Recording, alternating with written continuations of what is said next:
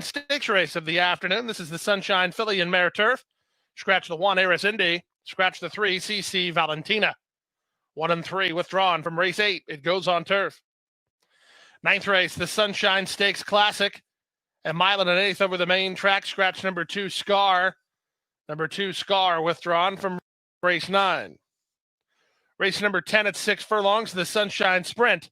Scratch number 6, Aerosol. 6, Aerosol, withdrawn from race number 10. 11th race, the Sunshine Turf, with a field of 9 on the turf. There are no changes. 12th and final race, race number 12 on turf at a mile and a 16th. Scratch the 4, Totono, and scratch 14, 15, and 16. Do take note, the 13, Battle of Blenheim. He draws in. He will go. With the 12-race format, the 20-cent Rainbow Six, it begins with race number 7 today. You're playing for guaranteed money in the jackpot of that Rainbow Six of $600,000. $600,000. It's guaranteed money. Yours for the taking in the Rainbow Six today. Just 19 minutes now to first race post time. Wagering windows open at this time. The main track is fast. The turf course is firm. And have a great afternoon. Good luck at Gulfstream.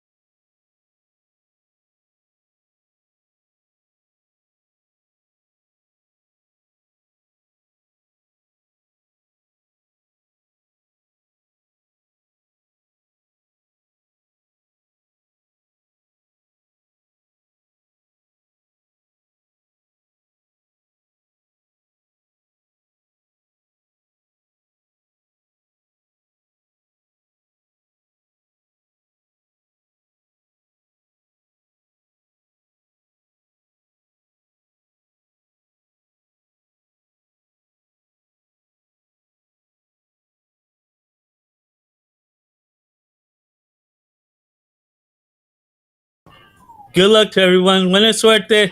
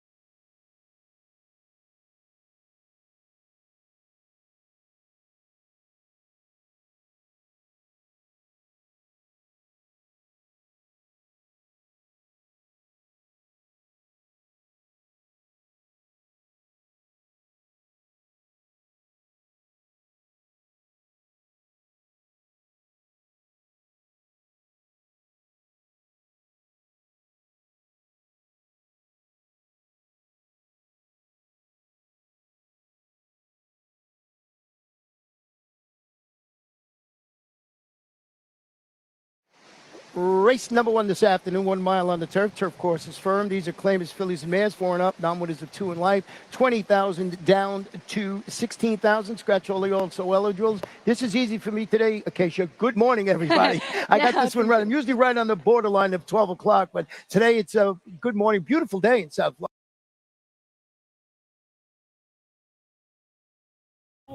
Over here, I like the number 6 is my top selection. Is what I look at and see. There might be like the 5 and also that 8 or even the 11, but that 6 is catching my eye quite a bit.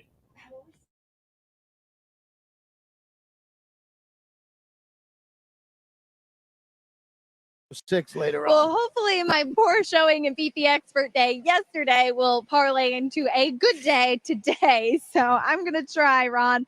$36 play here. I've got the one Stormy Derby Day, who I know both you and I like as a top pick over the favorite, and the logical one on the drop, Go Sleep Beauty. The race that I'm most looking forward to in the sequence is race number 4. That's one of a couple nice maiden special weights on the turf today. That one for the boys, where we'll get a chance to see some nice looking second time starters. So $36 for me. A nice way to start today, $36. Yeah, and we both ended up on the horse that's actually co-favorite right now. I thought we'd get a little bit of a better price, 6-1 on the morning line, but it's still early in the wagering, and we're alluding to Storm Derby Day, who should be primed and ready, I think, to run much better today. Rally really got parked wide last time after finished third in her local debut at the same level and distance. And I thought that this one actually did run a good race, dropping into the 20,000 after running against Tougher for the 40 up in New York. She is a filly by Got Stormy, and she looks great today. She's dappled on her hind end. She's very fit, so no qualms with her. Luca Panici picked up a win yesterday too, so he's been riding in good form. So I thought that this one was a kind of logical alternative to the favorite. Yeah, and that favorite certainly is going to be number 5, Ghostly Beauty, who's going to cut back to the mile, looking to rebound from that stalk and fade outing. That was going a mile in the 16th. It was against those state-bred optional claimers here from Mike Maker. You're getting Arad Ortiz Jr. in the saddle today, and I just think this is the right spot for that. You got to be a forgiving sort with that race last time out. You do. And the biggest thing with her, I think that she's in a great spot in the drop, and she probably is the one to beat given the connections. But it seems kind of no matter where she's running, she's 1 for 17 as far as the win column with 5 seconds and 2/3. So she's great at picking up a check. And maybe this drop will just help her. She might just be a little bit better. But it's tough run when she's kind of always a bridesmaid type of horse. Well, a horse that I had some interest in, has got to deal with a tough outside post this afternoon, is the 12 Freddie Mo Factor. This one's going to drop to this level today. First outing since finishing 6th, but that was against better up in New York, the 42 lifetime claimers. Going 6 was on that yielding Belmont turf. She has speed. She can overcome the the pitfalls associated with that outside post, but it is hard to win from out there. Yeah, and that was the reason that I did back off of her, because I agree. I think that she's a player on the drop in class. She's been running against much tougher, both on dirt and turf. And last time, a couple of horses to come out of that race, including Doll, who got a 78 buyer speed figure. Looking at her again here, I think you're absolutely right that she's a player getting on firm turf. She's a big, solid mare. She's got a lot of substance to her. She doesn't look like one that would really appreciate a yielding turf course at all. Does have that extension blinker on the right eye. She can't see any horses to her outside. Maybe that'll help her out of the gate too, breaking sharp and hopefully get a chance to clear. Well, I like the horse you have in third. I want to hear about it up there at 18-1 right now, and that is Miss Over There. Yeah, I just kept going back to this horse and looking for a little bit of price underneath too. I know that the last race was kind of disappointing, but going back to some of her races prior to that, I actually thought that she had run some pretty good efforts, and she has some natural speed for Michelle Nihei, second off the bench. She's one that I thought to give a little bit of a look to underneath, maybe using some of the shorter price ones. As I think some horses in here have their fair share of questions. That was a pretty good race, too. Produced a couple of next out winners. So good luck with all your selections here. We're kicking off the afternoon with the early pick 5. The main track is fast. The turf course is firm. And we'll be here throughout the afternoon trying to give you some useful insights. Good luck, everybody.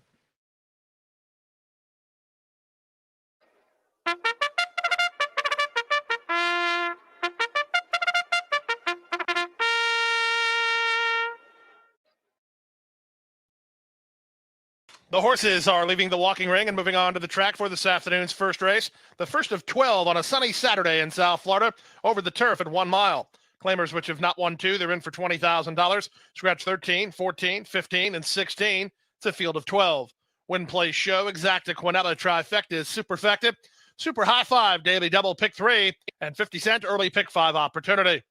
It's the early pick 5. It's race 1. It's on the turf, and that's up next.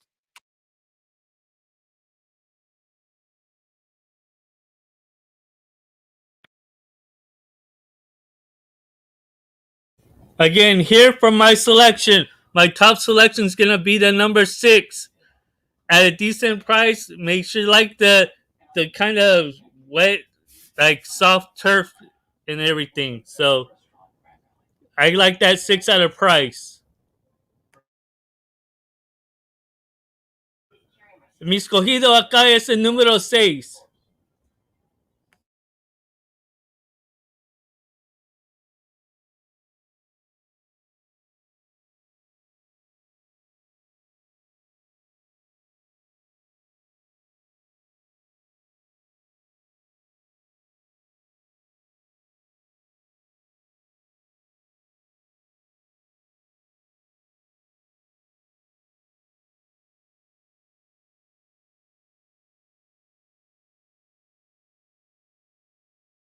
Subscribe to my channel and like the video.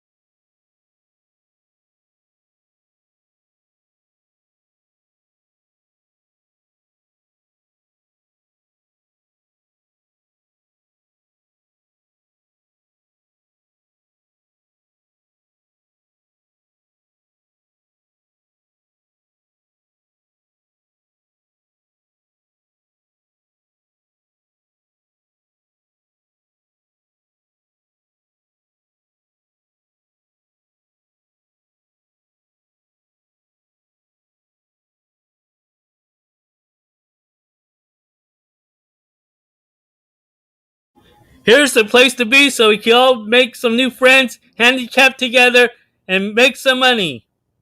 Acá es un parte para jugarse los caballos, hacer amigos y ganamos dinero.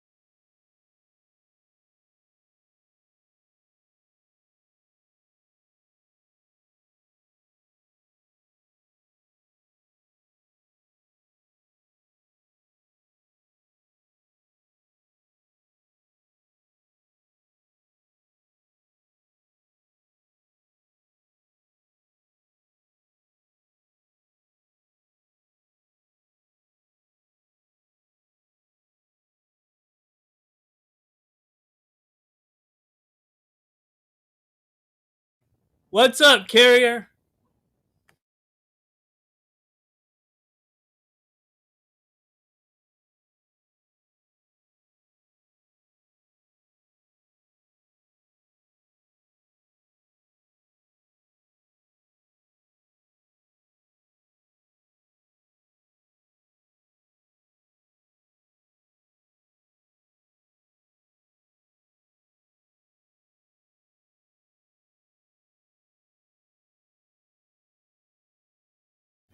Again, my top selection here. I kind of going with the number 9, the 6 horse here. The 6 is my selection, although I think that maybe that 11 horse may come in pretty well, and also that 8.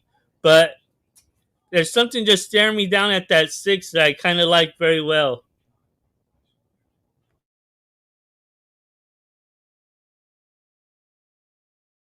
That's right. Let's get this party started so we can have one howling of a great time and make some money.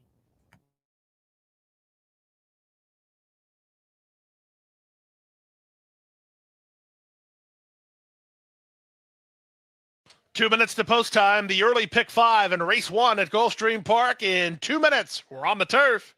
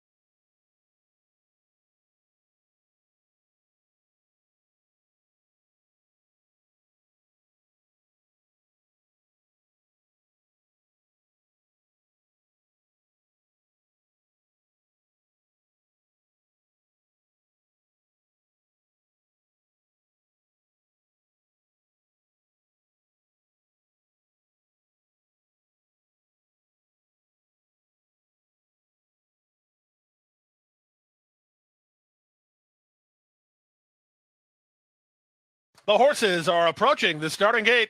Last chance to play the early pick 5 at Gulfstream.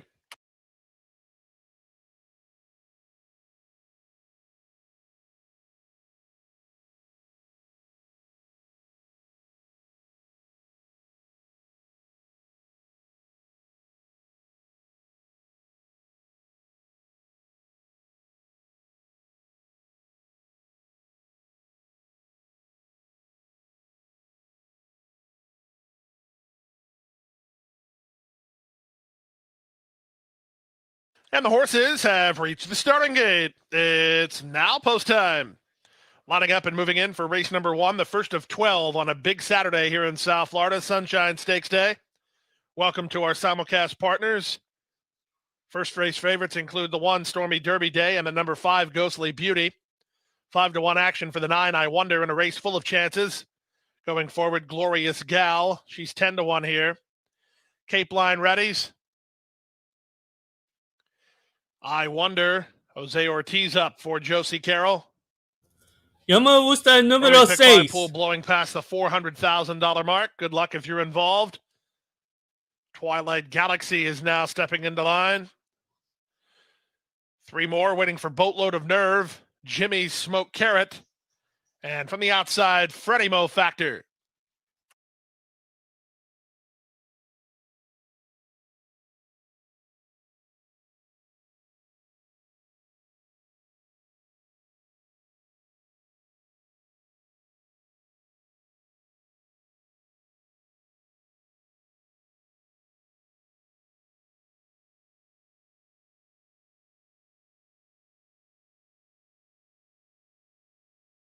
Boatload of Nerve still waiting her turn.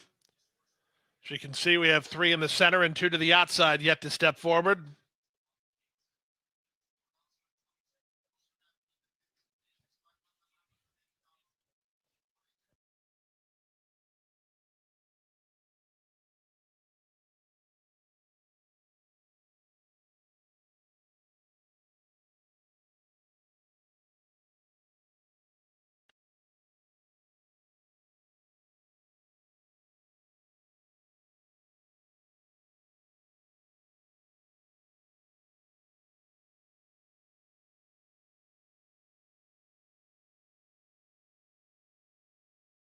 Jimmy Smoke Carrot has made it into the gate. Ghostly Beauty, one of the public picks, is the next one to move in line. And on the outside, Freddie Mo Factor will complete the line. Freddie Mo Factor and Tyler Gaffleone to complete the field.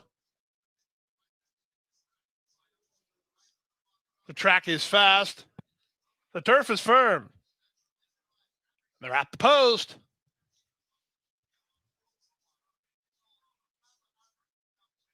Racing at Gulfstream. Poor start for Cactus Kitten at the back. Good start for Glorious Gal, who's headed off for the early lead. Ghostly Beauty away in good shape. Miss Over There has speed. Driving through at the inside. Stormy Derby Day won't be far away. And the charge around the first turn. Glorious Gal and Paco Lopez get clear to lead by a length and a half. Cape Line is there second. From the outside, Freddie Mo Factor, and from between, Miss Over There. These top 4 are going aggressively. They've opened a 5-length gap on Ghostly Beauty. On her outside, it's Jimmy Smoke Carrot. At the rail, Stormy Derby Day racing ahead of Twilight Galaxy. Jose Ortiz and I Wonder situated about 8 lengths off the pace setters. Down at the inside, it's Boatload of Nerve, followed by Positive Skew. And out the back is Cactus Kitten after the poor start. 22-3 for a sprint-like opening quarter. Glorious Gal letting it all hang loose. Half a mile from home and 2 on top. Cape Line is second. Miss Over There is third. Freddie Mo Factor is fourth, a gap of 3 to Ghostly Beauty. Then Stormy Derby Day inside of Jimmy Smoke Carrot. I Wonder starts to pick up her feet. She's getting ready to launch a 3-wide bid. That's all for Twilight Galaxy, passed inside by Positive Skew as they round the far turn. Glorious Gal has the lead, but she's on borrowed time. 3 wide. Freddie Mo Factor, first run to Miss Over There. 4 wide and coming on Ghostly Beauty. Then I Wonder, Positive Skew, and Jimmy Smoke Carrot. Top of the lane, Glorious Gal finds another gear and leads by 2. Freddie Mo Factor down the center and Ghostly Beauty. These 2 take aim. 1/8 of a mile to go. Here comes Ghostly Beauty from between Freddie Mo Factor. Glorious Gal nearest the inside. Late run from Positive Skew. She's gobbling up ground. Here comes the finish. Here comes Positive Skew to win it. Positive Skew and Edgard Zayas ran down Ghostly Beauty. She is in a picture for second with Freddie Mo Factor, who was right there in 1:35-4.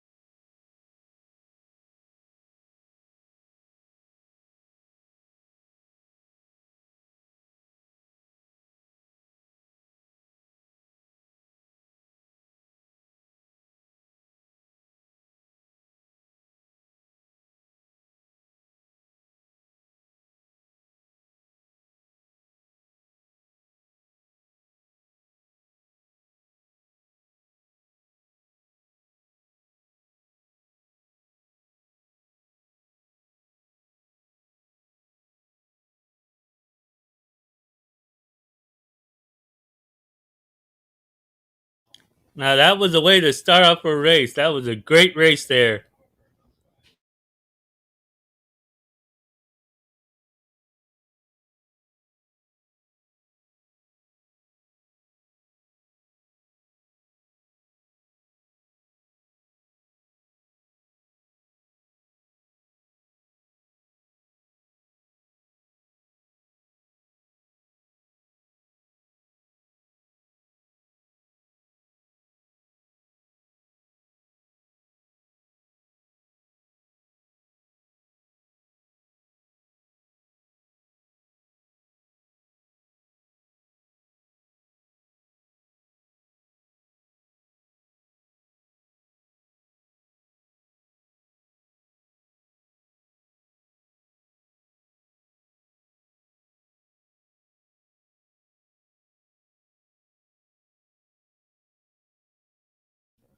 Subscribe to the channel and like the video.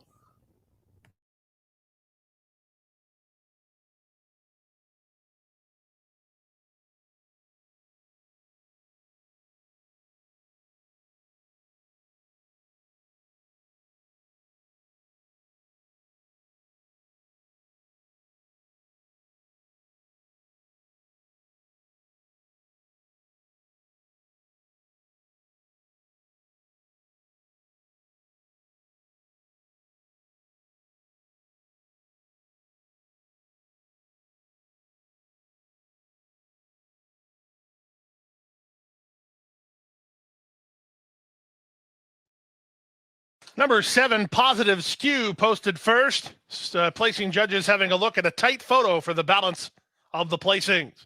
8-1 on the winner, Positive Skew, who was in time.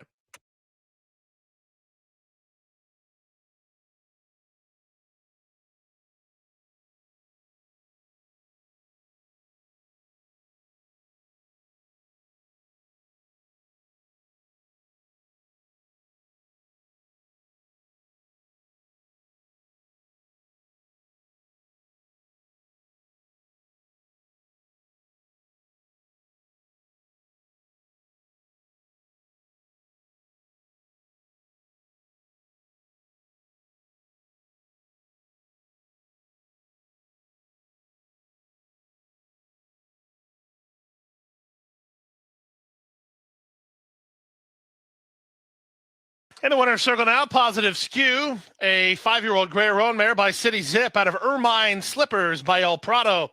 Bred in Kentucky by Double K LLC, owned by Richard DeCresci Jr., trained by Carlos Martin, and handled a victory by Edgar Zayas. Number 12, Freddie Mo Factor wins the photo for second. Number 5, Ghostly Beauty was third. Number 8, Glorious Gal fourth. Number 9, I Wonder ran fifth. 7-12, 5-8-9, 135 and 4 was the final time.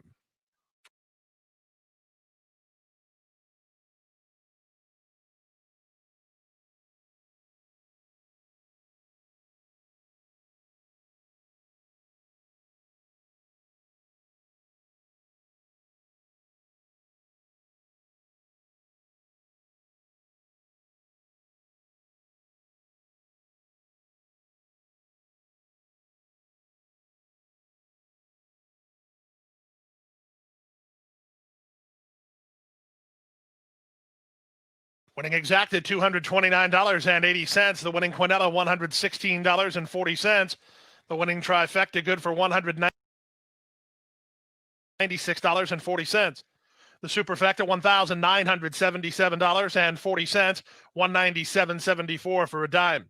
No winners in the first race high five, 8,700. A nice high five carryover to enjoy on race number 2 today. The second race is the start of the early pick 4. It brings out maiden claimers of a 3-year-old filly variety. They're in for $12,500. Field of 9. They'll be out the post at 12:13. Post time in 24 minutes.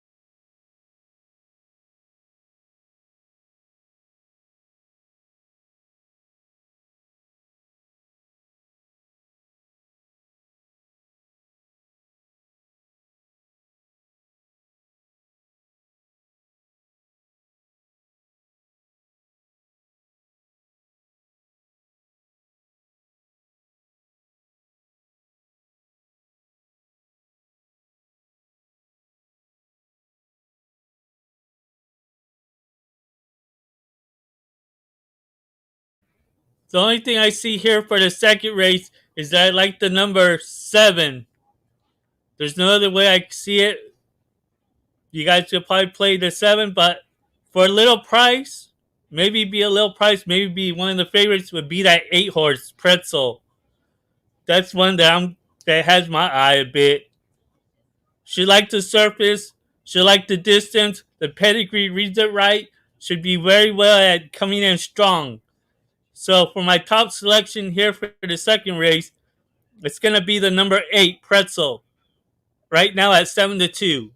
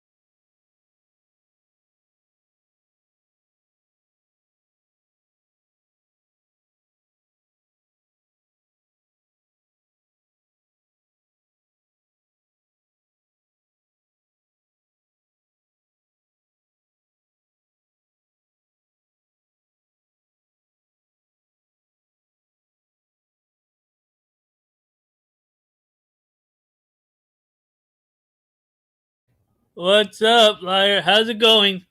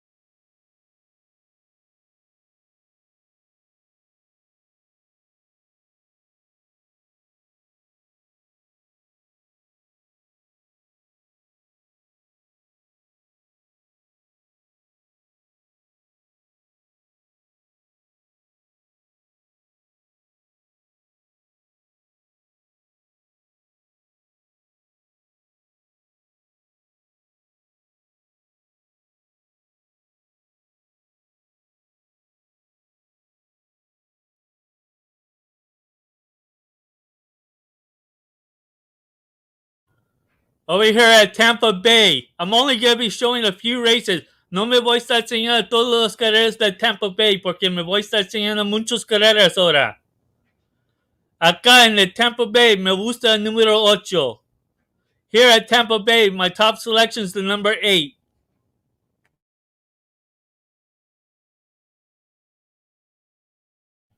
Subscribe and like the channel. Suscríbete a mi canal y gusta el video.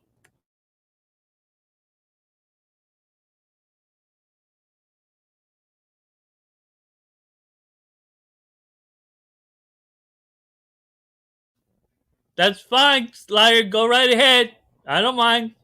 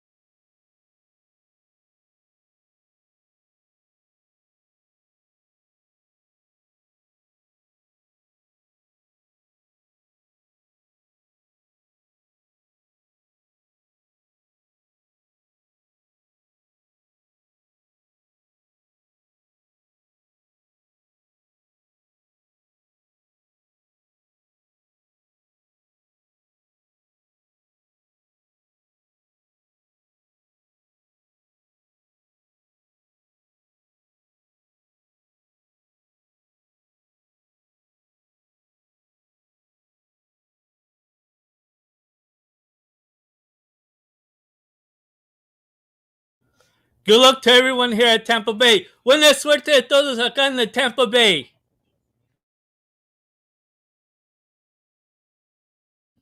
Let's have one howling of a great time here.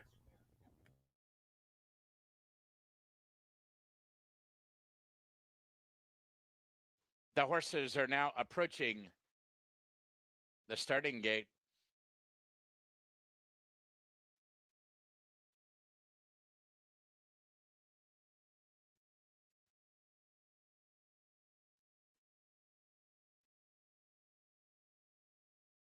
I know this is a wide open race. I know. The field is now moving in line. Welcome to the many outlets throughout the United States and all across Canada. From Woodbine to Hastings Park, taking the Tampa Bay down.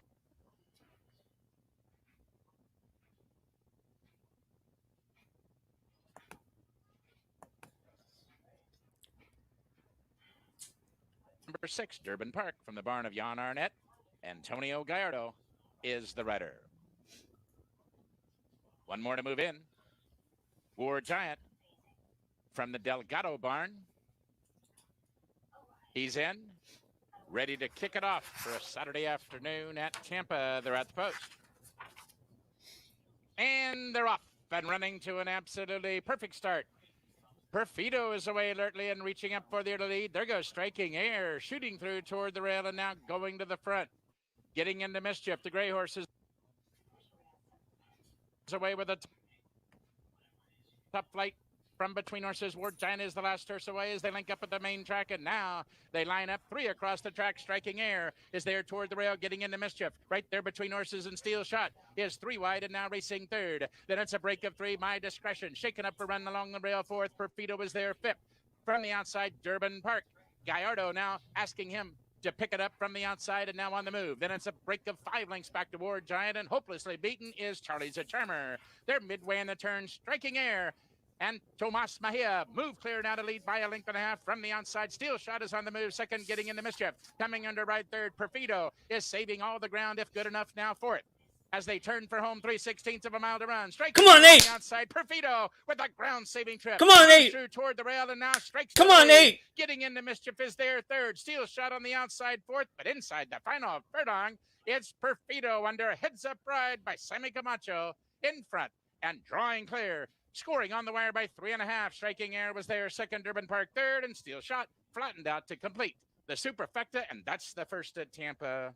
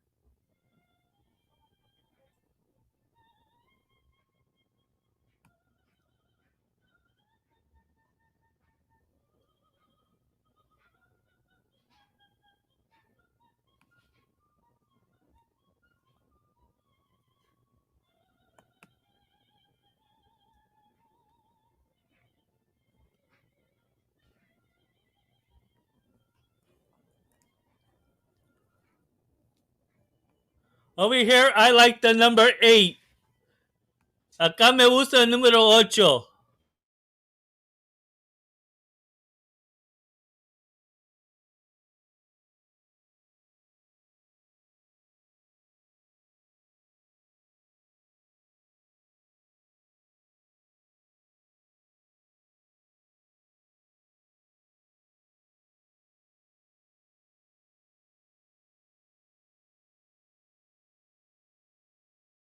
Subscribe to the channel and like the video.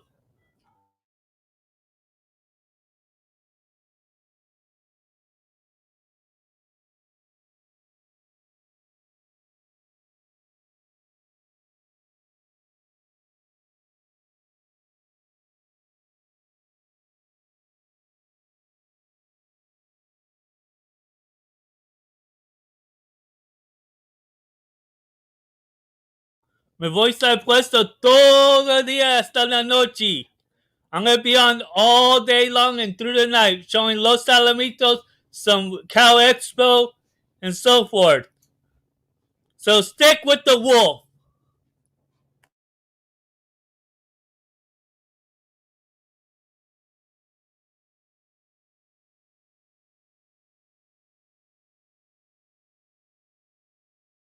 Acá te puedes quedarse con el lobo. Me voy a estar enseñando los carreras todo el día hasta la noche. Enseñando de los alamitos y también unos tegarritos.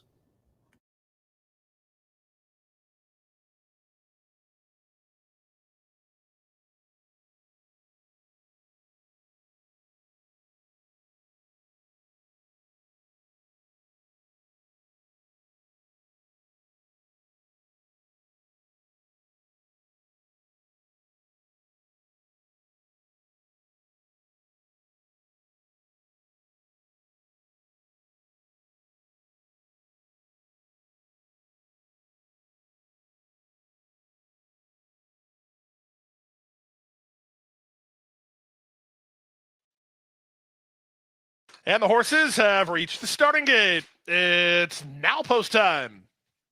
Second race field out the gate and moving forward. This is the start of the early pick 4. The lukewarm choice here is number 6. Well, she's handsome, a daughter of handsome Mike for trainer Mike Yates.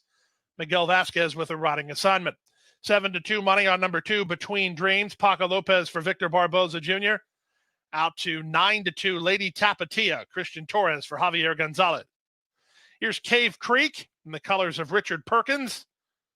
Campaign You Bought Her to a pretty nice racing career a few seasons ago. Queen Ashy Baby going forward. Pretzel is ready. Draw the outside. Dance for the Sun will complete the line. Dance for the Sun. Junior Alvarado to the outside gate. Time for the early pick 4. All set.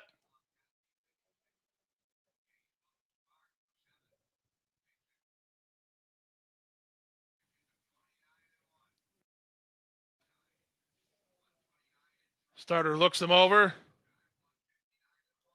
6 furlongs here.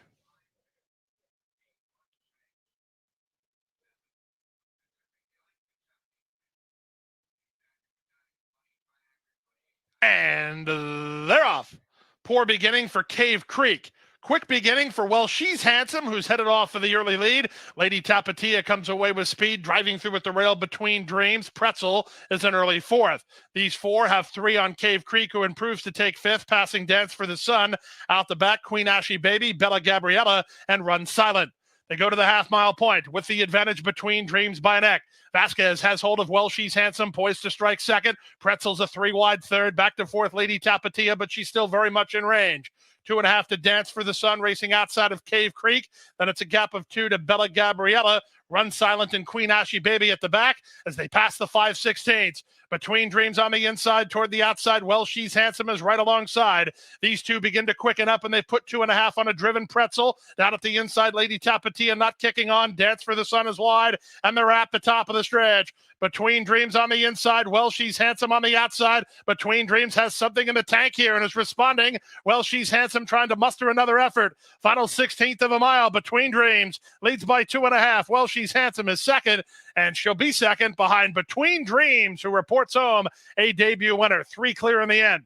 Well She's Handsome was second. Third was Pretzel, then Dance for the Sun.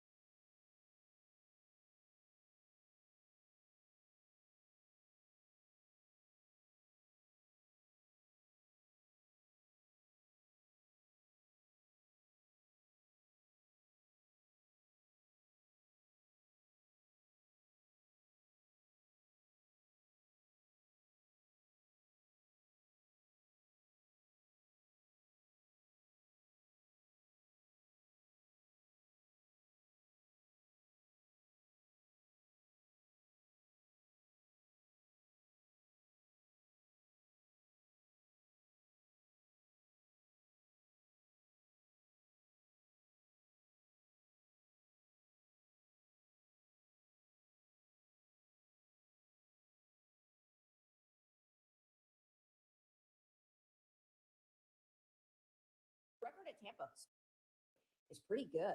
7 in the money finishes in 12 goes. That field last out, it wasn't super strong, but the one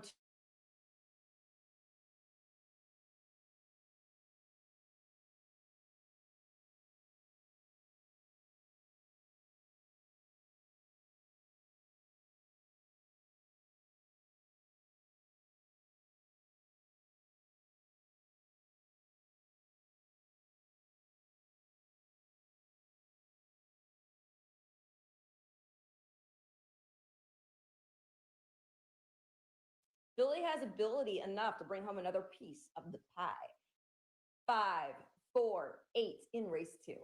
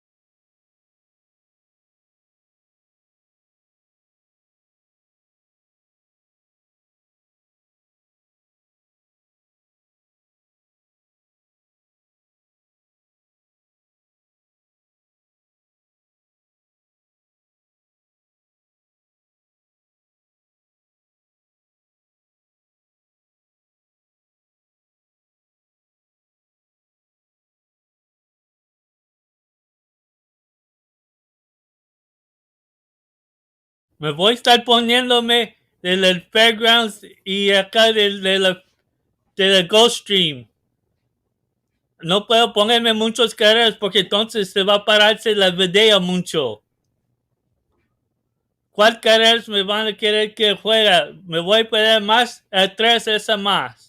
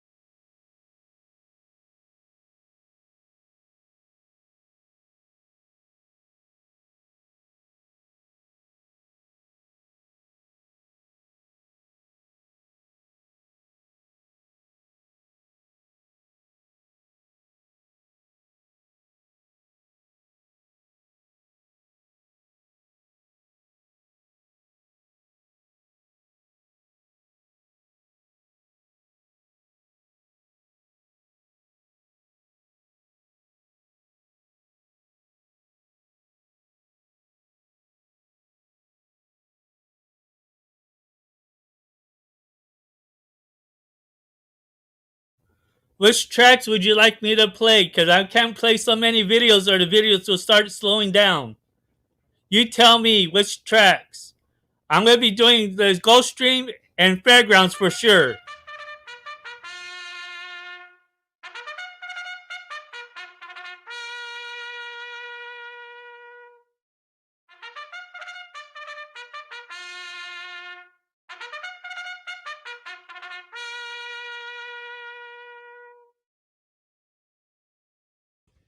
The horses are now moving onto the track for today's second race to be run at 6 furlongs and post time in 7.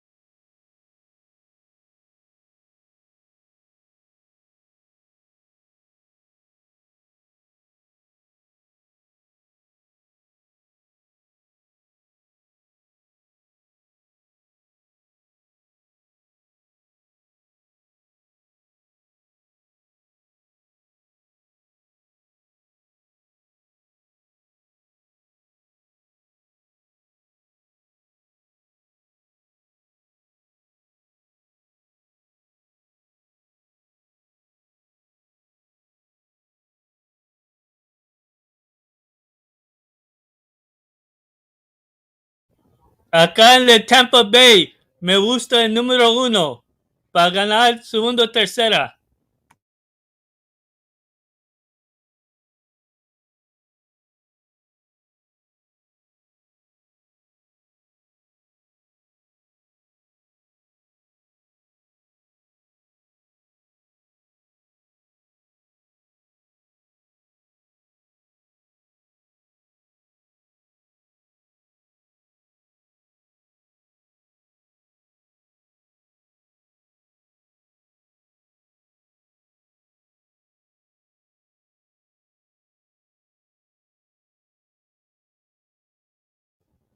Allá en el Aqueducto se ganó el 4.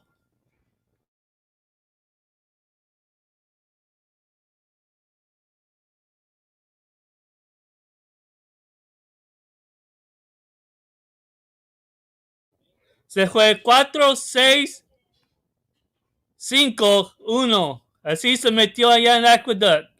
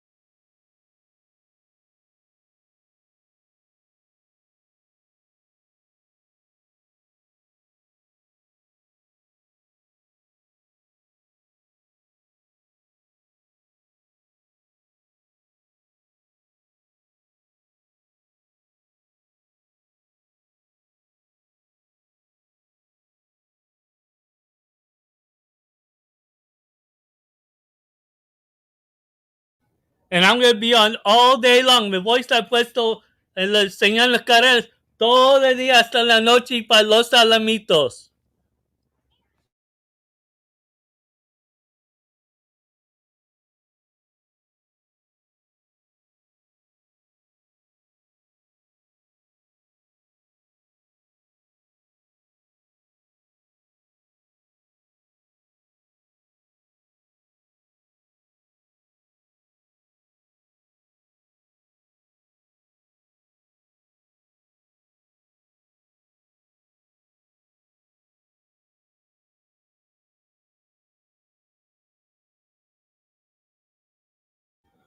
Over here at Tampa Bay, I like the number 1.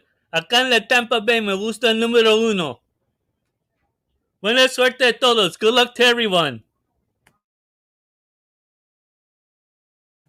Subscribe to the channel and like the video. Suscríbete a mi canal y gusta el video. Ándale, vamos a ganar dinero.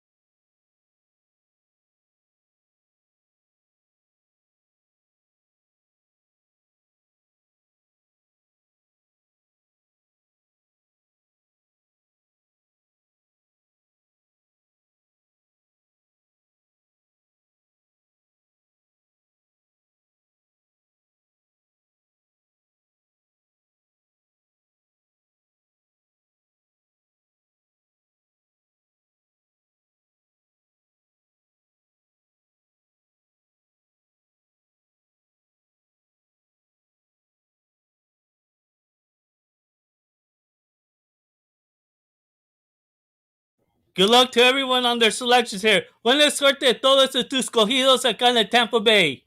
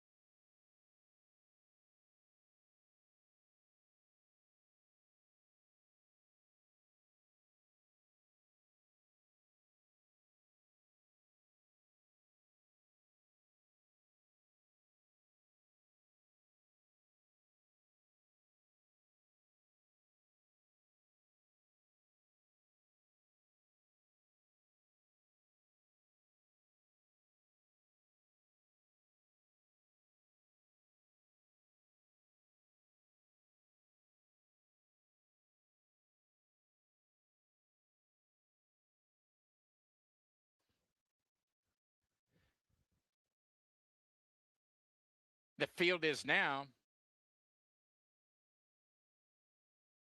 entering the starting gate.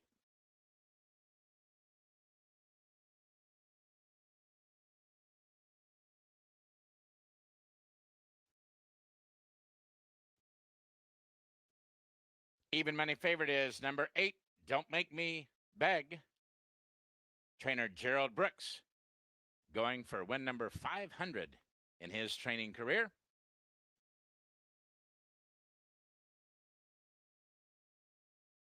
And Camacho trying to sweep the early daily double.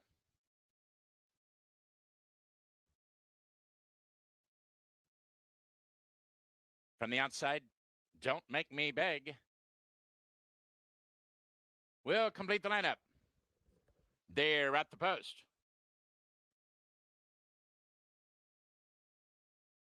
And they're off. Lasting Joy breaks for the lead, but there goes La Guapa now moving up, and from between horses, Ms. Genuine emerges with the lead, but meanwhile the gray horse Drills Valentine runs by them all and moves up and going for the early lead. And the last horse away, Magdalena. Up the backstretch, Drills Valentine now moves clear by a length and a half. The favorite, Don't Make Me Beg, poised and ready to pounce on the outside. Second, then it's 2.5 lengths farther back. La Guapa toward the rail. Third, Ms. Genuine is alongside her now. Fourth, 2.5 lengths farther back. Astromilia is there along the rail, racing fifth. Magdalena is sixth. Up on the outside, Lasting Joy seventh and last, 8 lengths from front to back. Midway in the turn, Drills Valentine, still the leader. From the outside, Don't Make Me Beg, and Camacho gives her the wake-up call. She responds and now going to the lead. From the outside, Ms. Genuine, she tips 3 wide and now putting it a run third as they turn into the stretch. From between horses, Don't Make Me Beg, a short lead, Drills Valentine. Won't go away and battling back gamely along the rail. Ms. Genuine is down the center of the racetrack, and she's surging late down to the wire. Drills Valentine, Don't Make Me Beg is re-engaging from between horses. On the outside, Ms. Genuine, and Ms. Genuine will get up and take it in the shadow of the wire. From a very game, Don't Make Me Beg, and Drills Valentine back to third.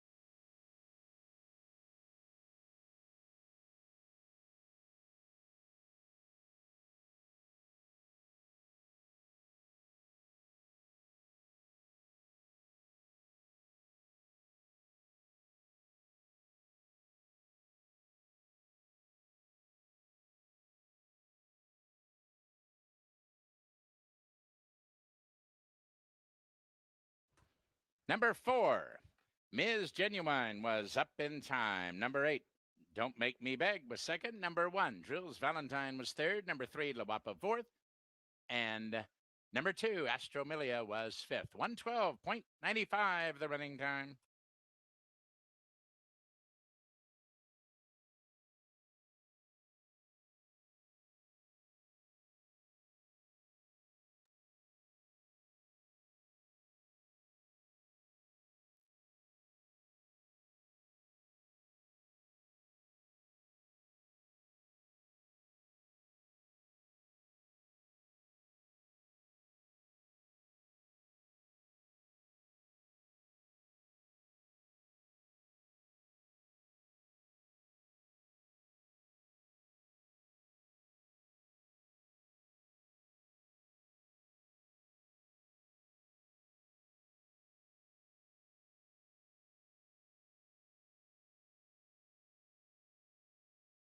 This is for Liar here tonight over there at Tampa Bay.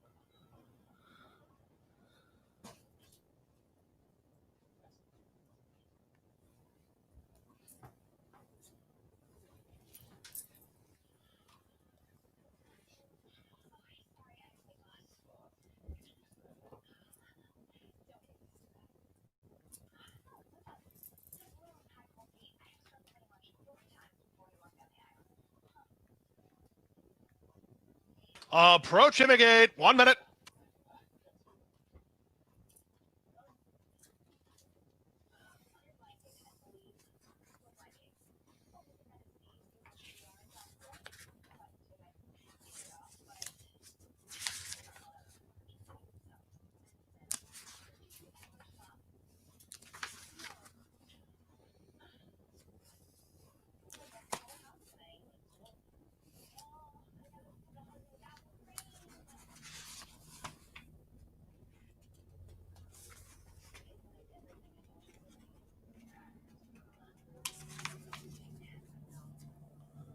And the horses have reached the starting gate. It's now post time.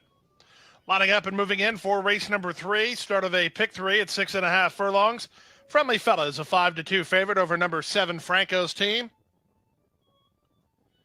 Franco's Team is a 3-1 second choice. He just went forward. It's a Risk, who won last time out. Bettor's not backing on a repeat of that, as he's up to 5-1. Successful Roman completes the line for trainer Dennis Manning. They're at the post. And they're off.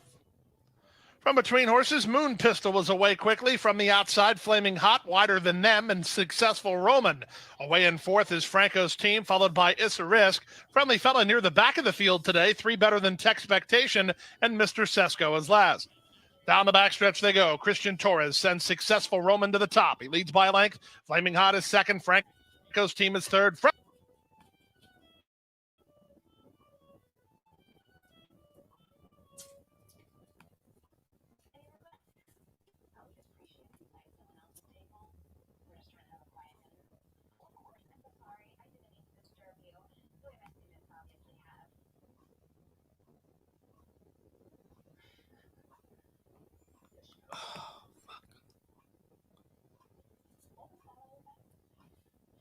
The jump on him and is at the quarter pole with length and a half lead. It's a Risk is second. Texpectation is third. Moon Pistol gets stuck in traffic. He's still stuck in traffic as Friendly Fella tries to kick away. Top of the stretch. Friendly Fella now 1/8 of a mile from home and 5 on top. Moon Pistol splits horses to take second. Mr. Sesko on the outside of It's a Risk. He's trying to get a slice. But that's all they can hope for, as Friendly Fella has it all locked up. Friendly Fella under Jockey Miguel Vasquez, an easy 5 or 6 length winner. Moon Pistol second, Mr. Sesko third. It's a Risk ran fourth in 1:18.2.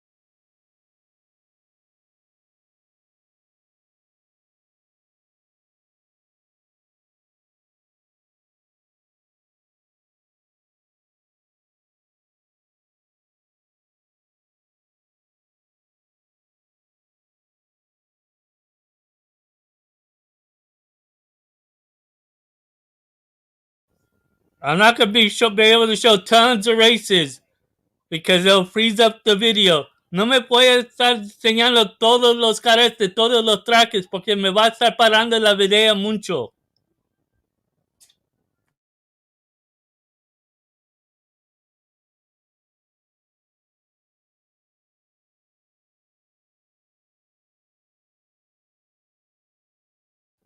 Eso es porque te dije, me voy a poder enseñar más 3 o 4 trajes, eso es más.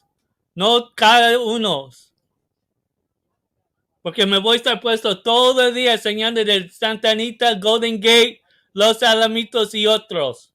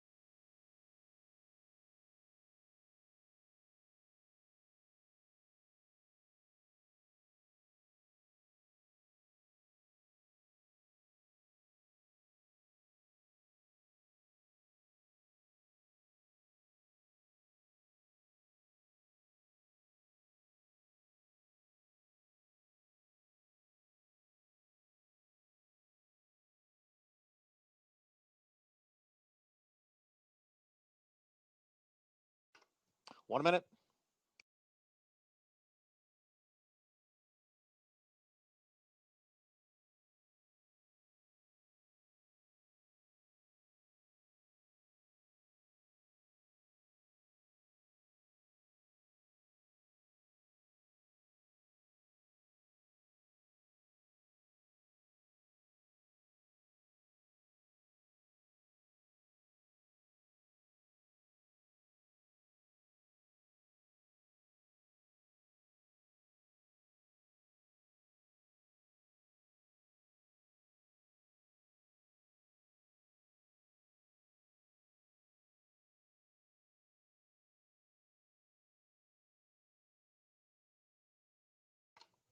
The horses are approaching the starting gate.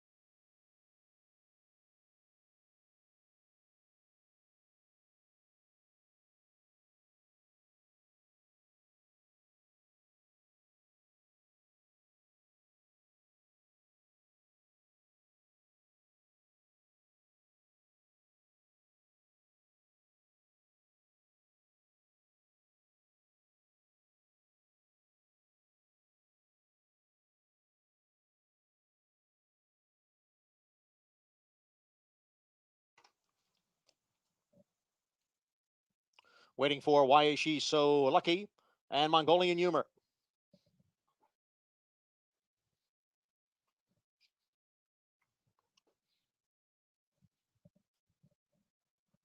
They're all in.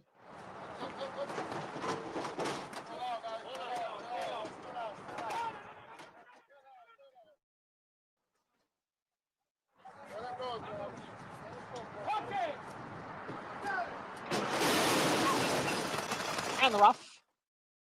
From the outside, it is Mongolian Humor. Violent Trick was away well and is running in second here in the early going. Brady is on the outside in third. A gap of 3 back to Persian Queen, who runs in fourth. And then it's Sister Alexa in between horses, followed by Dragoness. And on the outside is Why Is She So Lucky? As they move up the backstretch, it is the favorite Violent Trick in front here through a quarter over the off-going, 23-2. Violent Trick in front, 3/4 of a length. Mongolian Humor runs in second, and Varadia is next in third. And it's a little more than a length back to Dragoness, who's in fourth. Why Is She So Lucky on the outside in fifth?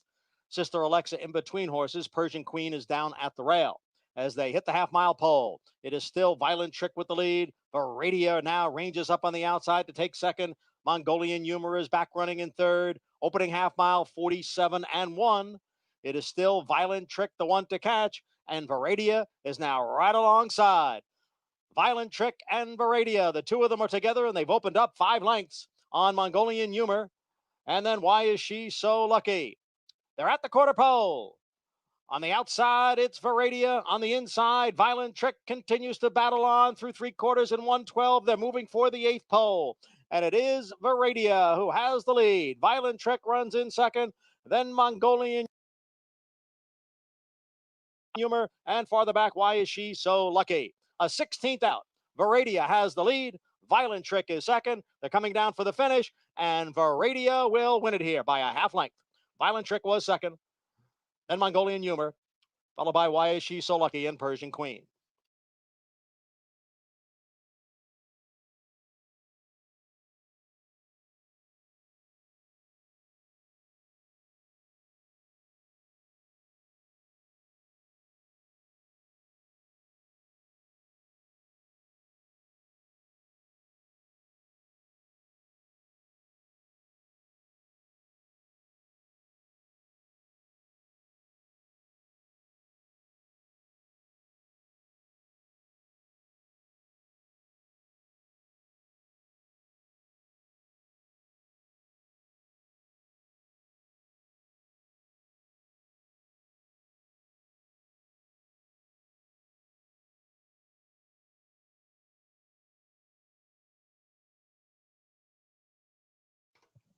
Number 5, Varadia was first. Number 4, Violent Trick second. Number 7, Mongolian Humor finished third. Number 6, Why Is She So Lucky was fourth. The results unofficial.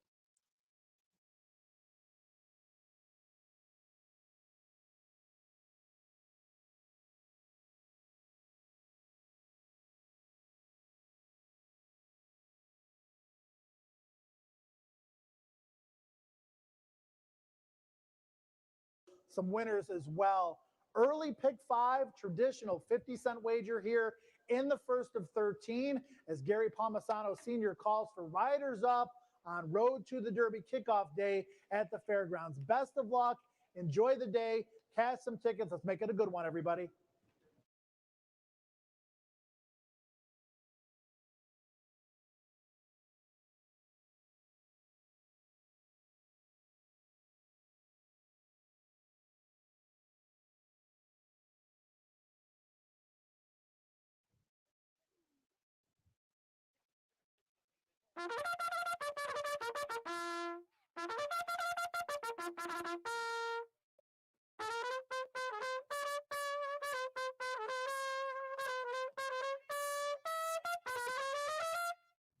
It's a big day. It's Les Colinello bringing them onto the track here at the Fairgrounds in New Orleans. Race 1, first to 13. Opening sprint at 6 furlongs, a field of 10.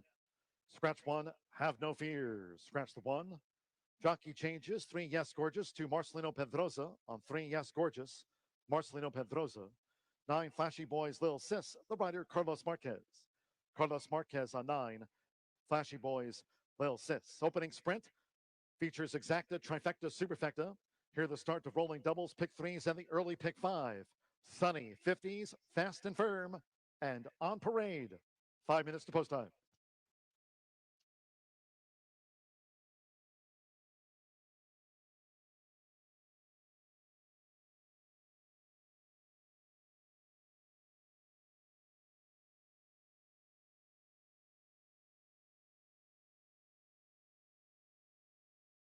I'm gonna skip this race at the Fairgrounds because I think it's gonna be the chalk. The 11's gonna win, so I would skip it.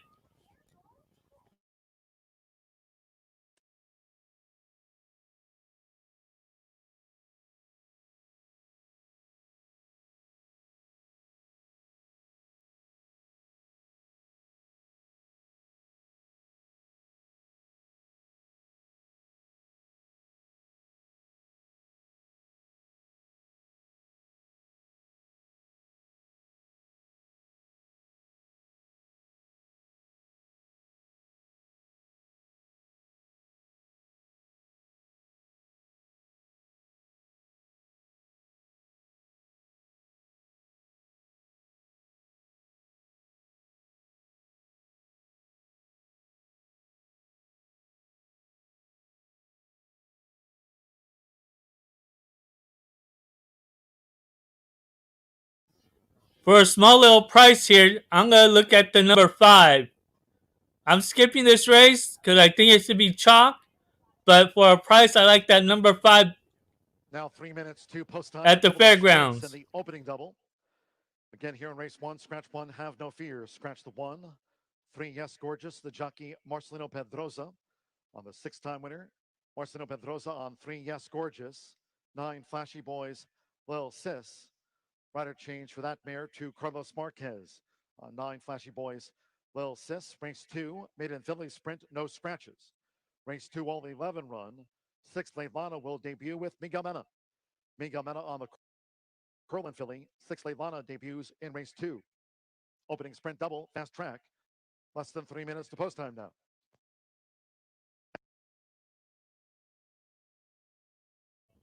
Por acá me voy a pasar este carrera porque yo creo que el 11 va a ganar. Pues por un precio me voy a estar chequeando el número 5. 2 minutes.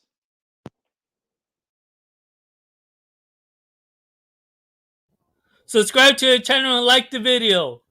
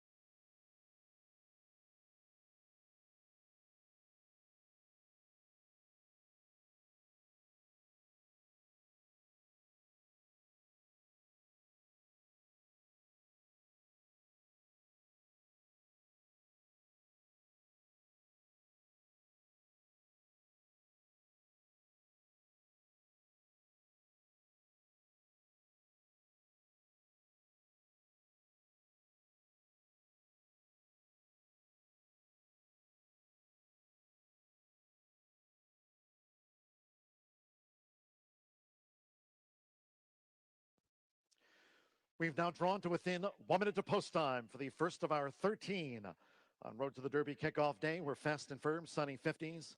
Opening sprint to start a pick 5. 6 to 5 is a Fleet Moon. Brian Hernandez Jr. for Steve Ingram. It's 6 to 5 on the Fleet Alex filly. There's 3 to 1 play Unify. Gabriel Saez for Ron Fauché here in the first of the day. 5 to 1 Strong Beauty. That with Declan Carroll for the Fauché barn. Scratch the 1. 1 minute.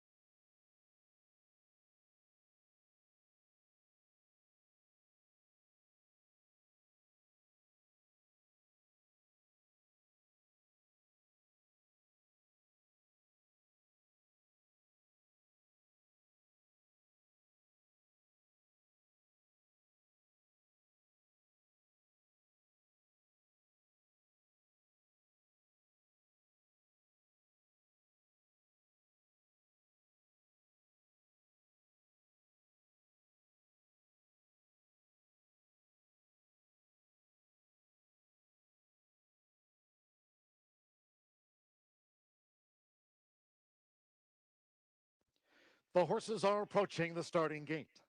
Last call for the early pick 5. Fast and firm. Going to the 6 furlong start.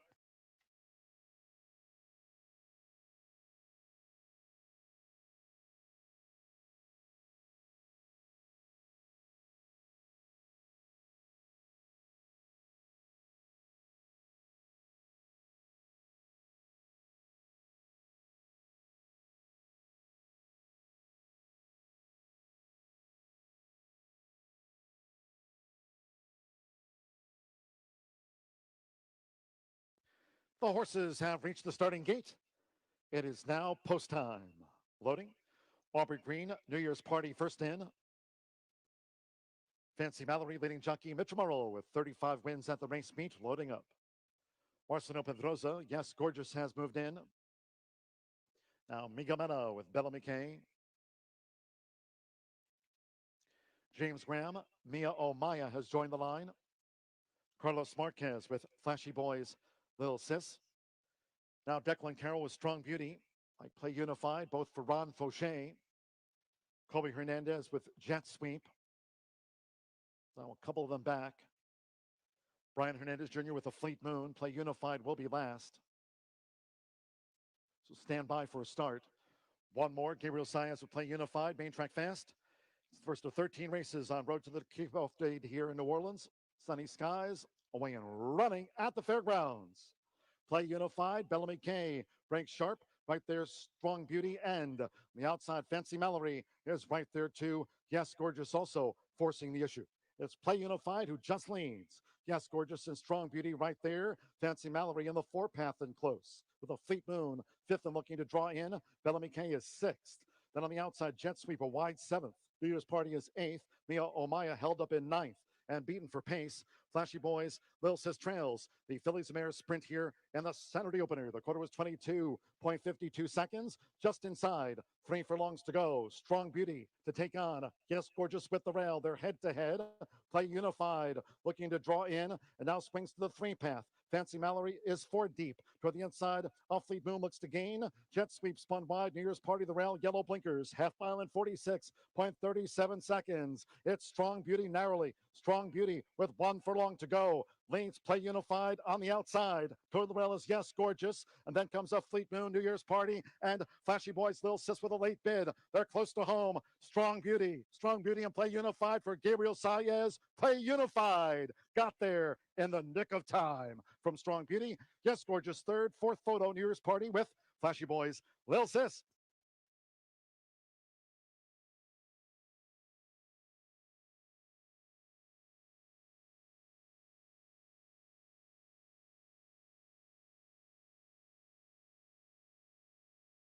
That 5 ran a great race. Ran a great race.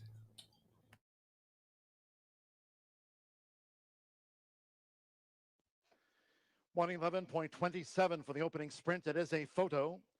Please hold all until official. It was 3-1 on 2. Play Unified. Gabriel Saez on Fauché here on the first of the day. They've confirmed it.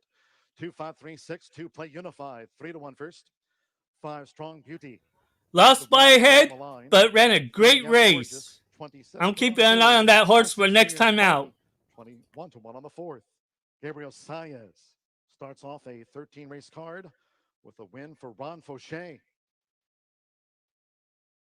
who's now tied at the top of the leaderboard on 17 wins. 111.27. A 3-1 to start a pick 5.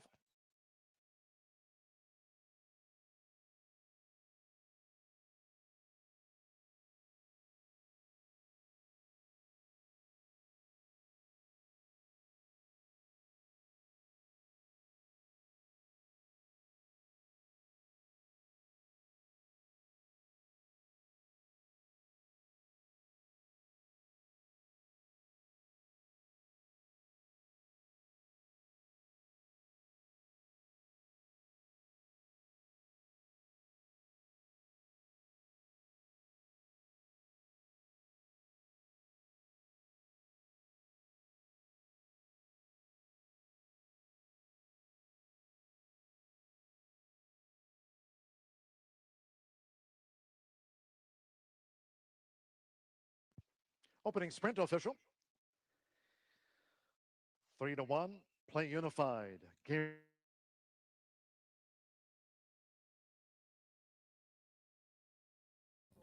This is for Liar.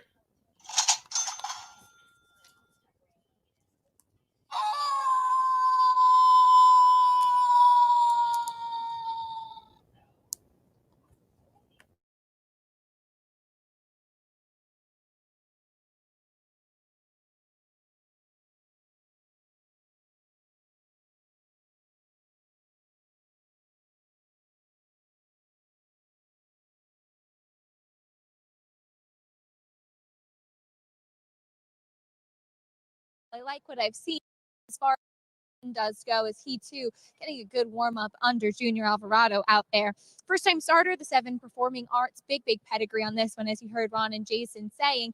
Though those big horses in the family and Oscar nominated and Oscar Performance both took a couple of tries to get a win under their belt, and this one looks like he's going to be the same. He's a little bit green, got really on his toes in the walking ring, a little bit green with riders up, green out there with the pony, just kind of still figuring things out. He's also one that I think will benefit from having a race as far as fitness, just to strengthen up, but he looks like he has the makings of a good one. So he's one I'm going to watch with interest for races moving forward today. Obviously that big pedigree. Speaking of pedigree, I wanted to mention a big price on the board, the 8 Thruster, who's had 2 races so far on the dirt. They were wet track races up in New York, though, and I actually thought that he ran pretty well in that debut and had been a bit impressed by him. Jumped at the start last time, but he should be a little bit sharper out, as he is by Birdstone. He's no longer standing at set. He's been retired to old friends, but this guy has a turf hoof. He has a big, flat, kind of pancake-like hoof. He's the half-brother to Fear No Evil, who, of course, was multiple stakes place and was a 3-time turf winner. One other horse in the family who won on the grass at a big price. He's one that can really intrigues me quite a bit, switching surfaces as he comes in here already having a couple of starts under his belt, and I think should appreciate switching to the grass today. A very interesting maiden special weight coming up next here in the 4th is Lucky Law, currently 9 to 5 as we are about 2 minutes away.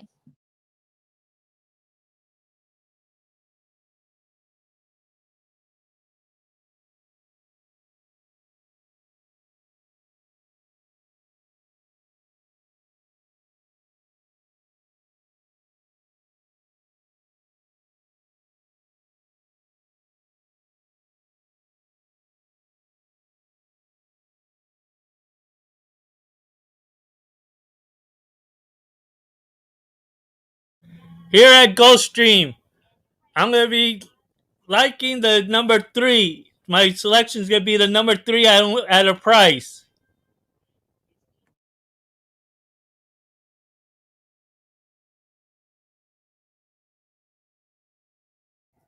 No puede estar enseñando muchas carreras porque se va a estar parando en la video mucho. Sonito que cortar y cuál van a estar jugando. Mira cómo está pasando ahorita. Eso que no quiero que pase con muchas carreras que estoy enseñando.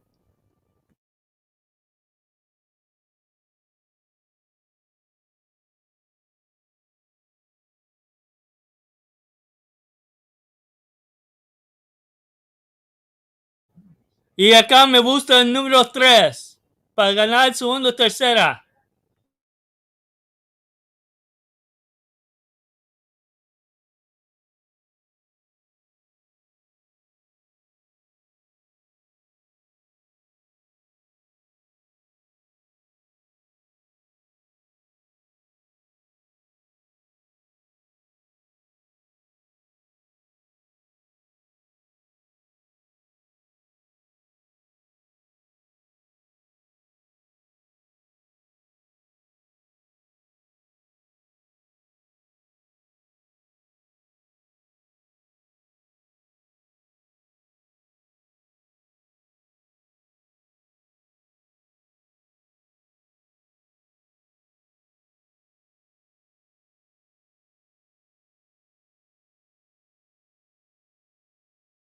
And the horses have reached the starting gate. It's now post time. At the gate and moving forward for the 4th, where the bettors like the 2, Courageously, the 5, Lucky Law, and the 10, Alexander Valley.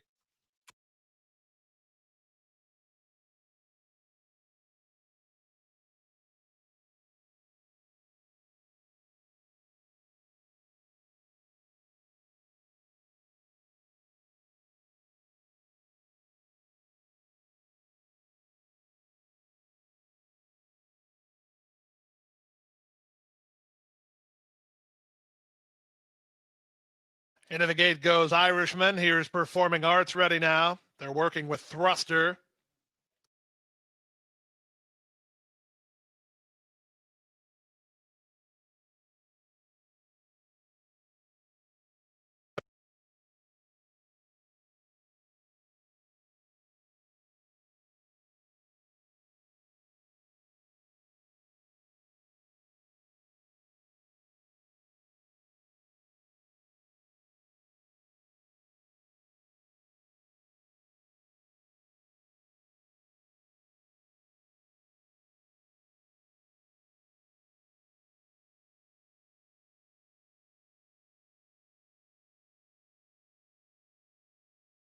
They're still working with Thruster, who's delaying the start.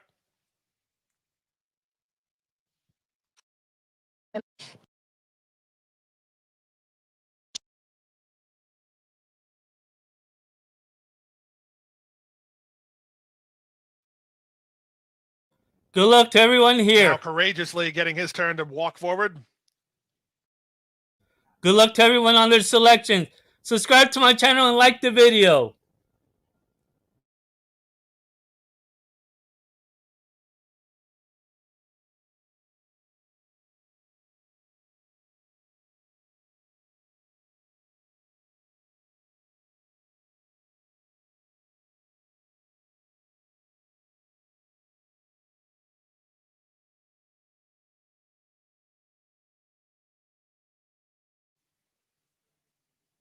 Ryder stepped off of Street Ruckus.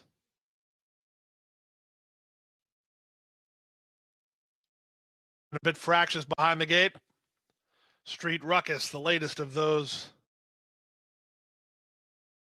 individuals. So there's two more waiting for Lucky Law and Alexander Valley. Lucky Law under jockey John Velasquez.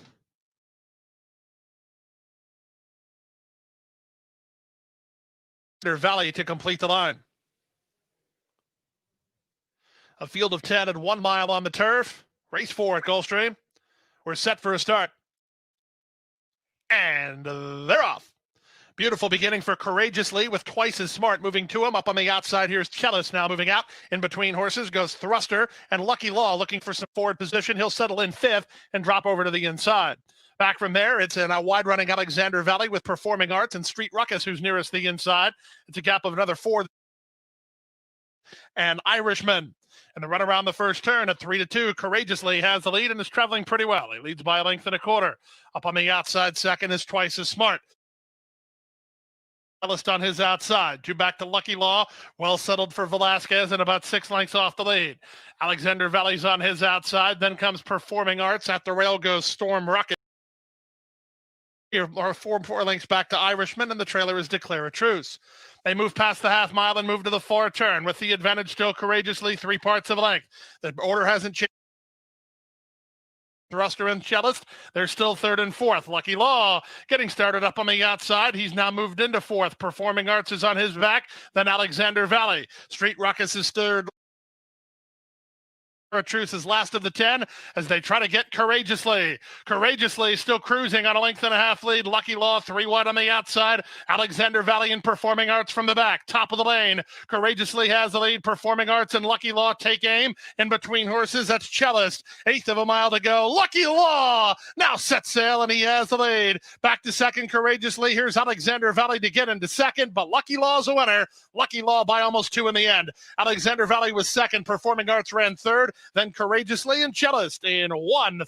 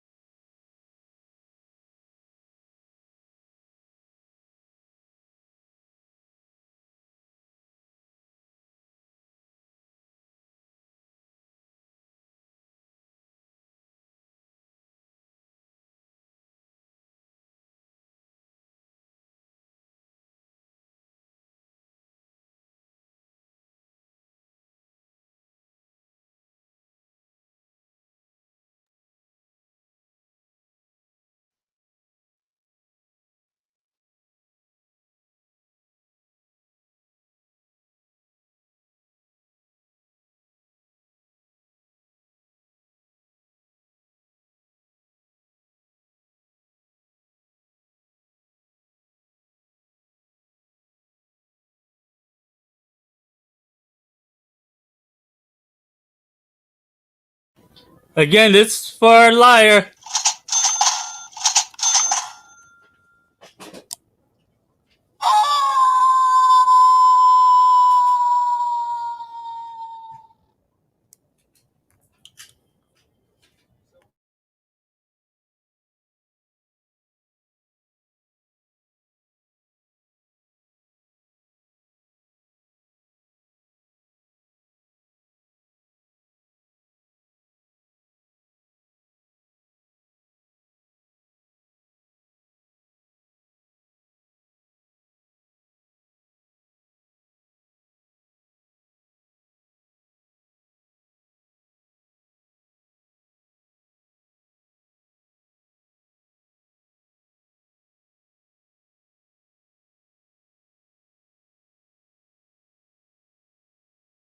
Over here at Aqueduct, I like the number 1 across the board. Acá me gusta el número 1 en Nueva York.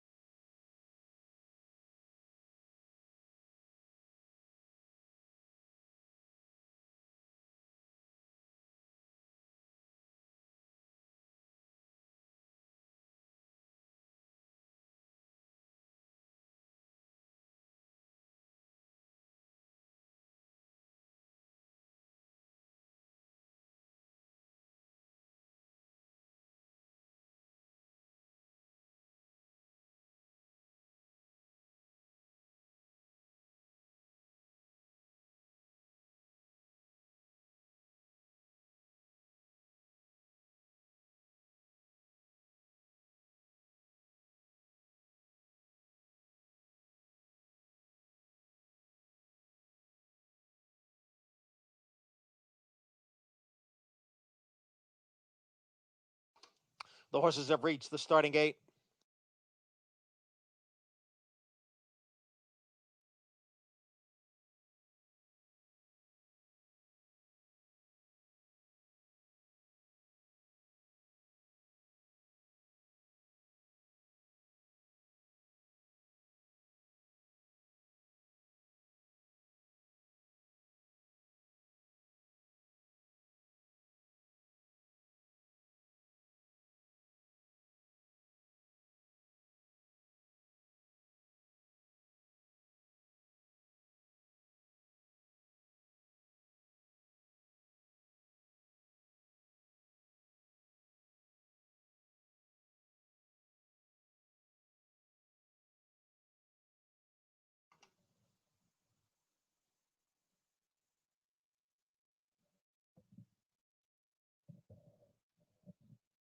Waiting for Charlie 5-0 and Bowing Snowman.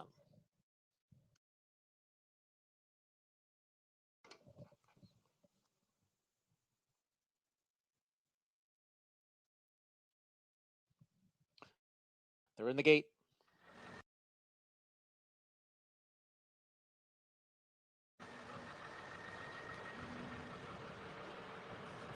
Bowing Snowman now in.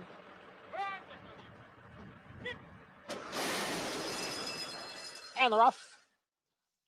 Meet Me in Cali and Conformist. Conformist has the lead. Meet Me in Cali runs in second. Charlie 5-0's on the outside in third. Then Accelerator, who's running in fourth, and Bowing Snowman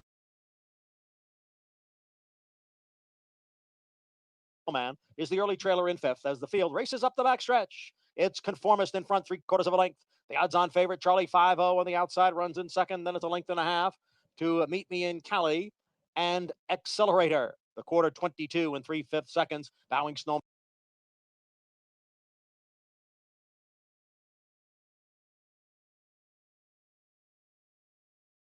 on the outside of Conformist.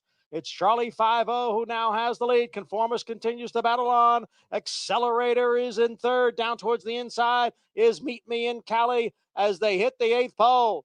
Charlie 5-0 challenged on the outside by Accelerator. Accelerator and Charlie 5-0. And now they're 1-2. And now Accelerator takes over the lead and will win it here by a long neck. Accelerator over Charlie 5-0. Conformist was third. Meet Me in Cali checked in fourth. There we go. It's time for some. And we're having now, it's time to start the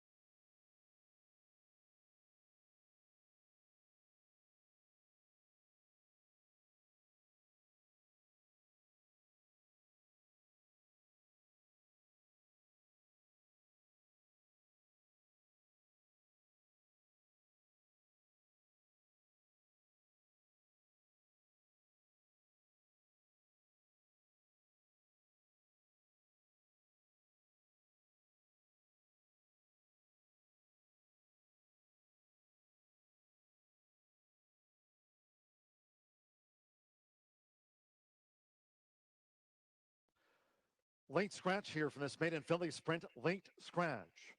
10 Shockingly has now been ordered scratched by the fairground stewards upon advice of the track veterinarian. Scratch 10 Shockingly. That's a late scratch. There will be a 2 and 10 consolation double.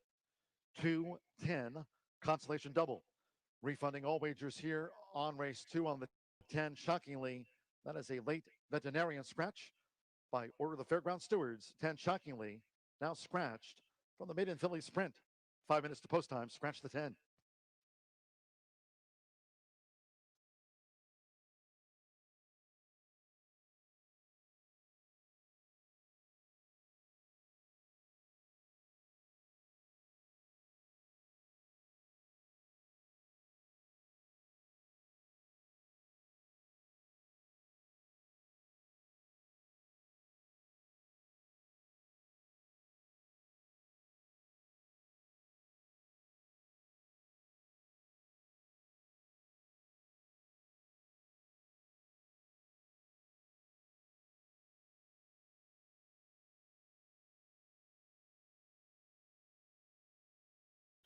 Over here at the fairgrounds, I'm going to skip this race, but a horse I'm going to keep an eye on.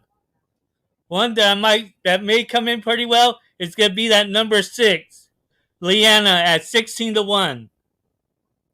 Acá no me voy a jugar esta carrera, pues uno que me voy a estar mirando y cuidando con mis ojos es el número 6.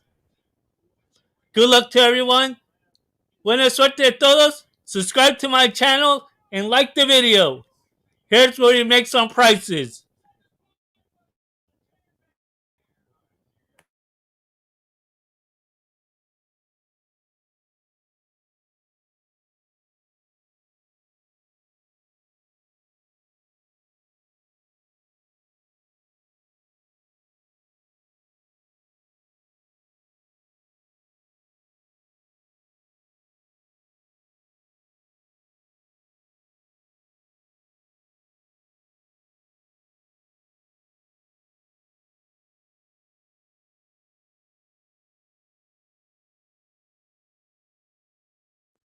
Now 3 minutes to post time. Again, late scratch on 10 Shockingly. Refunds. Scratch the 10 Shockingly. 3 minutes.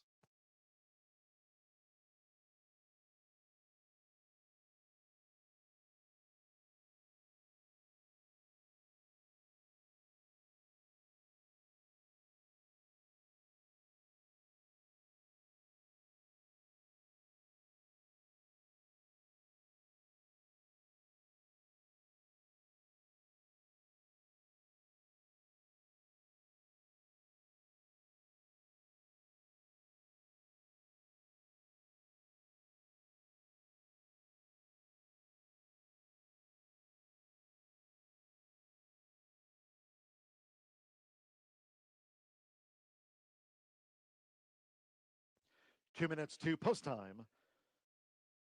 2 minutes.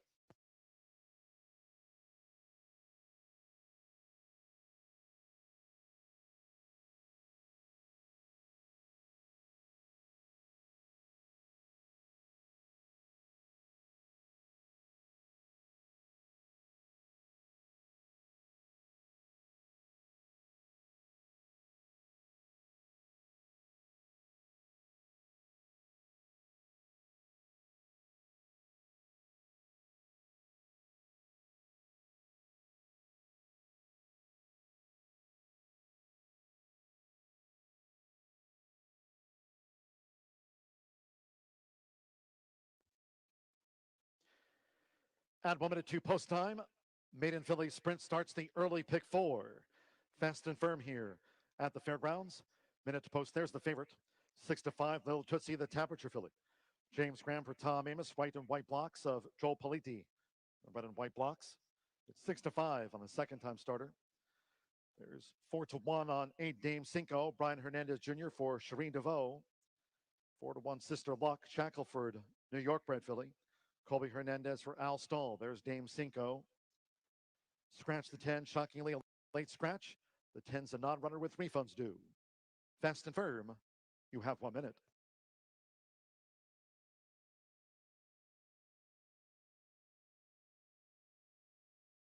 subscribe to my channel and like the video. Suscríbete a mi canal y gusta el video. Acá es donde ganamos con precios.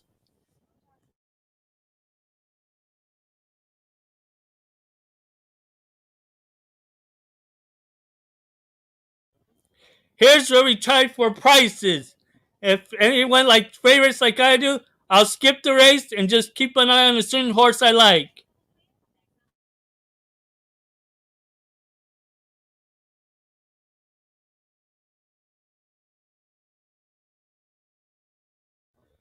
Good luck to everyone playing this race. Buena suerte a todos que están jugando esta carrera.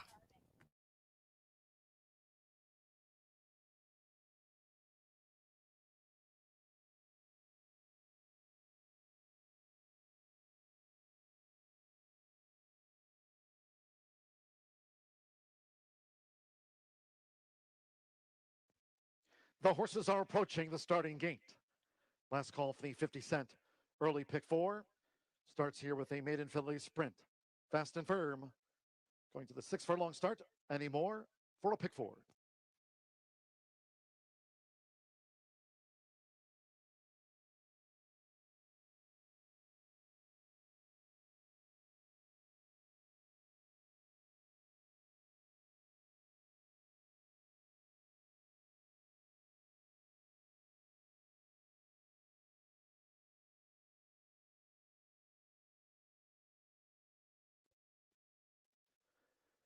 The horses have reached the starting gate. It is now post time. Loading in front of Fairgrounds starter, Roberto Ramirez. Here's Brian's Rocket. Joe Talamo on this big day, running back here in the Big Easy. Now Miguel Mena with Leilana, the Curlin filly, facing up to the gate. Florent Giroux with Euphoric drew 2. Anna Beschizza, Arbitrary. For Samurai filly making her bow, went in well. Trumbridge Mahan with Suki, loading up. Closet Shopper, Gabriel Saez riding for the opening double. After play unified sprint win. Brian Hernandez Jr. with Dame Cinco.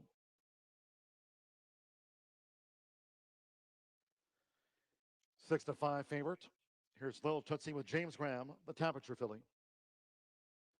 Colby Hernandez with Sister Luck. Stand by for start one more. Marcelino Pedrosa with twice started Monte Dolce, the Nyquist filly.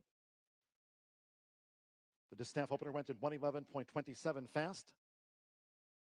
Second of the day here at the Fairgrounds. All in line.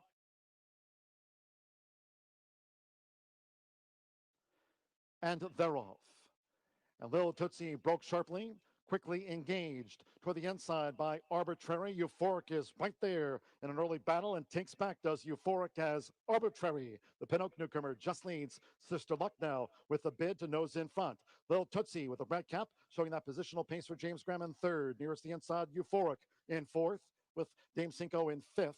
Latte Dolce is a wide sixth. Closet Shopper, the gray, comes up the near side but held up there. While racing 3 clear from Brian's Rocket. And then comes Leilana and the Stone Street Gold and Suki trails. The maiden filly sprint. First couple of furlongs in 22.09 seconds. Midpoint on the turn, it's Sister Luck. But Lil Tootsie now ranges up to take on Sister Luck as they come toward the top of the stretch. Nearest the inside, under pressure was Arbitrary into the stretch, half mile in 45.95 seconds. Lil Tootsie took the lead and has taken off with 1 furlong to go from Euphoric, who's 5 lengths back of Lil Tootsie, who leads past the 16th now. Closet Shopper is up into third. Close to home with James Graham, the Temperature filly. Lil Tootsie at second asking. Lil Tootsie won by 4. Euphoric was second, Closet Shopper third, and Leilana gained fourth from Dame Cinco, then Suki next across.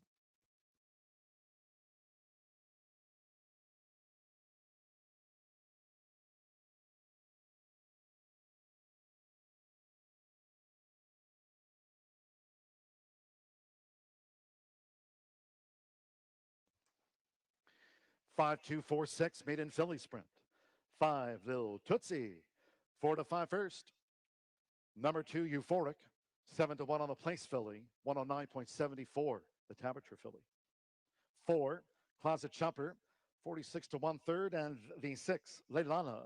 20 to 1 the fourth with Miguel Mena, James Graham, Tom Amos, Red and white blocks of Joel Politi. Temperature filly out of a Dejour mare. She's out of the maiden ranks at second ask, 109.74.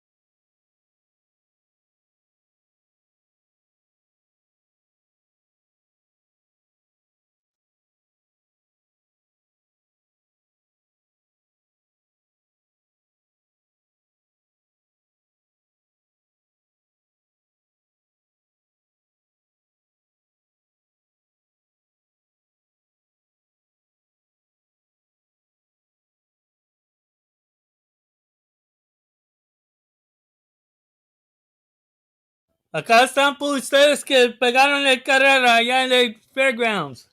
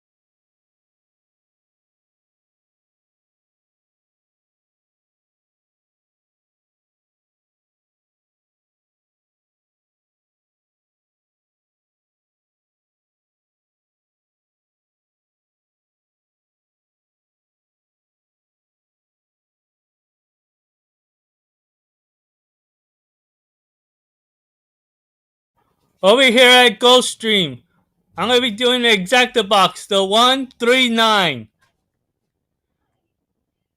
My top horse here that I like is going to be that number 9. Times on my side at 8-1 right 1 now. minute. Race 5, start of the second pick 4 of the day in 1 minute.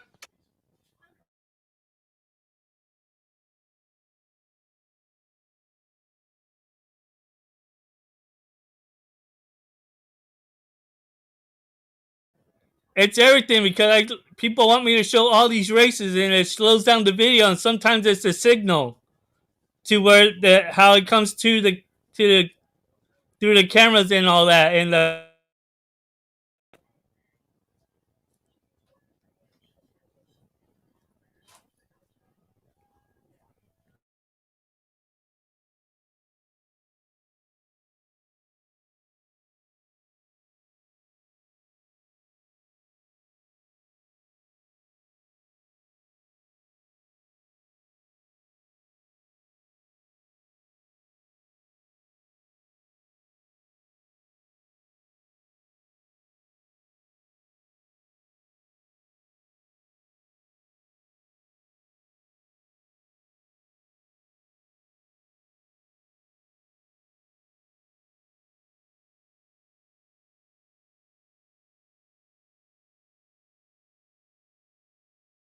And the horses have reached the starting gate. It's now post time.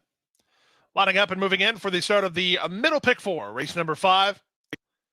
A middle pick 4 pool climbing to more than $60,000. This is a wide open betting board. The race favorite is currently the 3 Yellowstone Girl. It's Tyler Gaffleone for Brad Cox. Into the gate first goes Heart of God. Joined in the line now by Nicole Princess. Greenwood Drive stepping forward.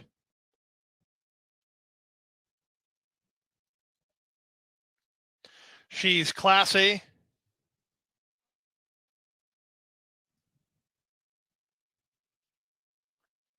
Yellowstone Girl and Pink Fizz. Last 2 up will be Times on My Side and Strong Azteca. Strong Azteca going forward. Times on My Side. Angel Arroyo will complete the line.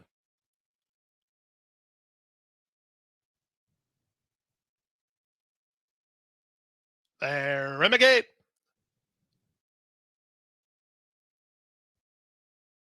And they're off. She's Classy away quickly. So was Strong Azteca. They're headed out for an early tussle. Down at the rail goes Greenwood Drive. Splitting horses, Nicole Princess. Shuffled back, Yellowstone Girl. Pink Fizz getting started with Times on My Side. Out the back door, Heart of God and Pandorica.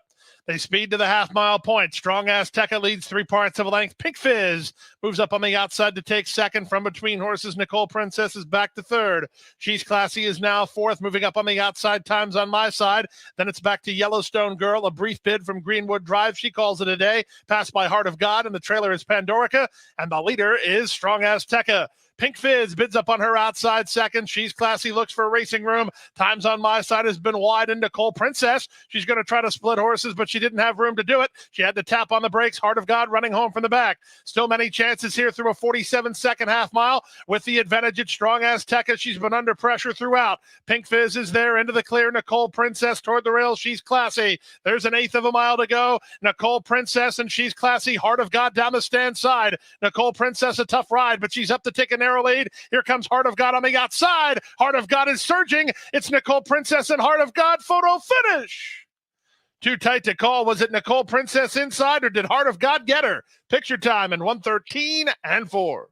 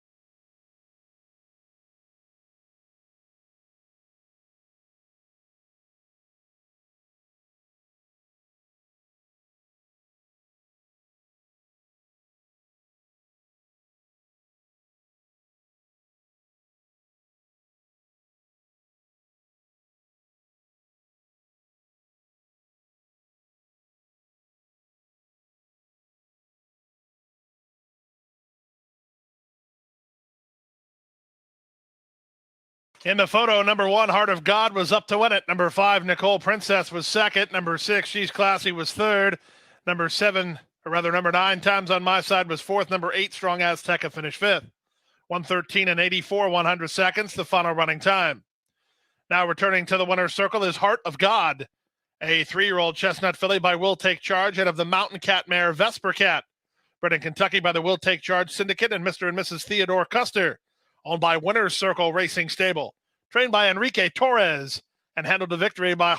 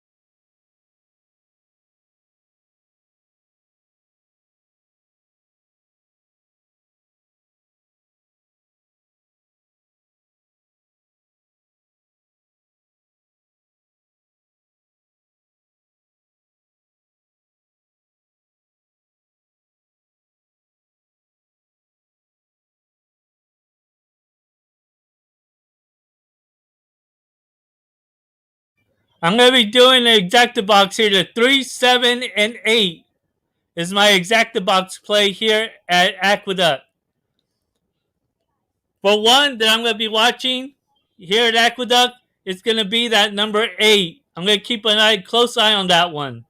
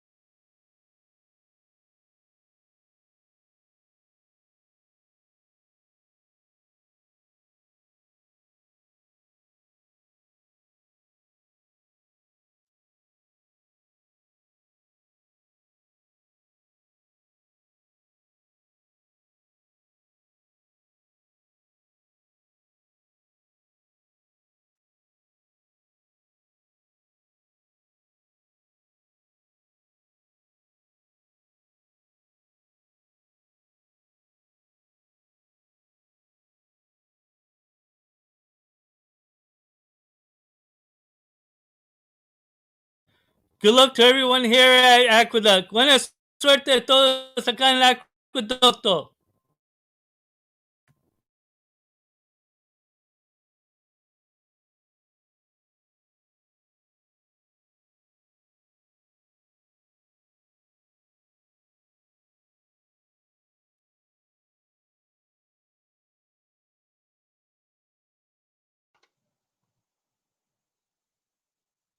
Waiting for Rum Dum by to see, Judge Byrne, and Arrowheart.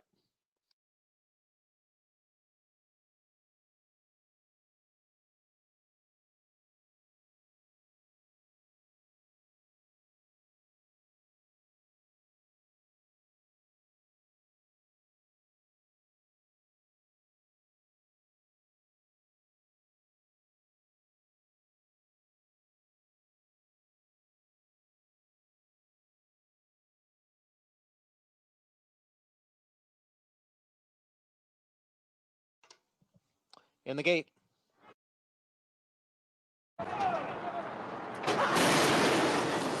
And they're off. Devious Mo is away well. My Brother Neil is there. On the outside, it's Arrowheart. Now Lobster moves up from fourth. And then we come back to Hump Day, the gray, who's on the inside of Judge Byrne. It's a break of almost 4 lengths back to Full Moon Fever, who is 7th here in the early going. Rum Dum by the Sea trails the field in 8th, and the quarter over the muddy going 23 and 3/5 seconds. Devious Mo on the outside, Lobster down at the rail, and the two of them hook up here. They are heads apart for the lead. They got 2.5 lengths on Hump Day, who races in 3rd. My Brother Neil's on the outside in 4th. Judge Byrne advancing some at the rail in 5th. Arrowheart is tailed off in 6th, and farther back it is Full Moon Fever and Rum Dum by the Sea. They go around the far turn, the half in 46 and 4. Lobster at the rail, Devious Mo on the outside. They remain together. Judge Byrne at the rail, My Brother Neil on the outside. And then it is Hump Day, followed by the favorite Full Moon Fever, who's in 6th, about 8 lengths from the front. And the field now heads for home. It's still Devious Mo and Lobster. Lobster on the inside, Devious Mo on the outside, and they are heads apart as they come down for the furlong marker. Lobster closest to the rail, Devious Mo on the outside. Farther back, My Brother Neil and Judge Byrne. And now Lobster is prevailing and getting away. It will be the maiden breaker for Lobster, going a mile in the mud here at Aqueduct. The favorite Full Moon Fever did come on to complete the exacta. My Brother Neil was 3rd.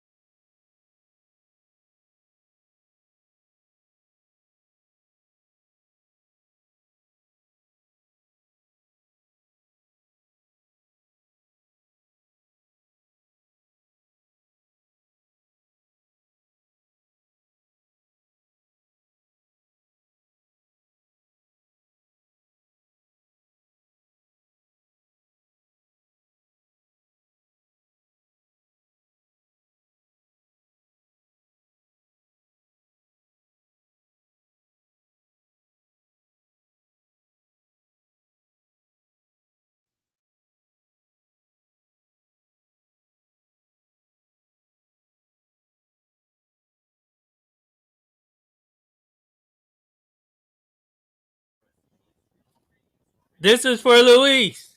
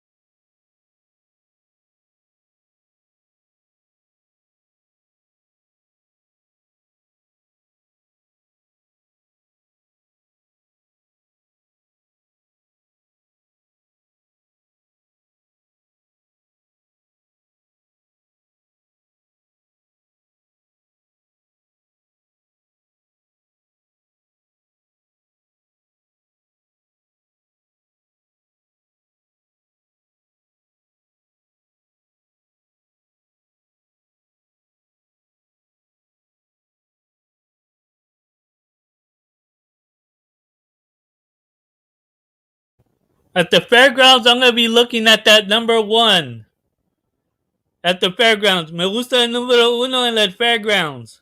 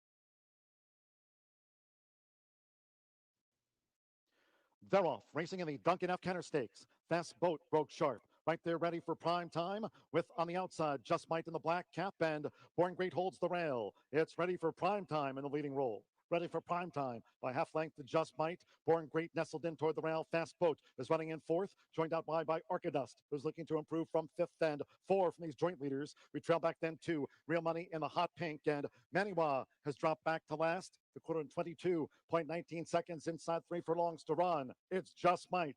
So Just Might has taken lead from Ready for Prime Time at the turn-in with a quarter of a mile to run. Fast Boat between horses. Looking to gain toward the inside is Born Great. Then comes Arcadust, who's still 7 lengths in back of these joint leaders, but now deep in the final furlong and a half. And then on the outside, Real Money and Maniwa toward the rail. They come past the 16th. Just Might holding on to a slight advantage from Ready for Prime Time. And here's Maniwa, who descends on them for Miguel Mena. Maniwa roll them over in the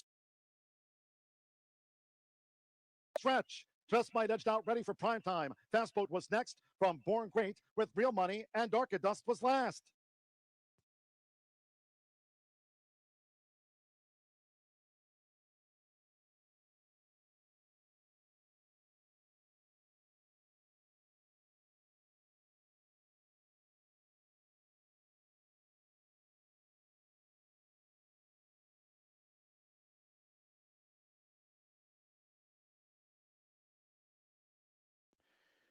In 1 minute 2.38 seconds. He was second to Maxfield, or he was second in the Thanksgiving handicap. And here he comes over the top. Does Maniwa. Ran here on opening day. That main track stake sprint. 7-5-4-2. Maniwa's win. At 12-1 beats 5 Just Might. 5-1 on the place horse. 4 Ready for Prime Time. 3-1 third and 2 Fast Boat. 5-2 fourth. Here comes Manny with Miggy. For Wayne Catalano, Susan Moulton, runner-up in the 2020 Thanksgiving. And here, first up, for all the marbles in the Duncan F. Kenner.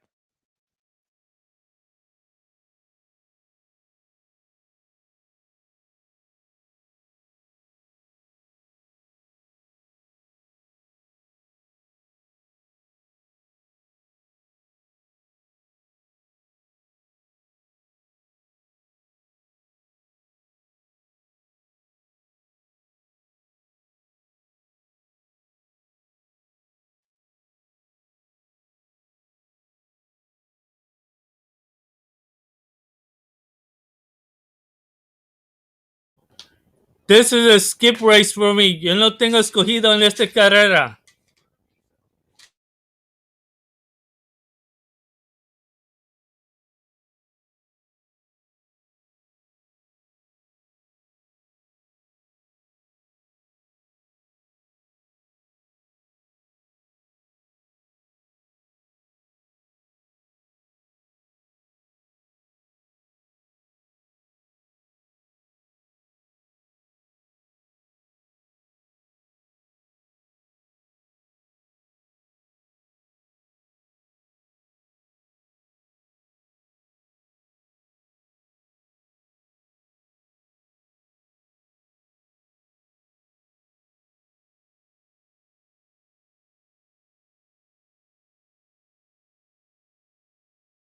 But I am going to have my eye on a horse here. One that I'm going to keep an eye on, just to watch, is going to be that number 4 horse. The 4 horse here, I'm going to keep an eye on. I don't have no bet, but I'm going to keep an eye on the number 4. No tengo escogido en esta carrera. Me voy a tener ojo en número 4. Good luck to everyone here at the rate at Gulfstream. Buena suerte a todos acá en tus cogidas del Gulfstream.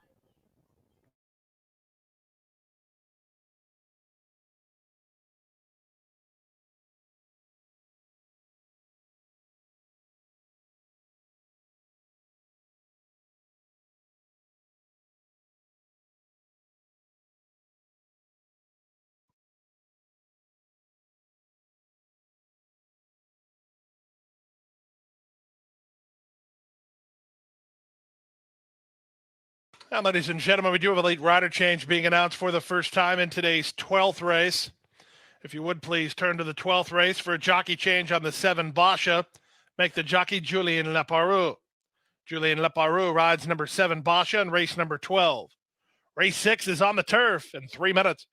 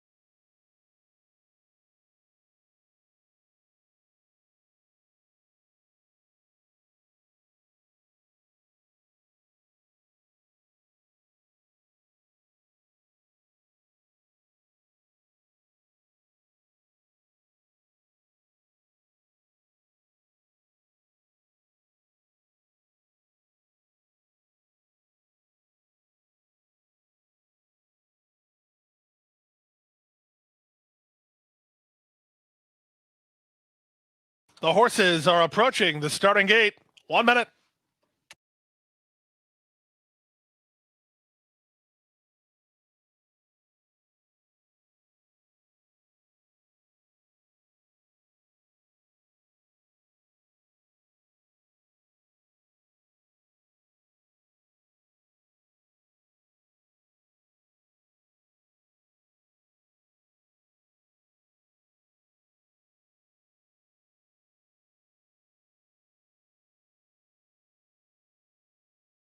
And the horses have reached the starting gate. It's now post time. Lining up and moving in for race number 6. The bettors like the 1, Rockstar Row, as well as the 6, Comedy Town, and the 8, Candy Jar. These 3 dominate the betting, with Rockstar Row, the first horse to move in line, joined in the gate by Loyal Louis.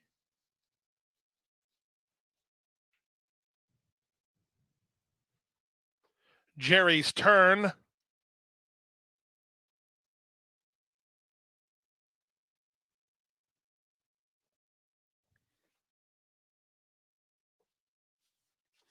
Jerry's Turn makes it in the line. Here's Coach Paul. Well-backed first-timer in the Live Oak colors. It's Comedy Town. Next to move in line, he's a gray. Waiting for C. Komono and Candy Jar. Candy Jar, Junior Alvarado to the outside gate. They're in the gate. And they're off. Good start at the rail for Rockstar Row, who's headed off for the early advantage. Splitting horses as Loyal Louis on to challenge, and out 3 wide C. Komono.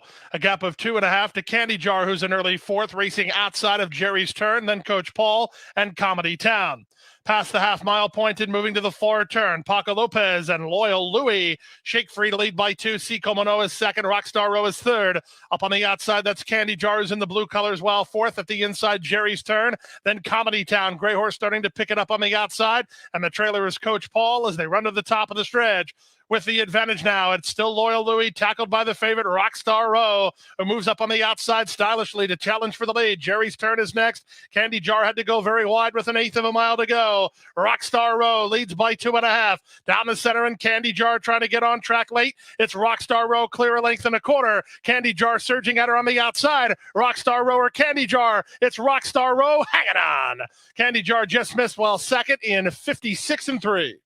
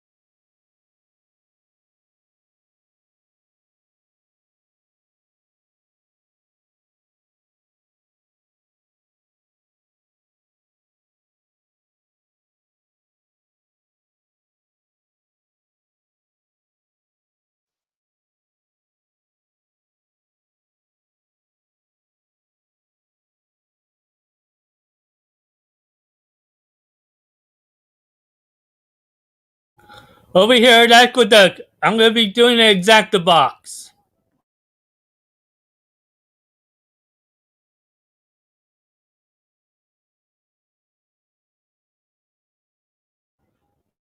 I'm going to be doing an exacta box, the 178 exacta box.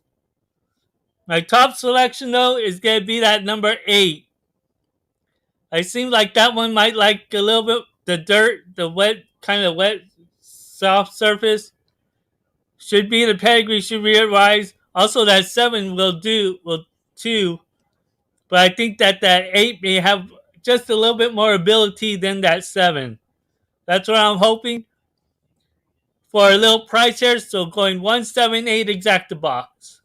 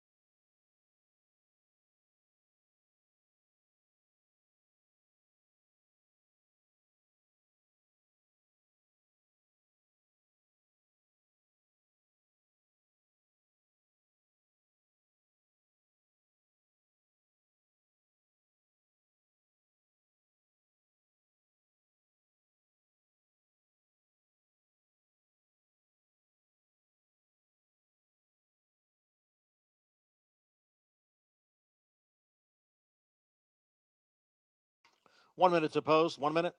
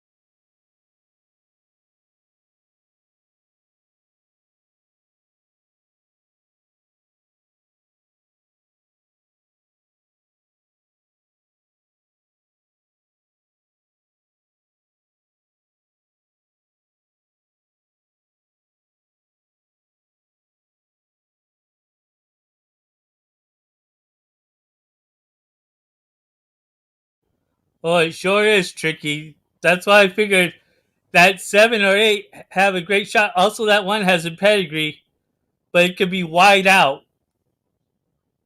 So that's why I said I'm going 178 exacta box here. Probably not going to pay so much because a lot of people are betting on it, but I like that 8 for a little bit of tiny price.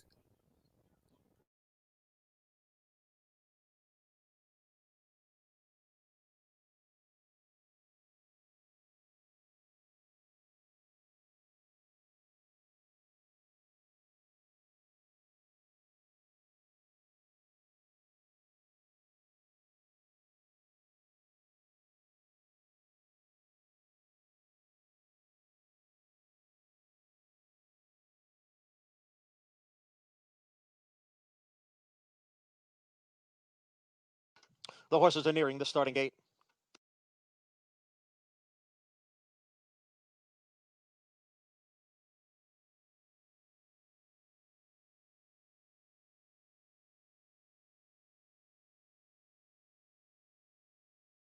Also, 1. If you like to play one for a bigger price, I would keep an eye on that number 5. Should have liked the surface very well, has a pedigree for it. But I'm going 178 exacta box, but keep an eye on that 5. And play it in your exotic plays.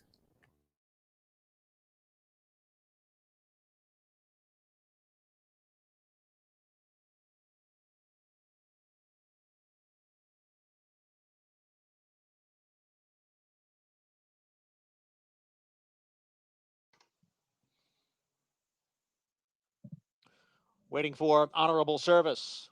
And Skylar's Scramjet.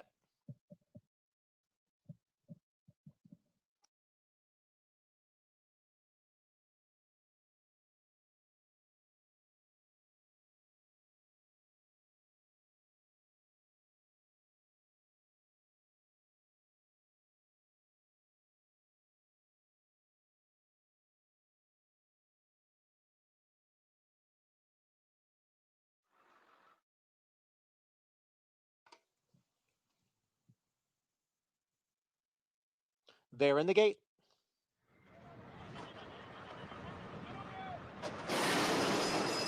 And they're off. Vineyard Sound from the inside. And now McErin moves up. It's Vineyard Sound and McErin. Clench sits just off them in third. Then it's the 2 grays, Square Shooter and Skylar's Scramjet. Down on the inside is Topper T, who's racing in 6th. Farther back, it's Air Attack in 7th. And the trailer is Honorable Service in 8th. A 3-way battle up front. Vineyard Sound, McErin, and Clench. The quarter, 22 and 3/5 seconds, and right behind the front three, the duo of Topper T, and on the outside, Square Shooter. Then we come back to Skylar's Scramjet, followed by Air Attack, and Honorable Service continues to trail. Three across as they come for the head of the stretch. Clench on the outside, McCarran in between horses. Vineyard Sound is down at the rail. And then it is Square Shooter. Topper T is looking for a way through. Then Air Attack with an eighth of a mile to the finish. Here comes Square Shooter up on the outside to grab the lead from Clench. It is Square Shooter in front, then Clench and Topper T as they come for the finish line. It will be Square Shooter. And it's a double for Dylan today. Clench was second. Topper T came on for third. I knew that 5 would look out for that 5 next time out. Especially if it's a wet surface. That 5 may have a great shot at winning next time or even improving. At a decent price, that 5 would come in. Won't be at this price later on next time. But I would add that 5 into your stable if I were you.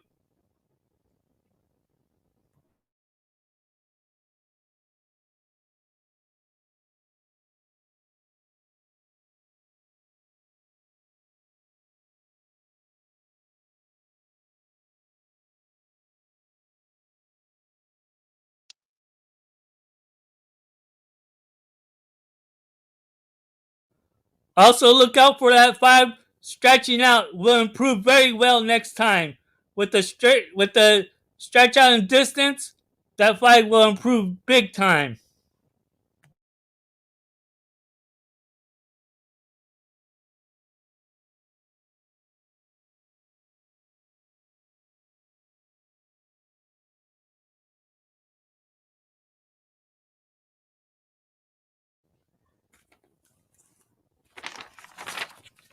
Ese es para ustedes que ganó el 6.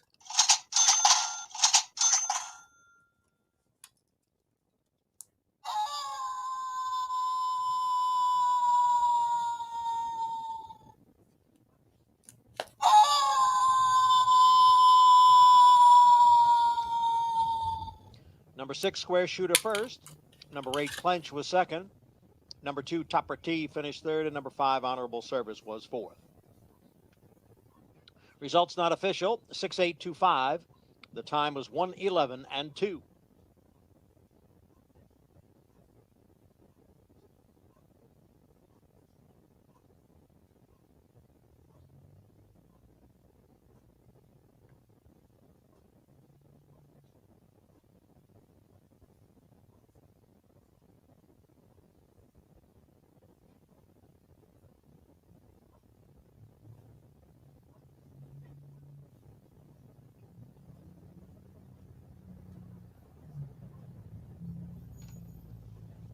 Number 6 is Square Shooter, a 7-year-old gray gelding by Trap Shot.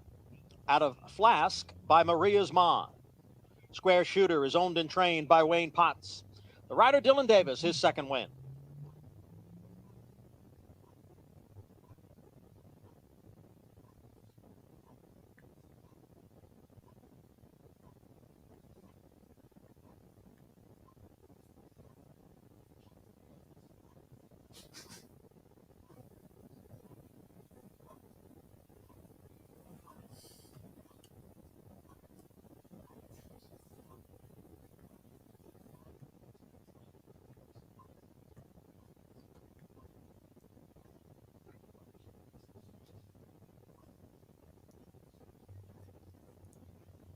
Way to go there, liar.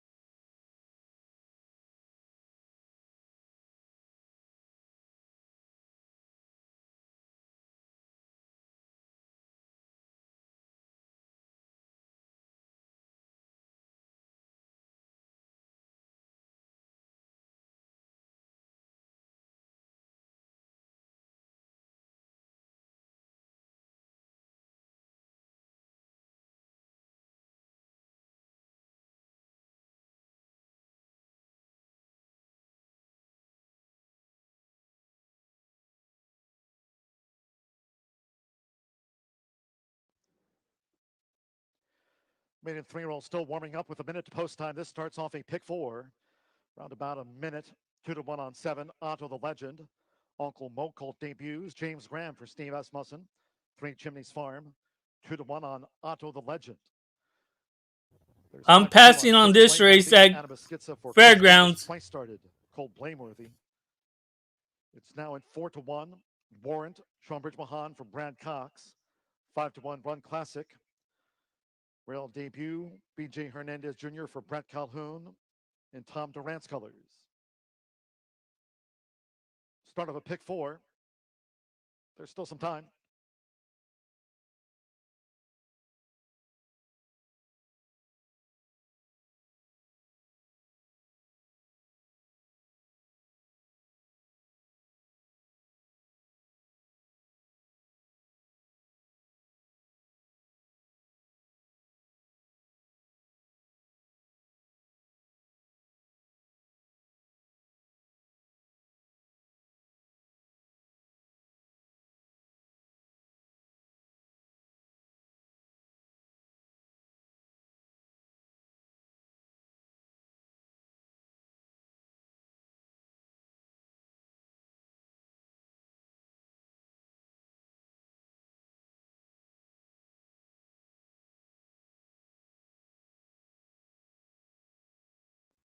The horses are approaching the starting gate.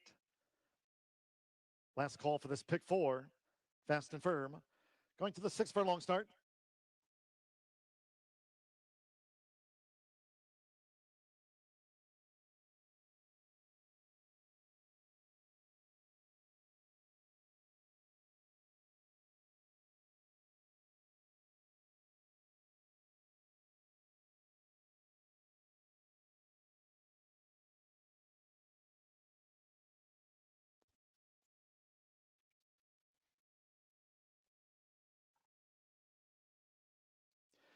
The horses have reached the starting gate. It is now post time.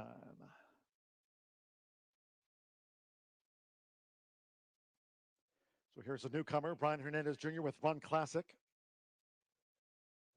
Rail draw for his bow, loading up. James Graham with Otto the Legend. Joined 2-1 favorite, the Uncle Mocolt. Now Mitchell Morrow with Super Cool. Schonbridge Mahan with Warrant.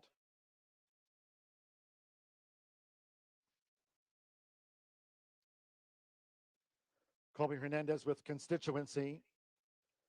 Florent Giroux, Own the Town. Constituency, Red Yellow Stars. Gunnar Paul, Joe Talamo for Wayne Catalano going for a double.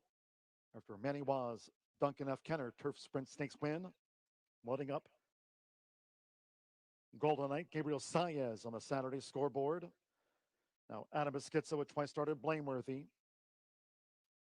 Stand by for a start. One more, Carlos Marquez with Rockdale. Here's Rockdale. Little Tootsie won her maiden sprint in 109.74. All in line.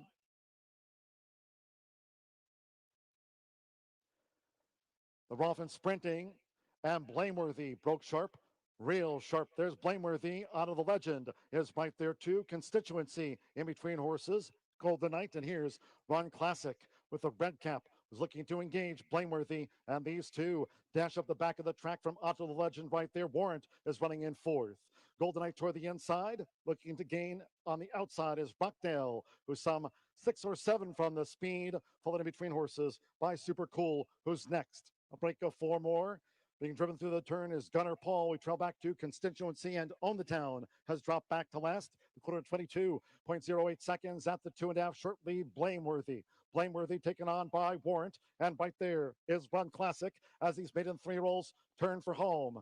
Into the stretch, it's Blameworthy's lead. Half in 45.62. Blameworthy in front. Warrant shifts off that line. Run Classic toward the rail. Out of the Legend is running in 4th, needs to lift with 110 yards to go. Dead to the inside, Golden Knight, along with between horses, Super Cool, but past the 16th with Adam Beschizza. It's Blameworthy. Blameworthy, the 3rd time will be the charm. Blameworthy has won it from Run Classic. Warren 3rd, Out of the Legend finished 4th. the constituency from Golden Knight, Super Cool, Rockdale, Own the Town, and Gunnerpole.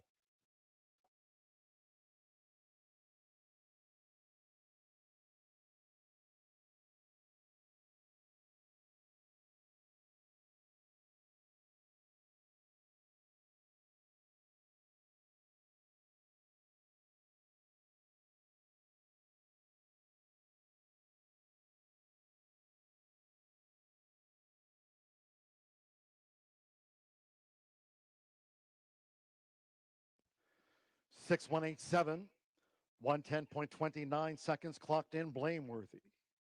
2-1 favorite home, beats 1 Run Classic. 9-2 debut second, 8 Warrant. 9-2 third, and 7 Otto the Legend, one of the 7 newcomers. 2-1 Otto was fourth. Blameworthy, Adam Beschizza, Chris Davis win on the big day. This for Two Hearts Farm, Don James, Blame Colt at third asking. 2-1 favorite, 110.29.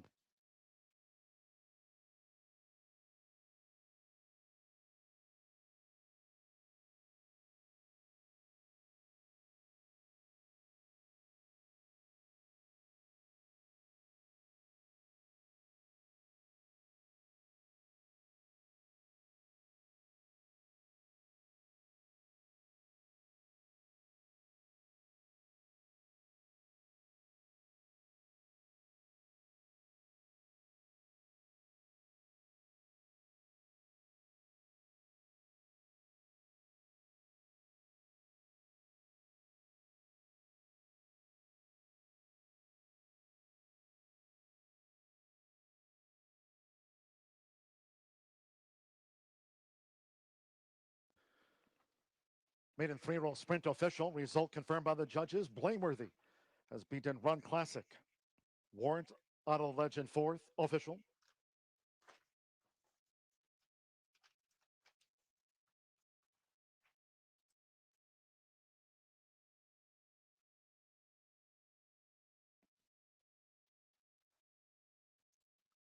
Returning to the winner's circle, here's the 6, Blameworthy, with Adam Beschizza. Blameworthy is a 3-year-old bay colt bred in Kentucky by Blame. And a Roman Chestnut by Roman Ruler. There's winning trainer Chris Davis. Trains for Anthony J. Braddock's Two Hearts Farm LLC and Don James. Fairgrounds congratulates the winning connections of Blameworthy. Paid 2-1 favorite, 110.29.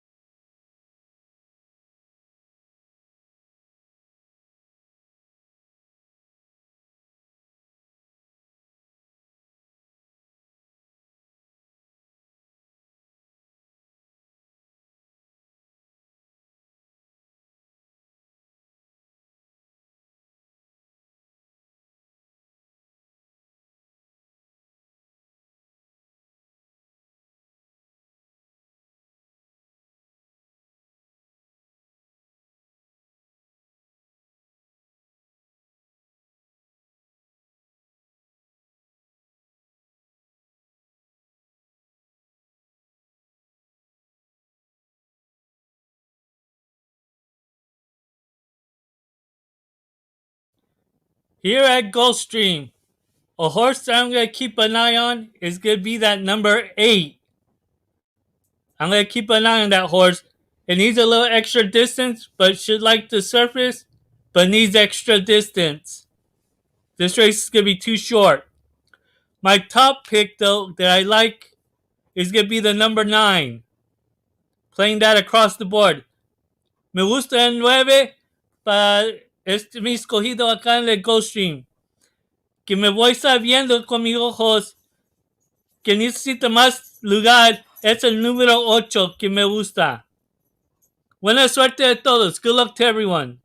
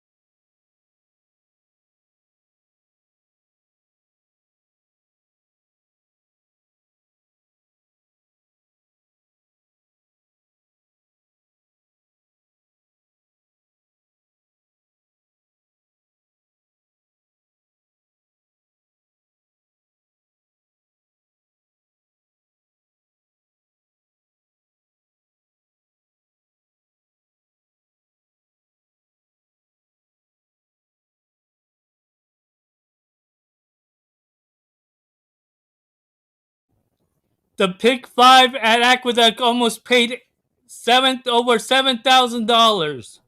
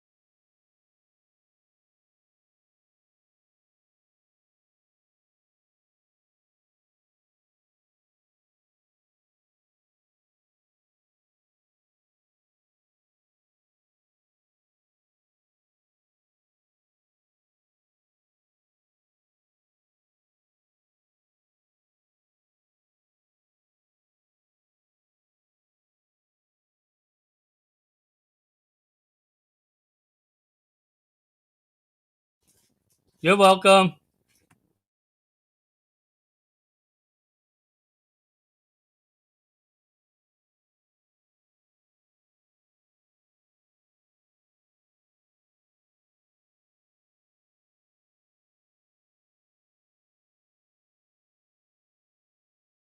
Moving up, taking third is Spite and Malice, away racing in fourth in Shaftesbury.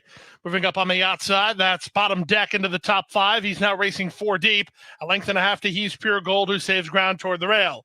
Everesting is next with NX toward the rail, third last.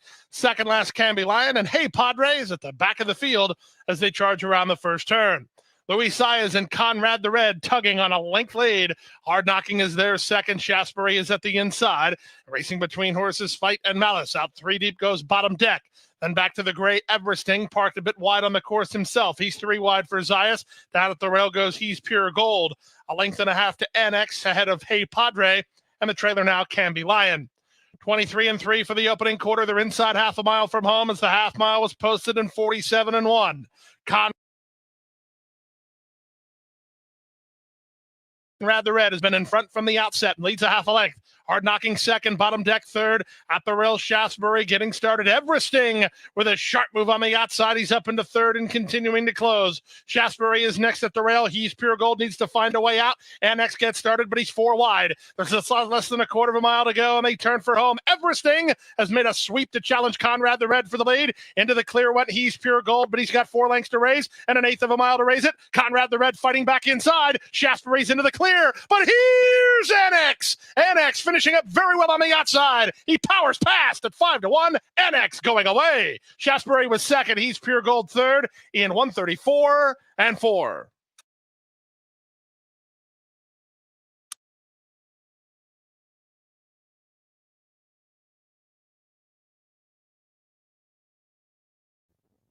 Wow, that was a race. Then my 9 came in pretty good, but also keep an eye on that. Add that number 8 to your stable. Just needs extra ground. Needs a longer distance, and it will improve well. Should show great improvement. So keep an eye on that 8 horse next time out at Gulfstream. Add that to your stables.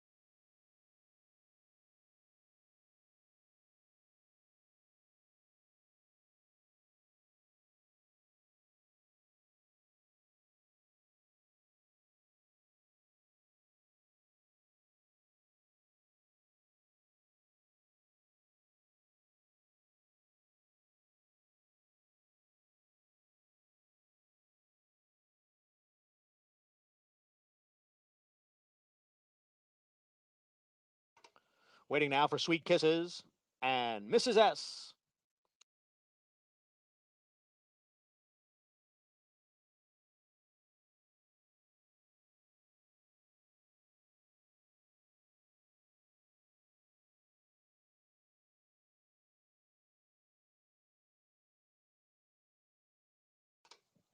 They're in the gate.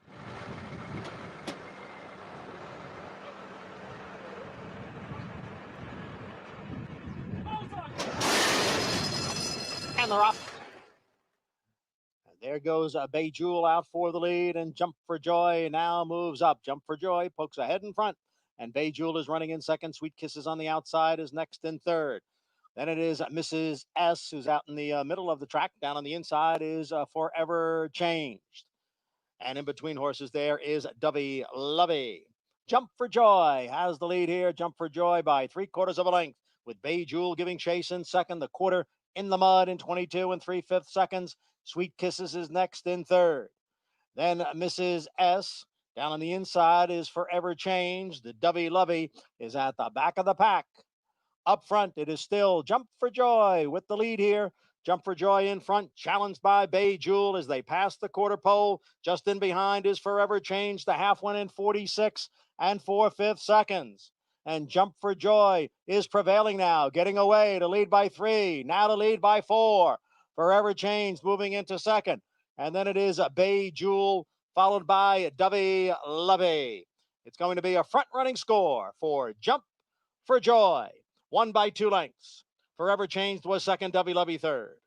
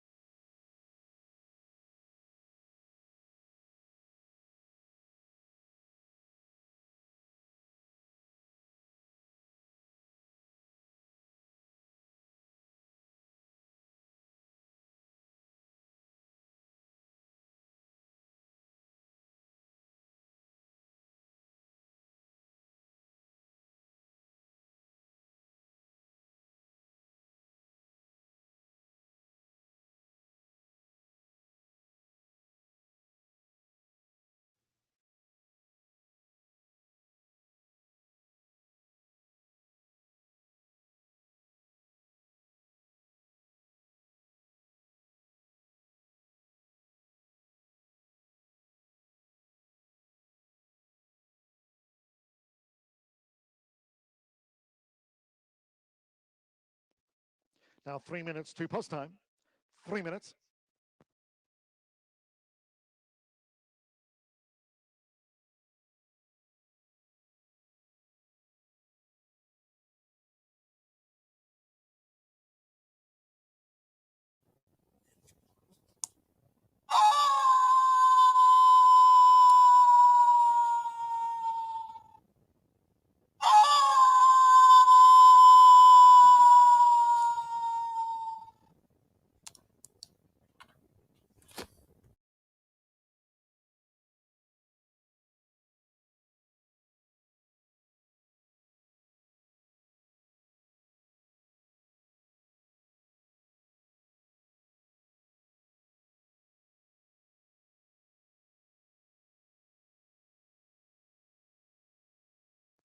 2 minutes to post time.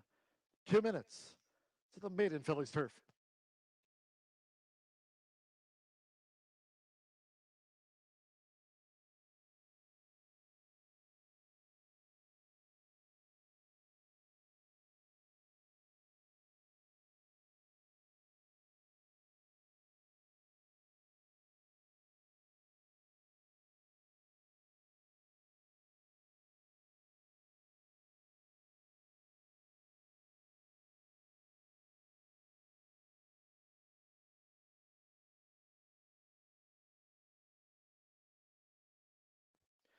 Maiden fillies turf mile starts off another rolling double in pick 3.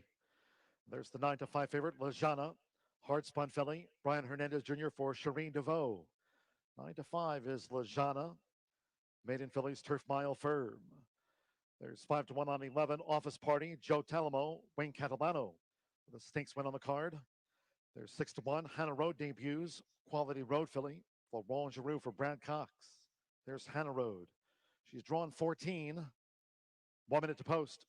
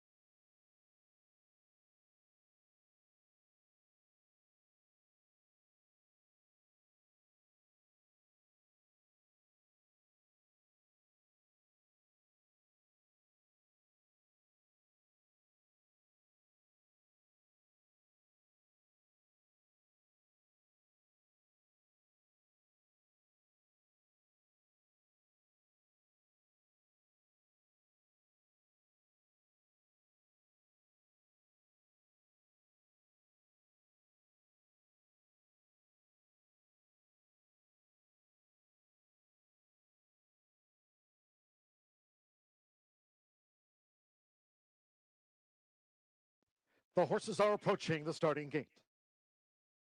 Here at the Fairgrounds, I'm going with the number 14 across the board.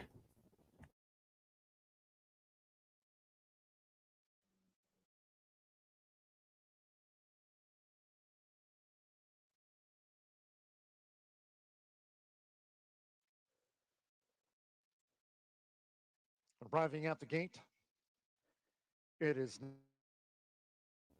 Acá en el Fairgrounds me estoy jugando el número 14.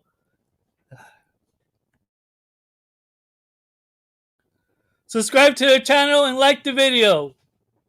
We're almost there. Let's get some more money coming in. Liar's been on a roll on the pick fours. On the exactas, excuse me. Exactas and trifecta plays.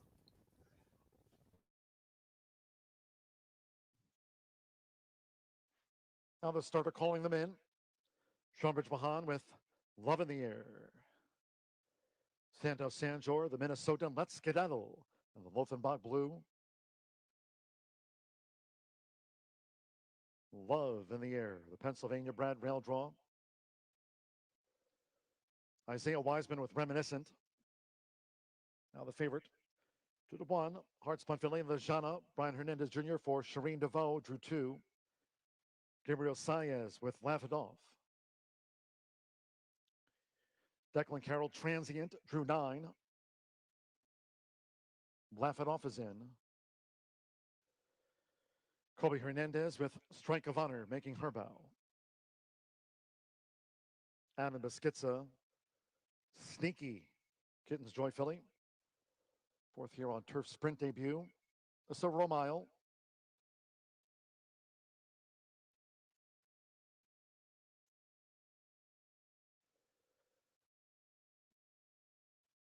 Given a 56-1 chance. Strike of Honor.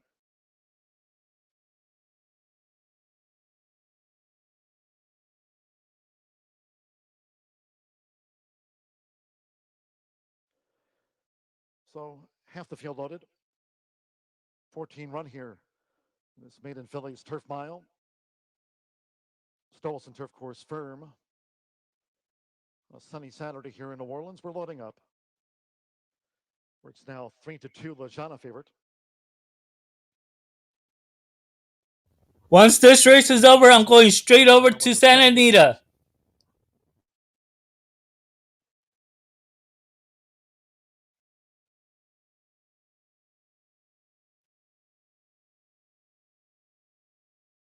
And Strike of Honor.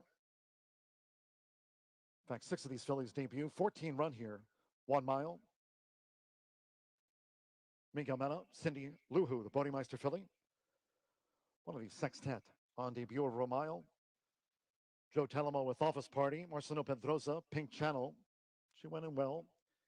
James Graham with Go Big Green. Mitchell Murrell, 3 times started Walk Me Home. And one more.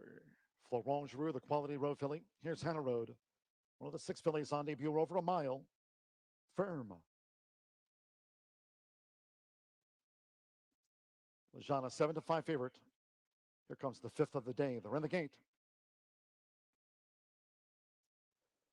And they're off. Nice line out. Love in the air. Lajana going out toward the lead. Laugh it off. Here's Walk Me Home, who's up and after the front for Mitchell Murrell and slants over while clear. Walk Me Home beats Hannah Road, who's now opened his second. Favored Lajana third toward the rail as Walk Me Home leads them out to the stretch. Sneaky and Office Party floated wide as they go to the back of the course. It's Walk Me Home who dictates the field from Hannah Road. Lajana third at the inside. Office Party is posted wide, 4th and looking to gain at the 5.5. Sneaky running in 5th. Love in the air settled 6th. Laugh It Off is 7th. Let's Skedaddle in 8th. Go Big Green is 9th, closer to the near side. We're racing 2 clear from Cindy Luhu. Then posted wide is Reminiscent. The See the Stars filly, Transient, looks to gain toward the inside, running in 12th. Strike of Honor's 13th and Pink Channel's 14th. The quarter was 23.96 seconds. Half mile in 48.63. They round the far turn. It's still Walk Me Home from Hannah Road, Lajana. Office Party 4th. Love in the air, Sneaky being driven. So too, Let's Skedaddle wide. Laughing Off, Go Big Green. Reminiscent, Transient, picking up between horses. Cindy Luhu, Strike of Honor, Pink Channel. As these maiden 3-year-old fillies straighten past the quarter pole. 3 quarters, 12.56. It's Walk Me Home. Lajana rallies up the rail. Hannah Road, Love in the air, Office Party as they fan across the course. But now they're deep in the final furlong. And with the rail, it's Lajana. Here's Love in the air. And Office Party on the outside with Brian Hernandez Jr., the hard spun filly. Lajana out to the maiden ranks at second asking. Love in the air was the place source. Office Party third. And then Hannah Road on the wire along with Go Big Green as they battled it out for the Miners.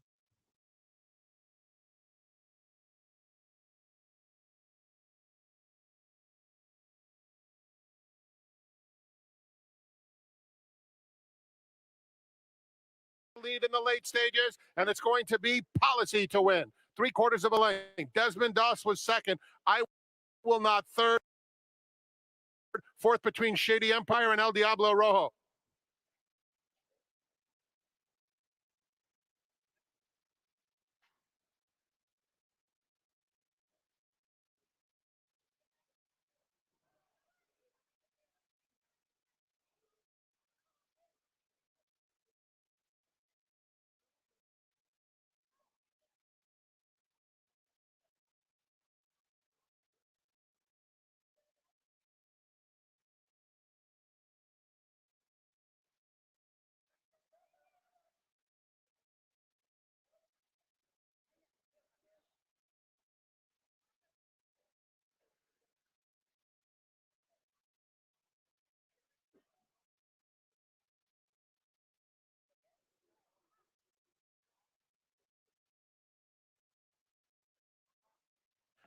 Nine Policy first, 7 Desmond Doss second, and 10 I Will Not was third. 9, 7, 10 in a photo.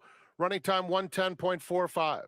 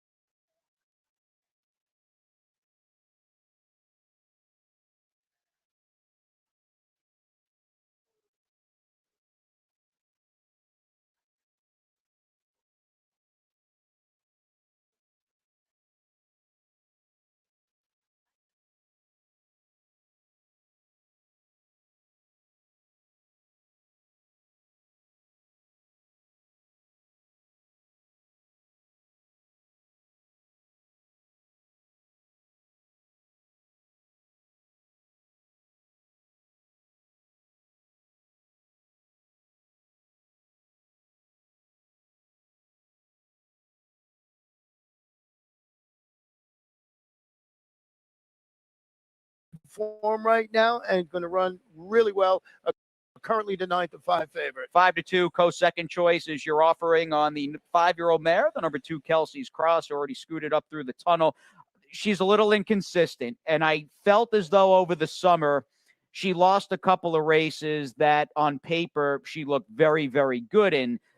I do think, though, a positive for her, mile 3/16 is probably pushing it, and that was the distance of her last start. They're also going to take the blinkers off after returning from the layoff. She was 5th behind that multiple stakes winner, always shopping in the Via Borghese. And Johnny Velasquez already went on today's card. A grade 2 stakes place daughter of Anthony's Cross. She's got a lot of class, and I think that was too long for her, as you said last time out. So I think Kelsey's Cross, I was torn between putting her or the 4 on top of my ticket. We'll get the field from Pete Aiello in the booth and the post parade for our opener in Saturday's Late Pick 5 is coming up next here in the 8th.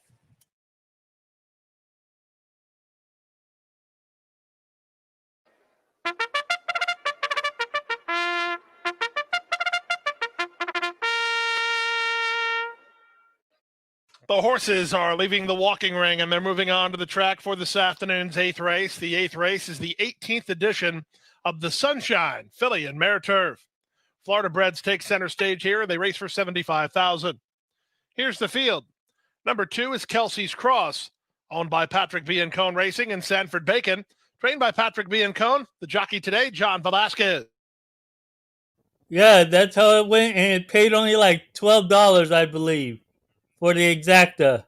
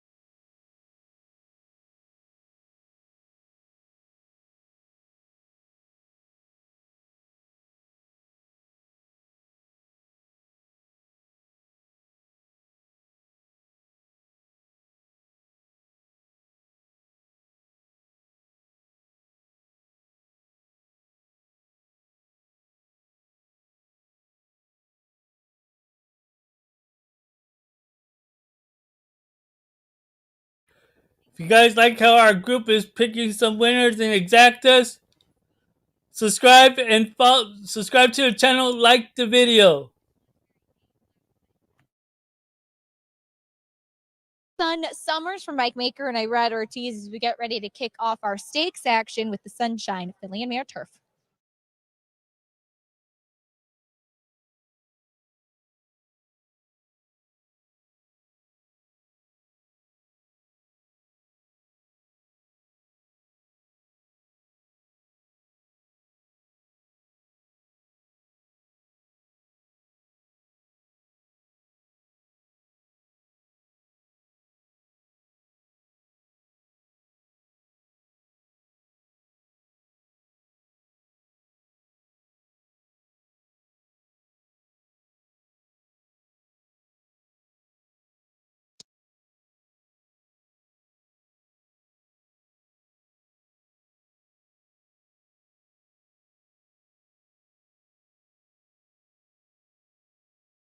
Approaching the starting gate, last chance to wager on the late pick 5 and the Sunshine Filly and Mare Turf.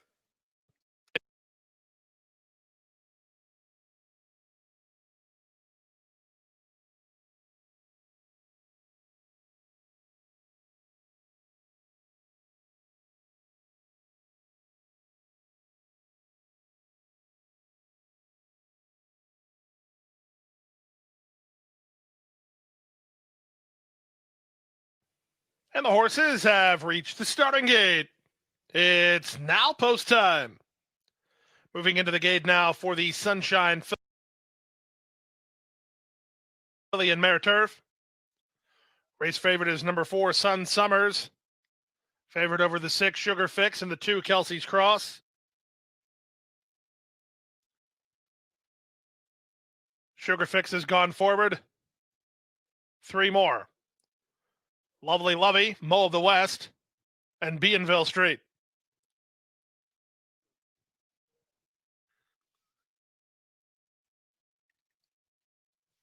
Bienville Street in the blue colors of the CJ Thoroughbreds to the outside. They're in the gate. And they're off in the Sunshine Filly and Mare Turf. From the center, Sugar Fix, one of the first to break the line. Mo of the West moves up on her outside. Race favorite Sun Summers is an early third. Bienville Street, 3 wide, well fourth, followed by Looking Like a Queen. Paired off at the back are Lovely Lovey and Kelsey's Cross. And the run around the first turn, Sugar Fix gets the lead, and she does it pretty easily. Leads by a length and a quarter. Mo of the West is second. Sun Summers is third. Following fourth is Bienville Street, then Looking Like a Queen. Lovely Lovey is on hold second last under Jose Ortiz, and the trailer is Kelsey's Cross. Field separated by 6 lengths as they complete the opening quarter mile in 24 seconds flat. Sugar Fix on top here by a length and a quarter. On the outside, Mo of the West keeps the heat on second. Sun Summers has had a good trip. She's third at the inside. Followed fourth by an outside running CJ Thoroughbreds Bienville Street, then Looking Like a Queen, racing inside of the gray Lovely Lovey, and still at the back is Kelsey's Cross. All in with the chance here as they're inside half a mile from home in the 2021 Sunshine Filly and Mare Turf, and with the advantage, it's still Sugar Fix. Mo of the West creeping a touch closer. Second, Sun Summers has had a no-excuse trip to this stage, third at the inside. Followed fourth by an outside running Bienville Street. Then comes Lovely Lovey. From the back, Kelsey's Cross tries to get underway with Looking Like a Queen as they move to the top of the stretch. Sugar Fix maintains an edge. 3 wide, Bienville Street. Sun Summers needs out from between horses, Mo of the West, and they turn for home. Sugar Fix is still the target. To the attack, Mo of the West. Sun Summers never got out. Down the center in Bienville Street with an eighth of a mile to go. Lovely Lovey closing down the stand side, but Bienville Street and Mo of the West have kicked on. Bienville Street for CJ Thoroughbreds to win it. Bienville Street, the ultra-consistent daughter of Street Boss, is the winner of the Sunshine Filly and Mare Turf in 141 and 2.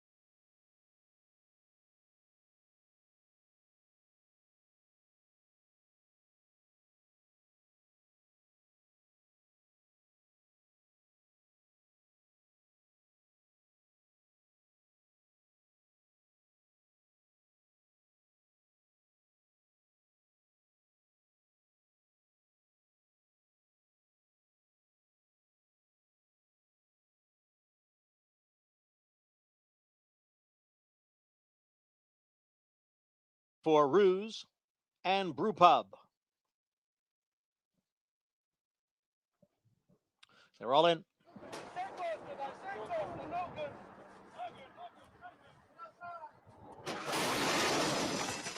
And they're off.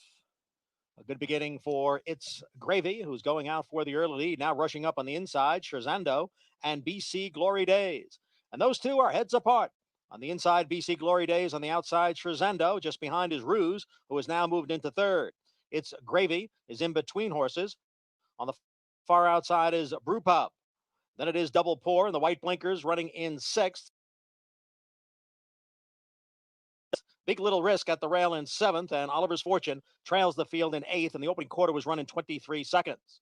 BC Glory Days at the rail pokes ahead in front of Scherzando. Brew Pub on the outside now joins the front two, so it's three of them across the track for the lead. And just in behind, the favorite, It's Gravy. Big Little Risk is down at the rail. Double Pour is in between horses. A break of two to Oliver's Fortune, and it's another 4 lengths back to Ruse, who trails the field in eighth. The half was 46-1. Now Scherzando drops out of it. It's BC Glory Days and Brew Pub. Those two are right together. It's Gravy and Big Little Risk. They're heads apart third and fourth. It's Gravy being asked for more as the field hits the top of the stretch. BC Glory Days, Brew Pub. It's Gravy on the outside. Three of them across as they pass the 3/16 pole. BC Glory Days hanging tough at the rail. Brew Pub is in between horses. It's Gravy's on the outside. The three of them will arrive at the 16th pole together. BC Glory Days, It's Gravy, Brew Pub in between horses. The three of them fight on down for the finish, and it's going to be It's Gravy who got it right at the end as the even money favorite.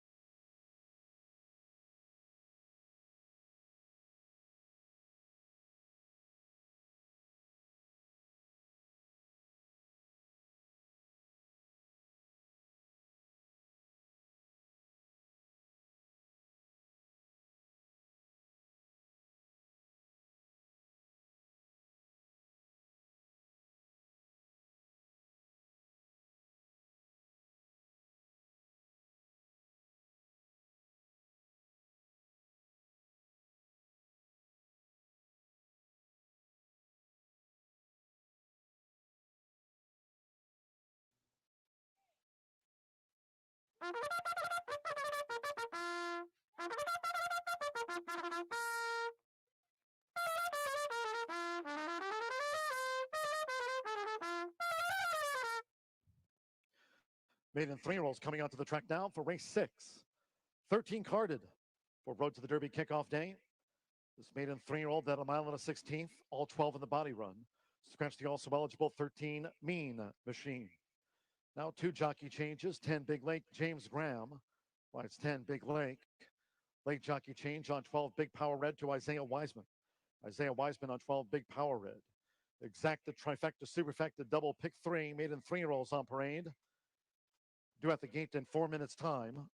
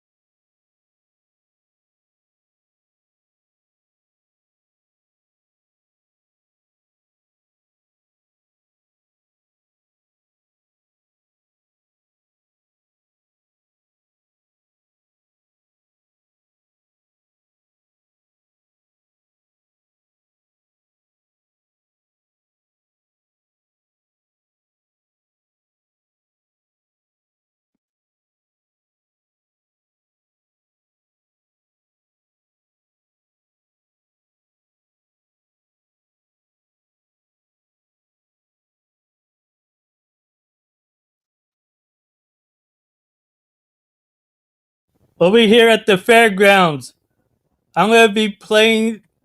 My top selection is going to be the number 5 across the board.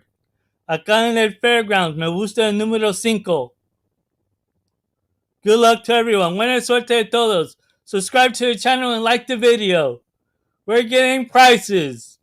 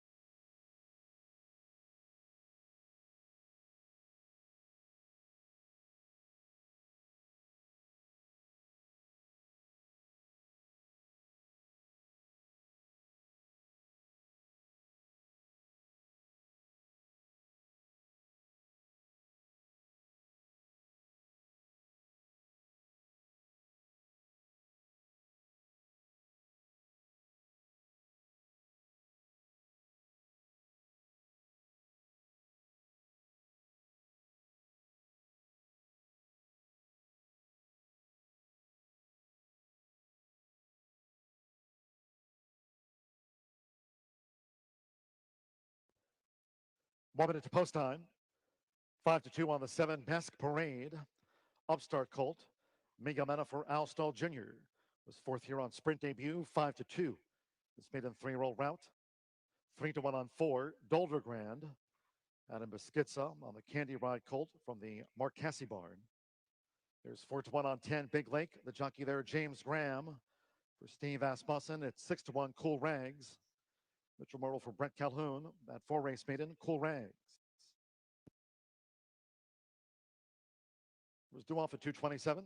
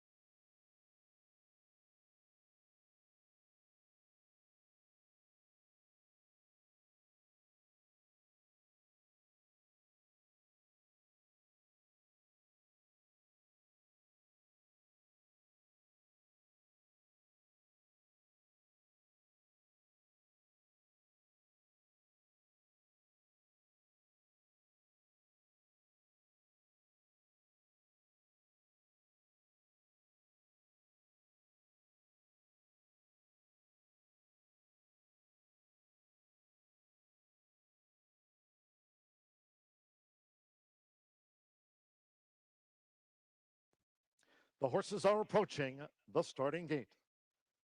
Going down to the mile and 16th, main track start.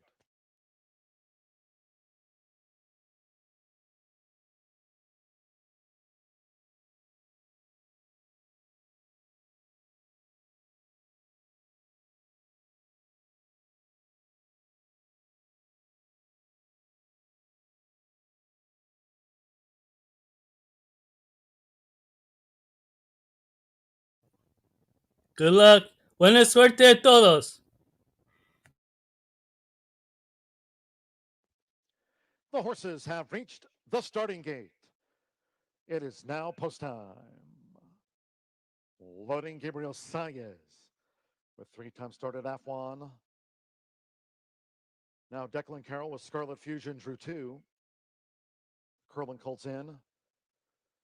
Upstart Colt Mask Parade. Migamena.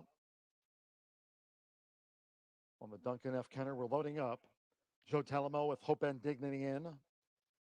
Aubrey Green, Happy American in the Lothenbach blue.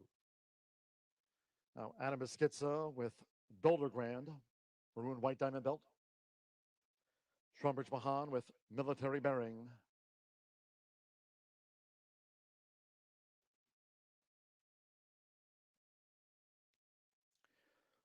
Dolder Grand, a 5-2 favorite on the tote.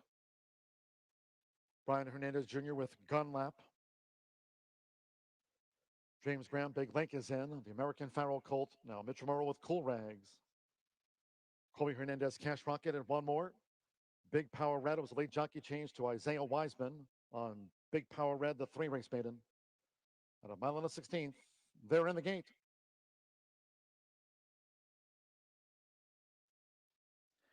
And they're off. Hope and Dignity strikes out. Scarlet Fusion right there between horses. Dolder Grand. Here's Gunlap now going for an early attack. And Cash Rocket is stacked 4 wide as they line up as they enter the clubhouse turn. Scarlet Fusion against the rail. Hope and Dignity broke sharp and is vying for the front. And Gunlap is off their quarters. Dolder Grand up the inside, held up in 4th. Cash Rocket is 5th at the 6.5. And then comes Mask Parade, who's partnered with on the outside Big Lake as they now go up the back of the track. Military Bearing is posted 3 wide. F1 gains toward the rail. Happy American held up between horses. Here comes Big Power Red and Cool Rags trails. The maiden 3-year-old dozen. The quarter was 24.04 seconds, heading toward the half-mile pole. And Scarlet Fusion leads the way. 3/4 length to Hope and Dignity. Right there on the outside is Gunlap. 3rd and close up. Dolder Grand drafting 4th and behind horses. Followed on the outside by Big Lake, who's next. Half mile in 48.71 seconds.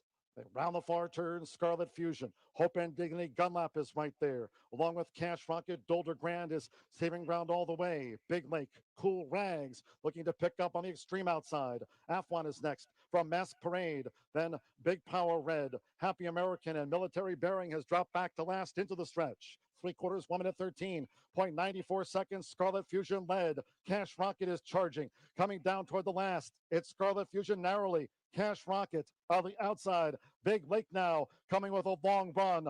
Dolder Grand. Cool Rags went under pressure. Past the 16th. It's Scarlet Fusion. Big Lake on the outside. Big Lake and Scarlet Fusion. Big Lake. Big Lake for James Graham. Reached out on the wire from Scarlet Fusion. Dolder Grand and Cash Rocket followed them home.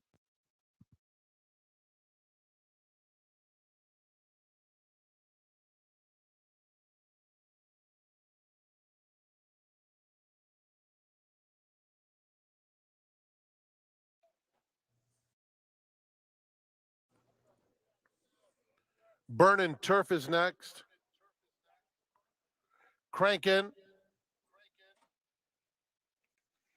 Telemark and Big Billy, the last 2.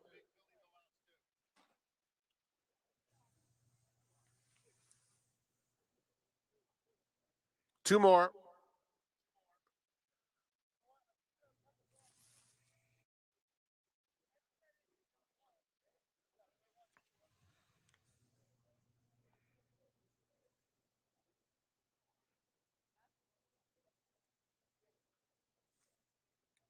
Big Billy.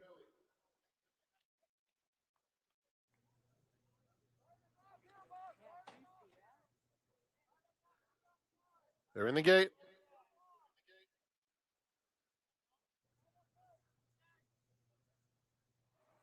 And they're off. Very even beginning. Crankin', Burnin' Turf, who bobbled ever so slightly, comes through to his inside. And Fly, Buddy Fly is up close. Telemark makes it 4 right across the course. Big Billy is next. Mamba Cool and Secret Club at the back of the field. Telemark off the rail takes the lead. Crankin' on the inside second. They're followed by Fly, Buddy Fly, who's in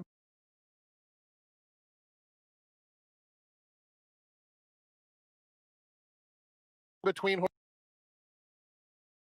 And it's Telemark leading it by a length. Burnin' Turf under a nice hold in second. Crankin' at the rail. Fly, Buddy Fly. Secret Club's a little bit ranking between those two, trying to go after the front runners now. Then Mamba Cool and Big Billy at the back. It's still Telemark in front, a length and a half around the far turn. Burnin' Turf is in second.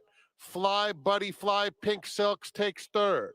Then Secret Club between horses and Crankin' right together. 2 in front of Mamba Cool and Big Billy. A quarter of a mile to go. Telemark under pressure now from Burn and Turf and Fly Buddy Fly a length behind them. Secret Club, Green Cap between horses. Crankin is at the rail. Telemark a little erratic as Burn and Turf blows by him. Chased now by Secret Club, and from the back of the field, Mamba Cool is finishing fast. It's Burn and Turf by a length and a half close to home. Mamba Cool with a late rally. Burn and Turf wins it 3/4 of a length over an oncoming Mamba Cool. Then it was Secret Club in third. Photo for fourth between Telemark and Crankin.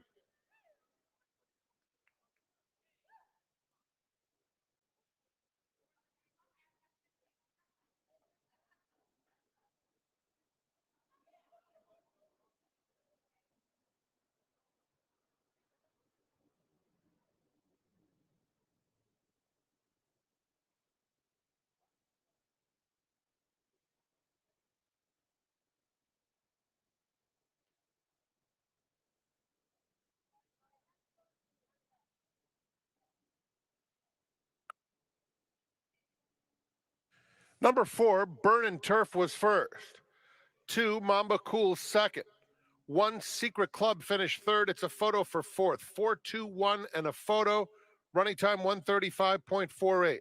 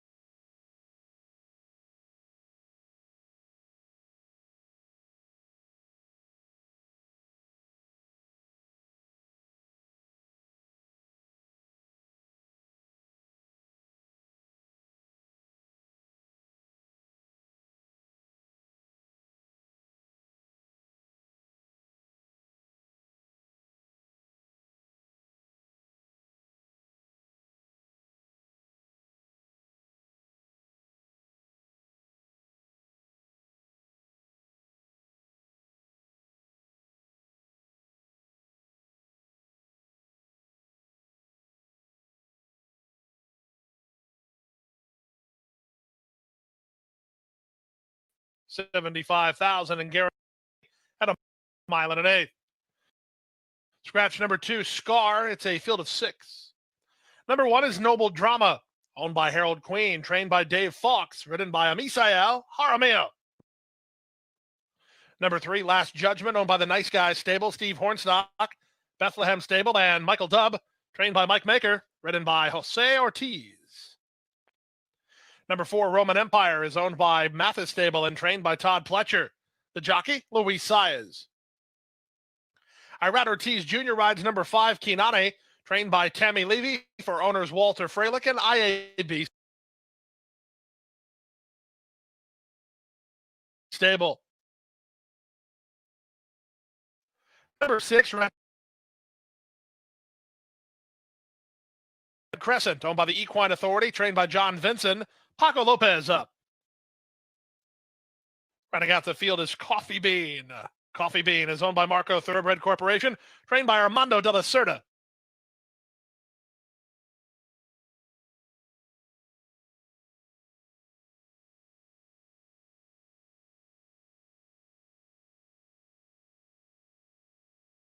Ridden today by It did Tonic come in that Cafe. way. A classy field of 6 to go a mile and an eighth.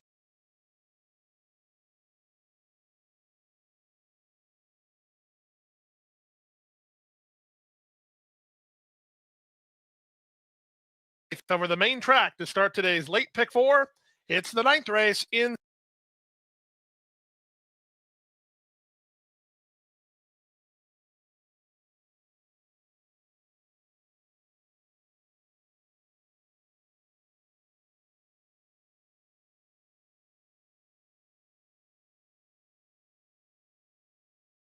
Do you think it's great that he's a 6 still in training and back here to defend his title. He's handled himself well, bouncing out there on track.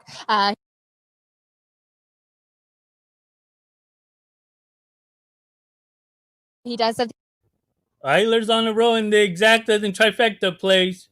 You may want to watch. the inside post, but it's not a very big field, and I think that he is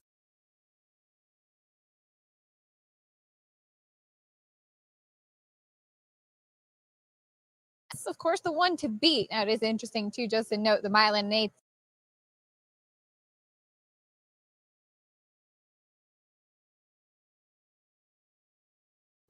Well, I got so many videos. Everyone wants to watch all these races. I'm trying to cut back. Around this time next week, or a little bit later on, I should say.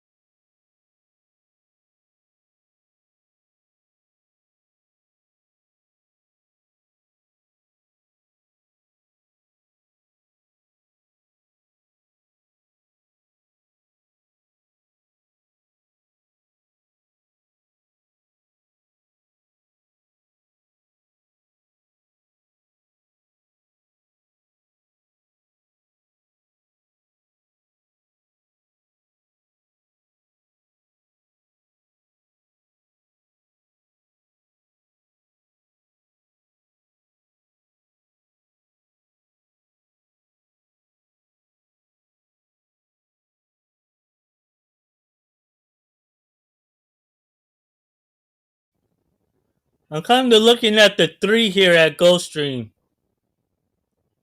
The 3 caught my eye a bit.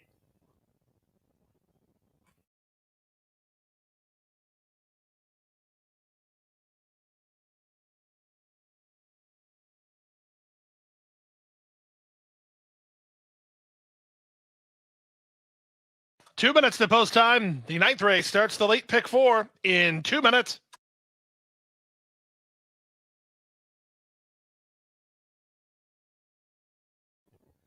Y if hay tiempo en unos carreras, me voy a enseñarme el Golden Gate. Es que no puedo, no puedo. Porque hay muchos carreras que mucha gente quieren.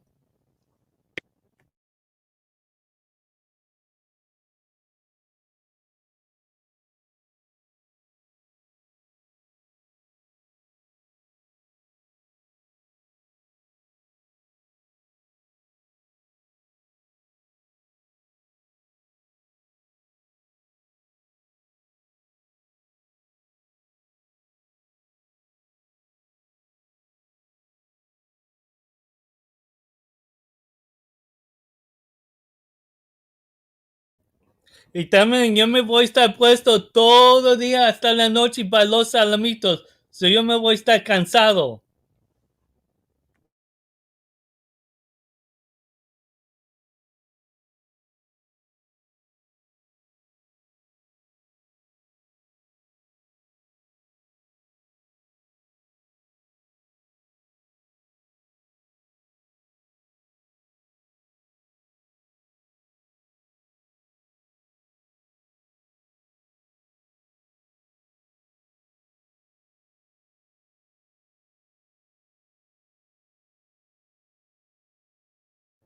Again, here, the 3 caught my eye a bit here at Gulfstream. So, you know, this is why I say good luck to everyone on their selections here at Gulfstream. Buena suerte de todos tus cogidos acá en la Gulfstream. Subscribe to the channel and like the video.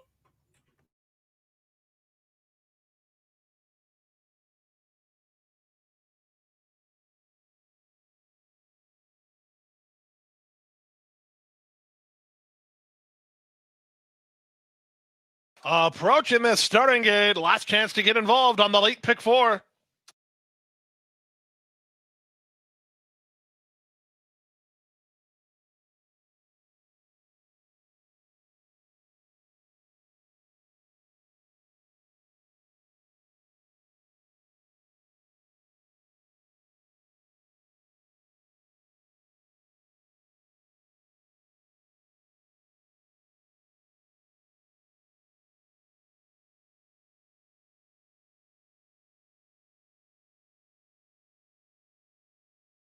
And the horses have reached the starting gate. It's now post time. Moving in for the Sunshine Classic at a mile and an eighth. Familiar crew of nice Florida breds going a mile and an eighth here with Noble Drama as the public pick. He's 9-5. All 6 in with a chance here, however, including the ultra consistent Red Crescent, who's the next to move in line. From the outside is Coffee Bean. He'll complete the field.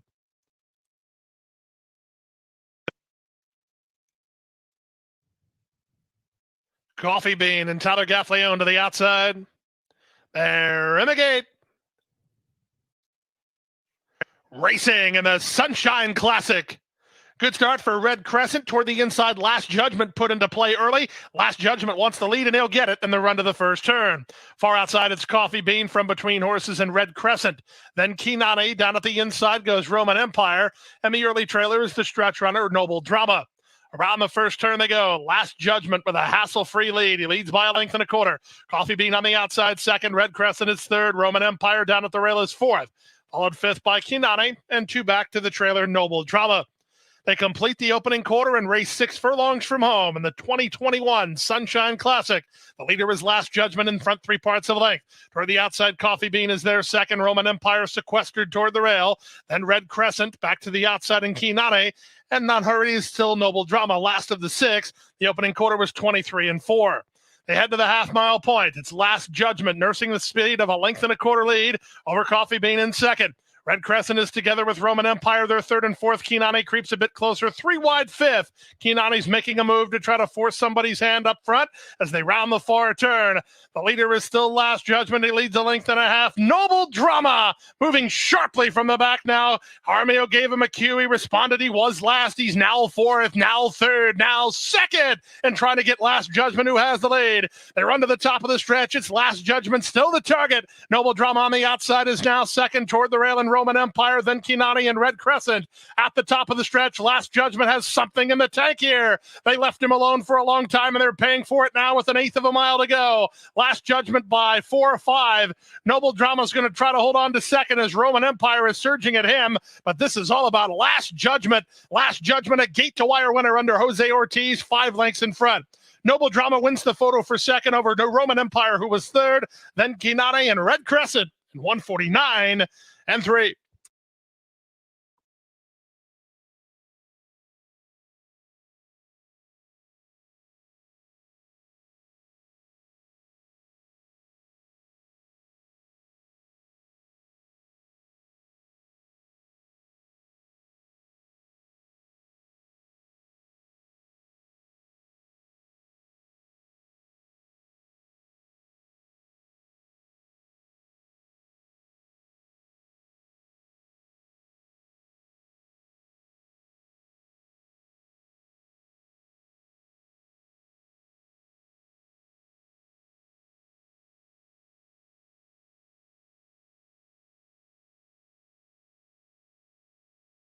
That's good. Allow Ban on a Prayer is the early trailer in fifth as they move up the backstretch.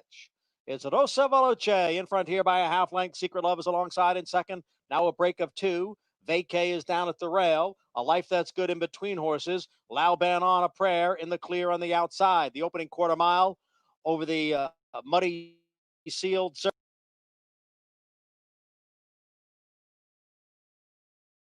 surface in 22 and 3/5 seconds. It's Rosa Veloce with the lead here, 3/4 of a length. Secret Love continues to chase in second. Lauban on a Prayer is on the outside in third. Vacay is down towards the rail in fourth. The Life That's Good is the trailer. They're moving for the top of the stretch. Rosa Veloce, Secret Love on the outside. Secret Love and Rosa Veloce, and the two of them are right together. Lauban on a Prayer is in third. Vacay is fourth. And now they're at the eighth pole. And now Secret Love has taken over the lead. It's Secret Love in front.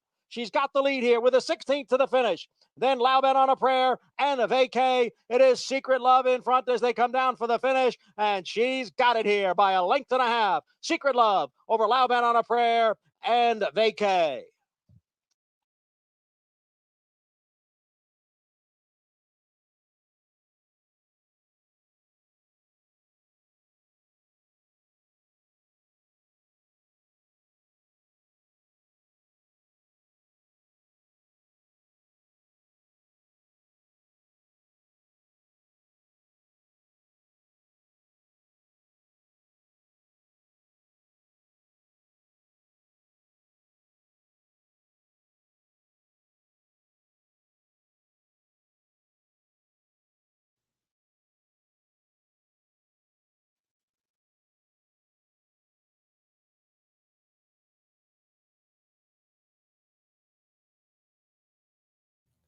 I do have apparel for sale. I got shirts and I got sweatshirts. The link is down below or in the corner on the top page.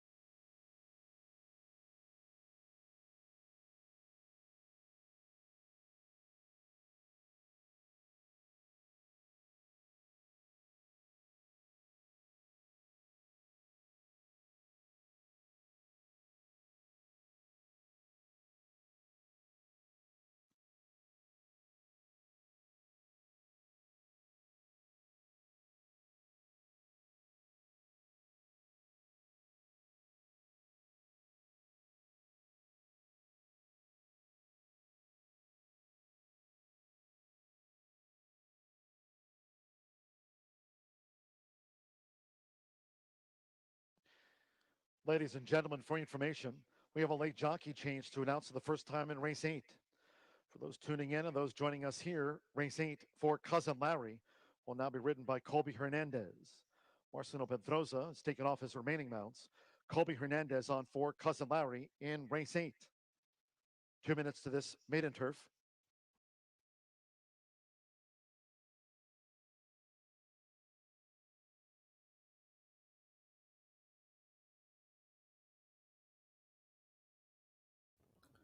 Over here at the fairgrounds, I see a lot of price.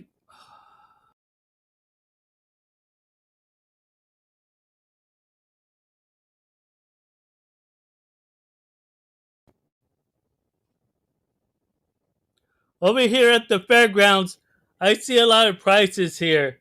This is going to be spread out. This race is going to be hard and very spread out.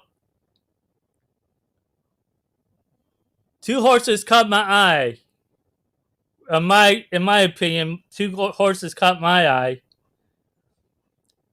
The 6 and the 12 caught my eye.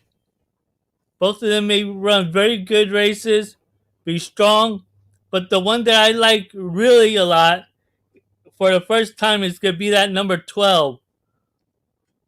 May need a race or so, but I like it pedigree-wise. Should love the surface. Should be able to run the distance all day long. But let's see how fit that he is.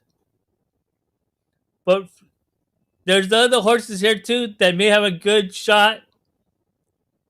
But again, the horse that I really like at a price I'm going to keep an eye on and watch is that 12 horse, Weather Prayer at 25 to 1.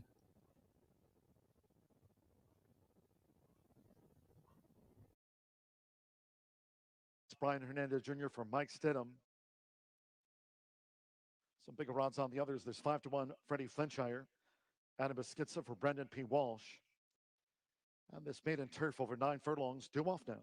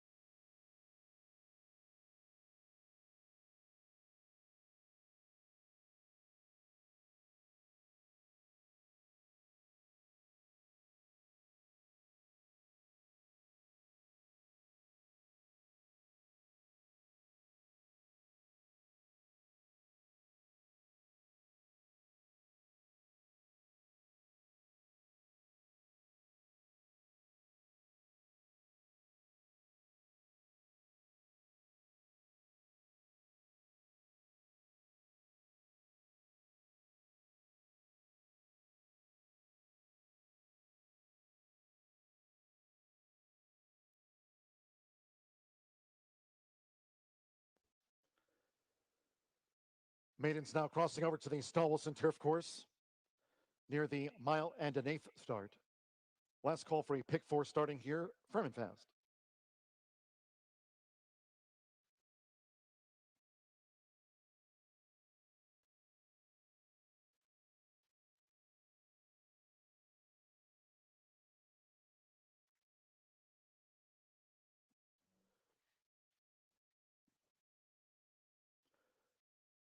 Arriving at the gate, it is now post time.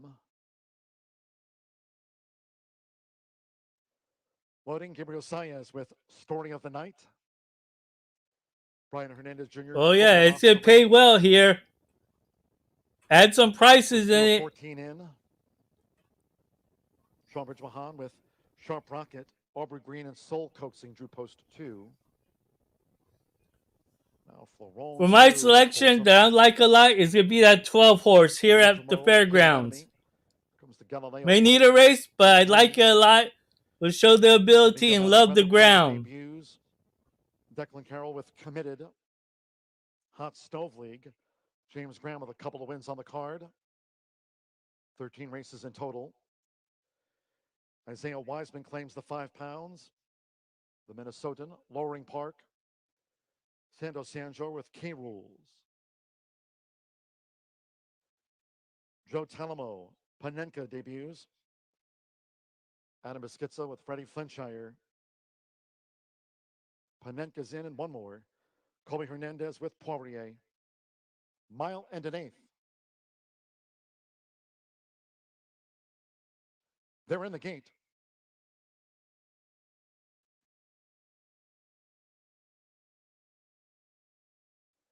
And they're off. And here's Hot Stove League in the orange cap who strikes out. Kobla Mas, Soul Coaxing toward the inside with Hidden Enemy. And here's Sharp Rocket with an early bid. Right there is Folsom in the Juddmonte pink cap. And right with that is Poirier. So they make their way through this first furlong and a half. It's Hot Stove League narrowly from a keen Folsom, Kobla Mas, Sharp Rocket, and Poirier with the green cap, the next 3. Followed on the outside by Lowering Park, who's next with a ground-saving Hidden Enemy. As they round the clubhouse turn, it's Hot Stove League who dictates the field from Folsom with just inside 6 furlongs to go. Kobla Mas held up with the rail. Poirier is posted wide. Sharp Rocket and a keen Hidden Enemy up the inside at the 5.5.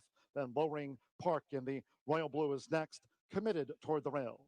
Followed by in between horses, Freddie Flintshire, who's settled there near midfield as these maiden 3-year-olds go up the back of the course. Toward the inside is Panenka, who's partnered with Soul Coaxing, who's wide. Then Story of the Night from K-Rules. Weather Prayer is last of 14. The quarter was 23.56. 4 furlong split, 49.02. It's still Hot Stove League and Folsom right there on the outside with the leader. So they round the far turn as Hot Stove League is joined by Folsom. And these two coming toward the top of the stretch from Koblamas and Poirier being asked to pick up. Then toward the inside is Hidden Enemy. Sharp Rocket between horses and spun wide off the turn was Low Ring Park. 3/4 and 114.33. Hot Stove League tackled by Folsom. They take this tussle to the final furlong from Hidden Enemy toward the inside, Committed. Koblamas, Sharp Rocket tail swishing, and Freddie Flintshire staying on from the back, but with too much to do. It's Folsom for Florent Giroux. Folsom driven out. Folsom first from Hot Stove League. Hidden Enemy third, Committed fourth. Koblamas from Sharp Rocket, then Freddie Flintshire, Weather Prayer, and Lowering Park. They were the next ones.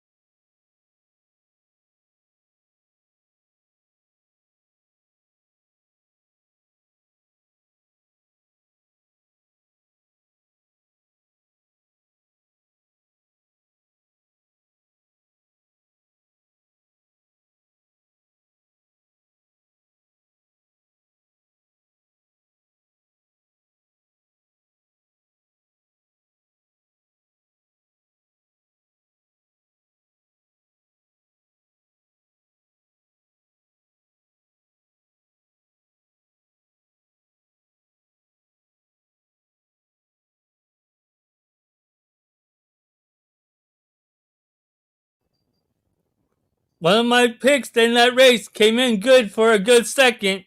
Also, that 12 came in late. So I would watch that 12 for the next race.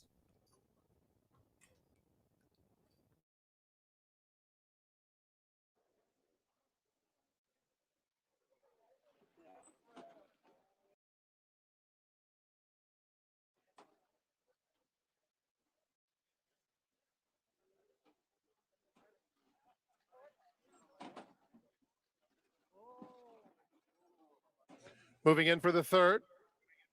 Swift as I Am, Shimmer Me Timbers. The last one is Hot Box.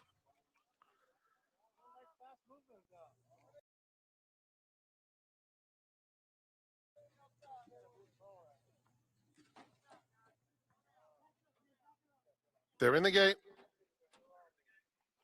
And they're off. Shimmer Me Timbers, not the smoothest of beginnings. A fast one for Teton Valley right to the front. Mr. Bold is flashing early speed along the inside. And Swift as I Am is in between horses. Shimmer Me Timbers now ranges up and challenges for the front. On the far outside, Hot Box is just 2 lengths off the leader. Another length and a half to Pappy Boyington, who's racing on the outside of My Man Bags. Into the forward turn. Teton Valley at the rail, ahead in front. Shimmer Me Timbers is in second. Mr. Bold right there, a close-up third. Then it's Swift as I Am and Hot Box widest of all. A break of 3 back to Pappy Boyington and My Man Bags. Several chances with 1/4 mile to go. Teton Valley, Shimmer Me Timbers have been 1-2 the whole way. Mr. Bold down at the rail is now coming after the front running Teton Valley. He angles out and tries to get him with a furlong left to go. Here comes Mr. Bold on the outside, taking off. And Mr. Bold, in a good-looking effort, runs away. Teton Valley is clearly second. Swift as I Am third. Mr. Bold, a sharp winner, wins by over 3 lengths. Teton Valley second. Swift as I Am third. Shimmer Me Timbers fourth. It was a photo for fifth between My Man Bags and Pappy Boyington.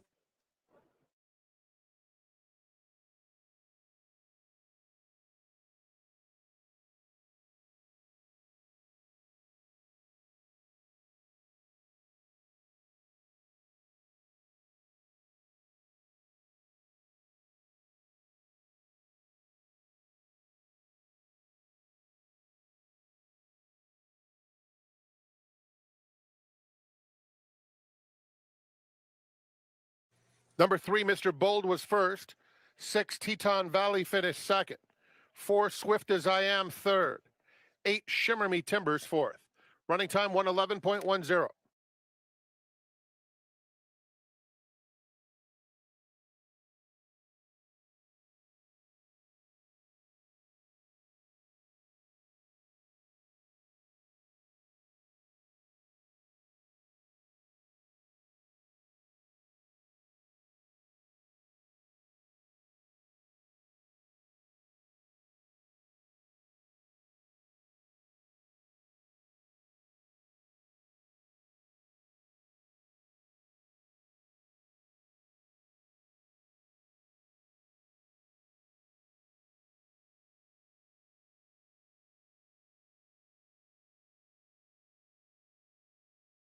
The same could be said for this point of the card. We hit 10 to 12 on the day, and we do follow. I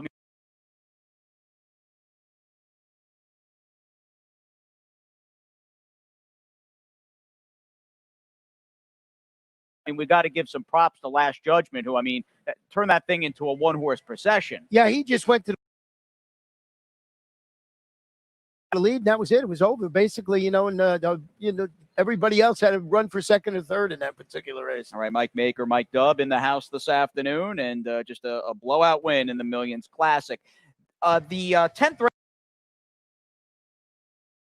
race today has the other box office star going in. There were two defending or potentially defending title winners on this program this afternoon. Noble Drama ran well, but was second best. Now it is the spotlight shifts over to the number 5 horse, An Extravagant Kid, who, although I think he's best on the turf, he's been an amazing chameleon throughout his career, where he's been a switch hitter and a two-way player. And you just need Ronnie to look down. The last time, in fact, he was on a dirt track is when he won this race 12 months ago. Yeah, he's just been equally adept on both turf and dirt, as you mentioned. He's a defending champ. He goes back to the main today. Quartet of tough losses against graded stakes competition when sprinting on the grass. So Brendan Walsh, Tyler Gaffleone, 6-time winner at the distance. I just think he looks awful good in this spot. And I wonder if Brendan said, look, we ran him 15 days ago on New Year's Day, and he lost a tough one against Imprimis in the Janus Stakes, but let's just take a shot. This might be a good springboard to jump back into some of the more marquee turf sprint stakes, because this horse is, I think, going to have a big 2021 as an 8-year-old. The 4 Super Stonehenge is the wild card and the X factor. He's got that crazy fast blowout dirt win in late March here, almost 2 years ago. In late March of 2019, he ran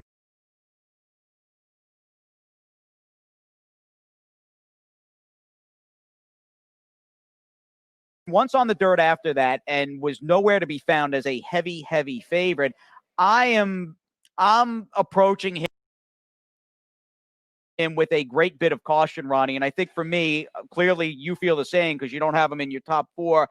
I just don't know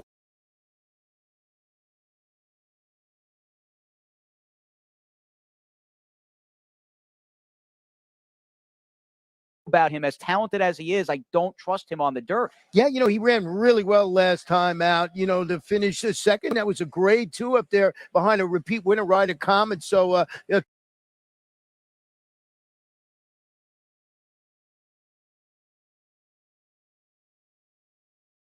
keying off that performance, you say yes, but that, as you mentioned, was on the tapetum surface up at Woodbine. I mean, it wouldn't be surprised if he ran exceptionally well in there. I want to watch one on the dirt as far as I'm concerned. All right, you're 5.932. I see you pitched the 8 Jackson, who I thought would be, and the way I drew up the race, I thought this hard-hitting son of Cantharos would be the main threat on the dirt. Of course, to Extravagant Kid. He's danced a lot of dances. He's done some nice things for trainer Jose Pinchin, and I'm a fan of Jackson. This is a really solid Florida bred. Yeah, he can run exceptionally well, and he's going to sit a really nice trip this afternoon. He was good last time out when he won that race up at Tampa, going 7/8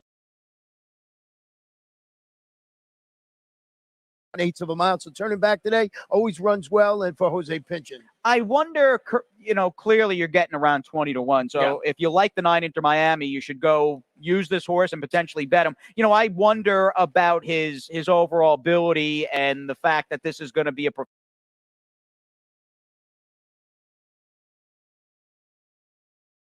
found test. But, I saw the same things you did, Ronnie, and I said, he is first-time Georgina Baxter in this spot. Yeah, he's the son of Big Drama, cuts back to 3/4. He's got speed, so I just wanted to get a little bit of a pricing here. He breaks from the outside. He's got Jose Ortiz in the saddle. I think he carves out a nice trip. Is he this ilk? We're going to find out. Indeed we are, and if he is, he's going to pay a pretty nice price, as all eyes on Extravagant Kid. And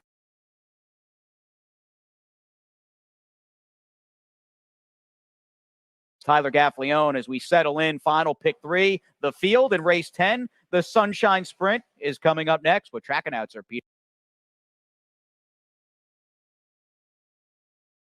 Aiello.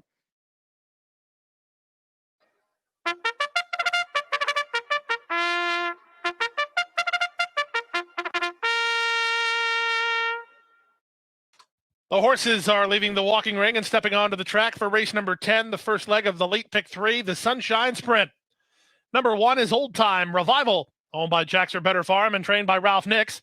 The jockey is Amisael Jaramillo. Number 2 is With Verve, trained by Larry Bates for Eric Worth. Paca Lopez in the irons. Number 3, Legal Deal, owned by Michelle and Lawrence Sargent, trained by Carlos David, written today by Iradertees Jr. Number 4 is Super Stonehenge, owned by Live Oak Plantation, trained by Mark Cassie, ridden by John Velasquez. Number 5 is Dars Incorporated's Extravagant Kid, trained by Brendan Walsh. The jockey is Tyler Gaffleone. Number 7 is Cajun Brother, owned by Shady Brook Farm, trained by Mike Yates, ridden by Miguel Vasquez. Number 8 is Jackson, owned by Tracy Pinch, trained by Jose Pinchin. The call to Luis Saez. Rounding out the field, number 9, Inter Miami, owned by Santa Rosa Racing Stable, trained by Georgina Baxter. Jose Ortiz, he has the call. That's the field to go postward in the Sunshine Sprint, 7 minutes away.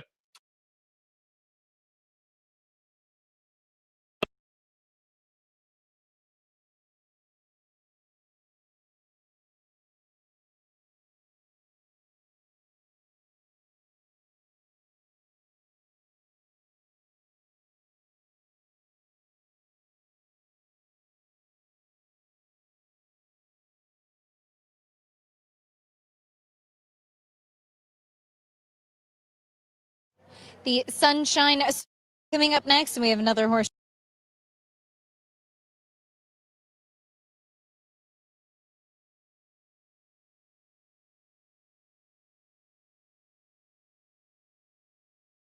Mate Ride a Comet, who's just been sensational now, 3 for 3 off a big layoff, coming back here winning the Tropical Turf last week. So he's been facing good company, but I don't mind him here in the dirt. He looks versatile overall. Again, he's really filled out quite well. He's been very sharp, and he's had a very strong warm-up out there from John Velasquez. Does have some natural speed to him too, and doing those circles behind the starting gate, oftentimes circles can help keep a horse's mind occupied, as he was very much on his toes throughout the preliminaries. The number 8, Jackson, he comes out of that Tampa race behind where he finished second. He's been keeping some good company and good competition, good form overall. This 5-year-old by Cantharos, who was the upset winner of the World of Trouble Sprint last year, with Luis Saez in the irons, who'll be back aboard today. He took him right from the pony, gave him a pretty strong warm up. He moved nicely out there. He's carrying good condition. I don't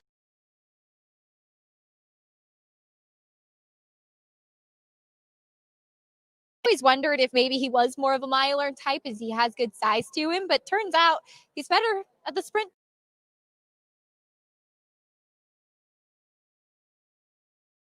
distances. So now making his 4th start off the layoff. I think 6 furlongs obviously suits him quite well, has a good record at the distance, and will turn back today and seems to be feeling good out there on track. Finally, the 3, Legal Deal, who did beat Jackson 2 starts back. Disappointing effort last time out. Now, he's a very lighter framed type of horse, a gelding by Kozan, and I think maybe that's an explanation. A couple of his best races have been on wet tracks, and his fast track win was for 12.5. But Carlos David has done well with him. He did win the Millions Preview 2 back on the wet tracks. We'll see if he's able to bring that into a big performance today, but he does strike me as the type that would just handle a wet track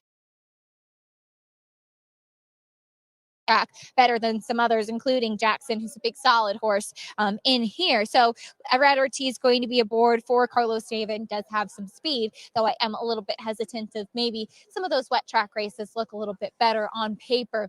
Does have some good competition to face. So today, your even money favorite, Extravagant Kid, looking to defend his title in the Sunshine Sprint.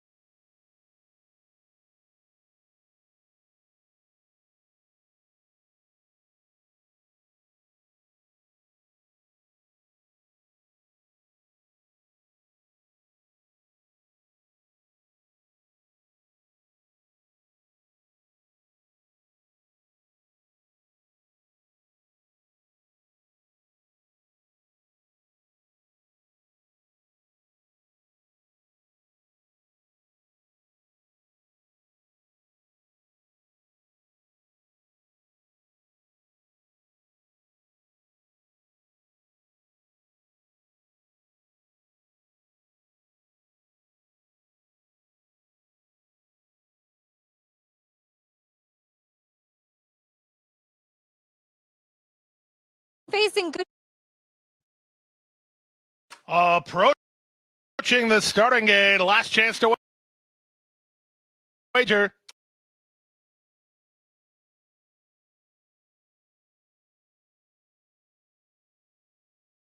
Doing those circles behind the start.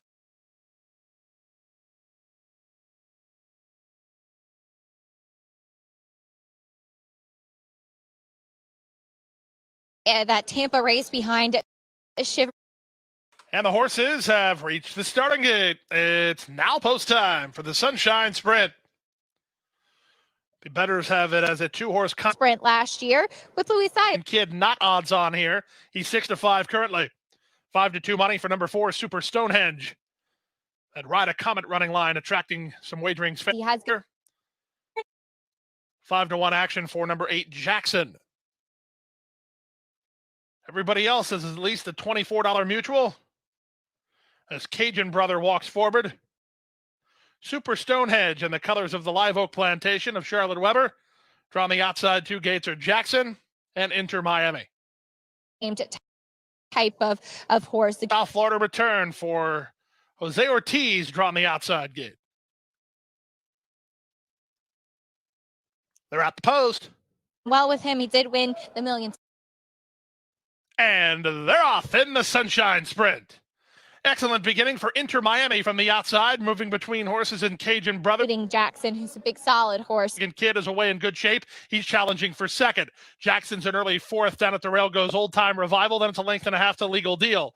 A gap of 2 to Super Stonehenge. And better on paper. They pass the half-mile pole and move to the far turn. Inter Miami leads 3 parts of a length. Jackson moves up on the outside of Extravagant Kid. They're second and third. Cajun Brother is back to 4th. Level, passed out wide by Super Stonehenge. He is gaining ground, but he's giving up a lot of ground wide on the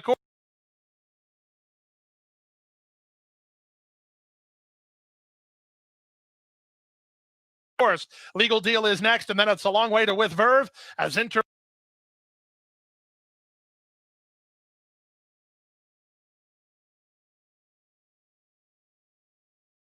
Miami continues to roll up front.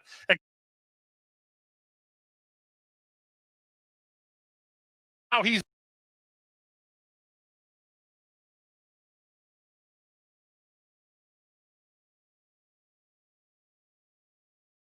on to take over. There's a 1/4 mile left to go. They better pick up their feet if they want to beat Extravagant Kid. He turns for home on top. A length and a half, second to the outside and Cajun Brother running home from Extravagant Kid has the lead. Cajun Brother trying to spring the upset on the outside, and here he comes now. Cajun Brother is gaining ground. 16th to go. Cajun Brother on the outside. Cajun Brother wins the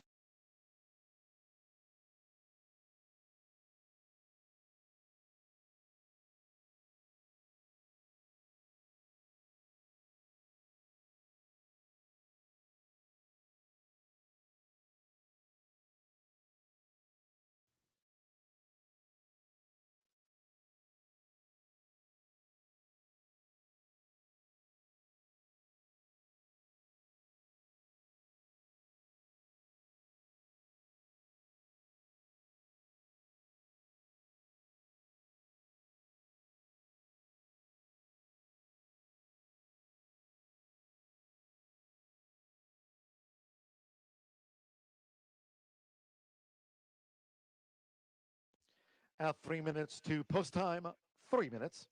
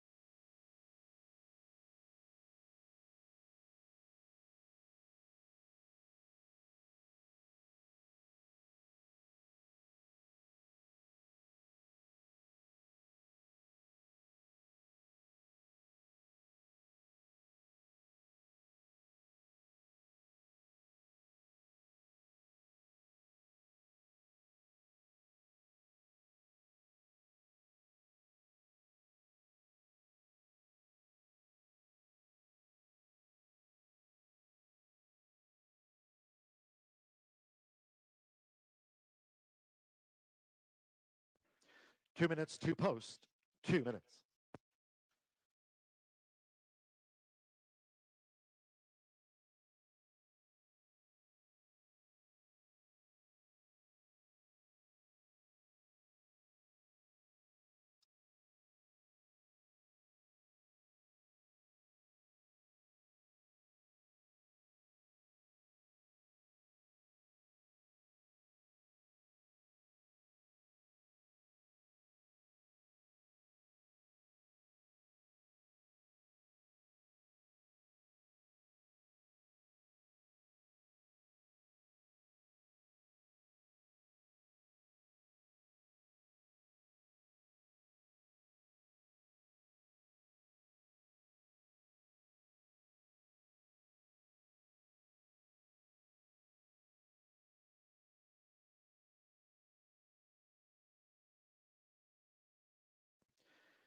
At 1 minute to post time.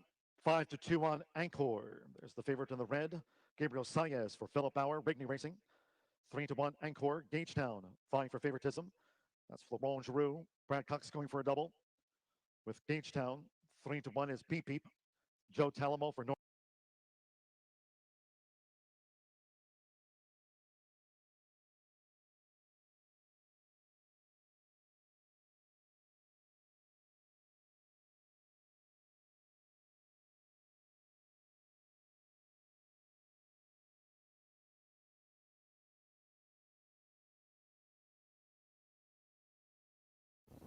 A este carrera no me voy a jugarme. Me voy a pasar este carrera.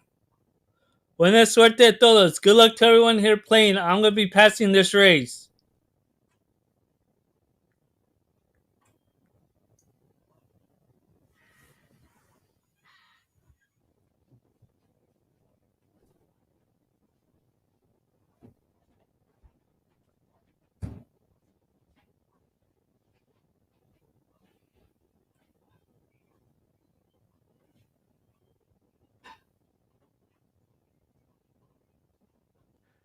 The horses are approaching the starting gate. Going down to the mile and a 16 start.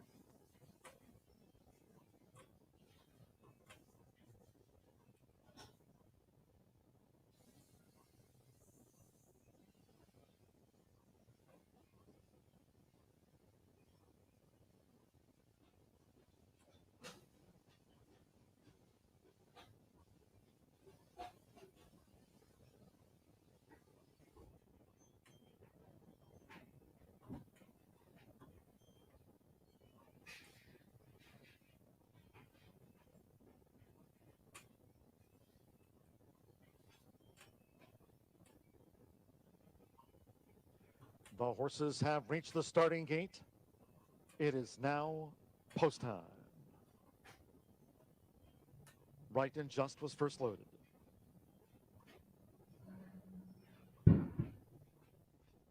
Mitch Morrow with the green sleeves. Remounting Right and Just. Gabriel Saez, Angkor, the rail draw. Has joined Right and Just. Brian Hernandez Jr., Manor House. Gagetown, Florent Giroux. Going for a double with Brad Cox after Folsom's win. Joe Talamo with Beep Beep. Miga Mena, AC Expressway like Beep Beep, both for Norm Kessie. Colby Hernandez with Cousin Larry. Now James Brown with Good First. The Carpe Diem Colt is in, 2 back. Shumbridge Mahan with Staying Out Late. One more Adam Meskitza with Ghost Lighter. Racing to 13 on Road to the Derby kickoff day here at the Fairgrounds. Mile and a 16th. All set. And the gate. And the rough. Right and Just strides out to the lead. Good First toward the inside. There's Gagetown, purple with the gold sleeves, taken back, and AC Expressway is close up. It's Right and Just who leads them into the clubhouse turn. Right and Just leads here from AC Expressway. Gagetown third toward the rail with Manor House fourth and only 3 from the lead at the 6.5. That's a breakable length and a half to Angkor, taken back at the inside and joined out wide by Good First as they go up the back of the track. Beep Beep The Eaton Blue with the brown belt is next, followed by Cousin Larry, Ghost Slider in the royal blue of Godolphin, and Very Rank. Staying out late needs to settle for Sean Bridgemahan. Has dropped back to 10th and last, recording 24.43 seconds, but now they're at the 4.5. It's right in just. AC Expressway is right there prompting that. Gagetown is handy in third. Manor House fourth. Anchor is fifth. Good First in sixth. Then Beep Beep in seventh. Cousin Larry from Ghost Slider and Staying Out Late remains last. Half mile in 48.82 seconds. They round the far turn, right in just. AC Expressway, right there on the outside, right in just by a half length. AC Expressway has been close up for Miguel Mena, followed by Gagetown, who's been pulled to the three path. Manor House under pressure. Cousin Larry gets a rail run as these three rolls turn for home. 3/4 in 113.09 with Mitchell Morrow. It's right and just looking to finish when he started. Right and just has built a 6-length lead in the last from Gagetown and Cousin Larry. They battle it out for second and third. Beep Beep and Ghost Slider, but past the 16th. It's right and just. Right and just strikes at 22-1. Won by 3. Gagetown was second. Cousin Larry third. Beep Beep, then Ghost Slider and Anchor.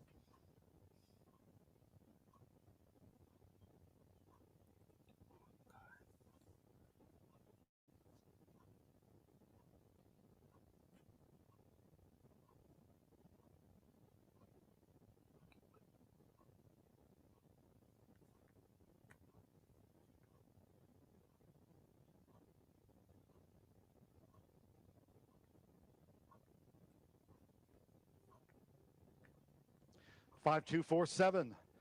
5 right and just was first.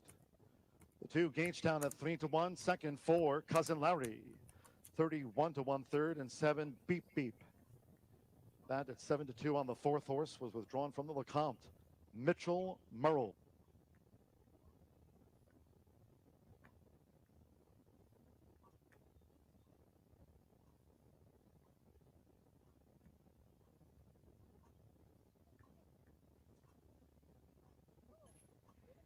Warren Showtime going in with Legs Galore.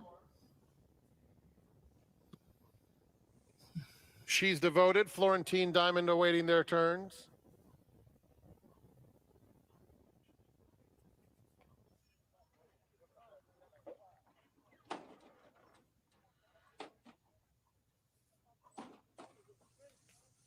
Mosi Cal.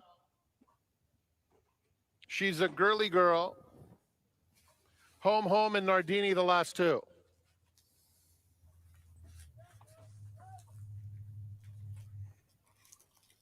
Nardini walking up for the Sunshine Millions. Filly and Mare Turf Sprint, presented by John Deere.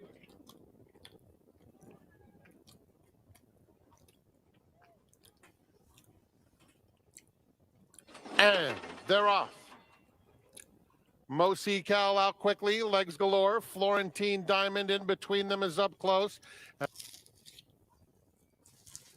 And home, Purple Cap outside. She's Devoted, close up, now taking fourth. Home backs off. A gap of 3 back to Hollywood Hills. Inside Nardini, Warren Showtime, and She's a Girly Girl. Legs Galore takes him past a half-mile pole with a 1-length lead. Florentine Diamond, Mosi Cal together as 1. And then She's Devoted by herself in fourth, about 4 lengths off the lead. Another 2 back to home, racing on the outside of Hollywood Hills. Then Nardini. Warren Showtime is 10 lengths off the lead, 4 in front of She's a Girly Girl. It's Legs Galore with a 1/4 of a mile to go, 3/4 of a length. Mosi Cal is in second. 2.5 more. Florentine Diamond third. Home, Nardini on the far outside. Between horses, Warren Showtime looking for room and trying to launch a bid, but it's still Legs Galore strong up top.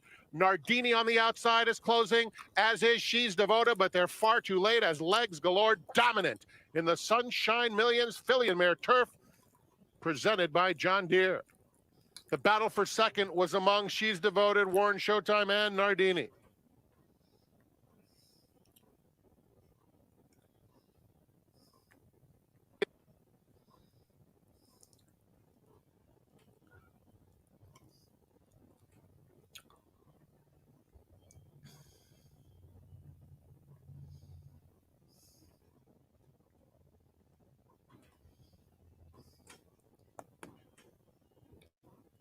Two legs galore was first, 9 Nardini second.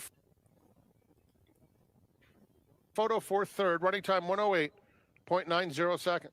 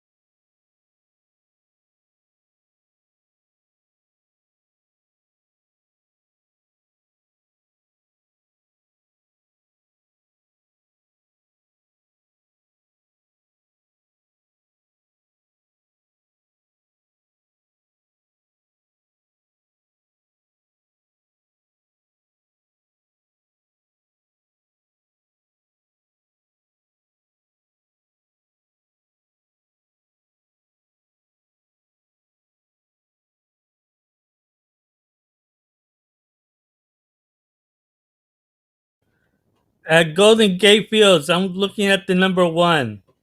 I like that one at a price.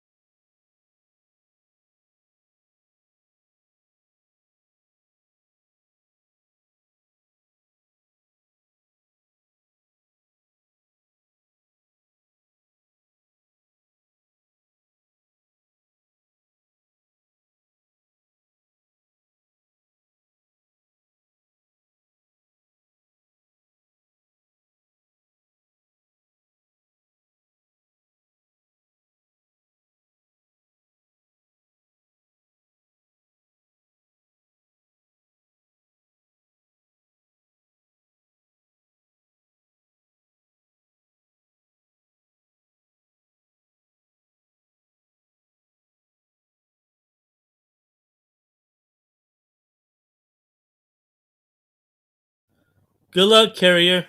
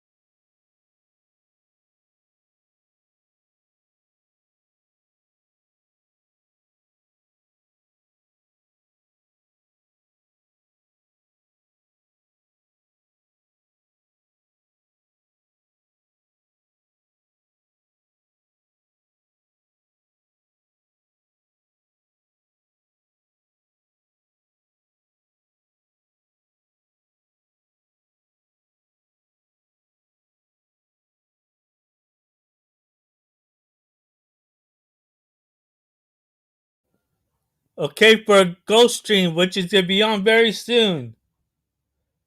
For Gulfstream in 4 minutes. In race 11.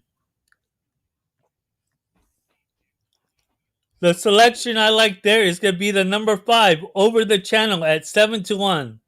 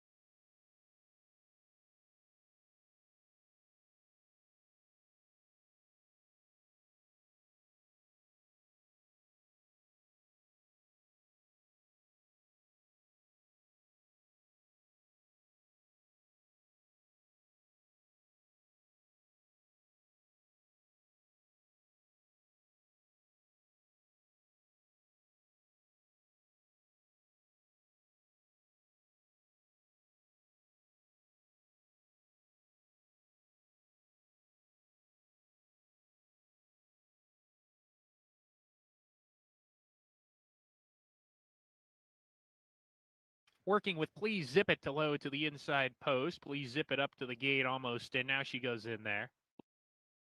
Gifty, post position number 5, the next up.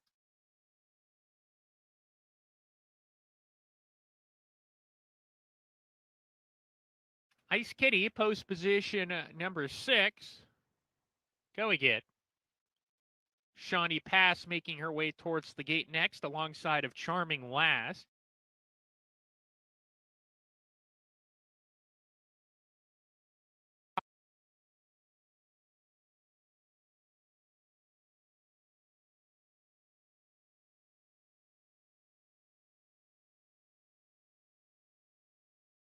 Random Pleasure, post position number 7.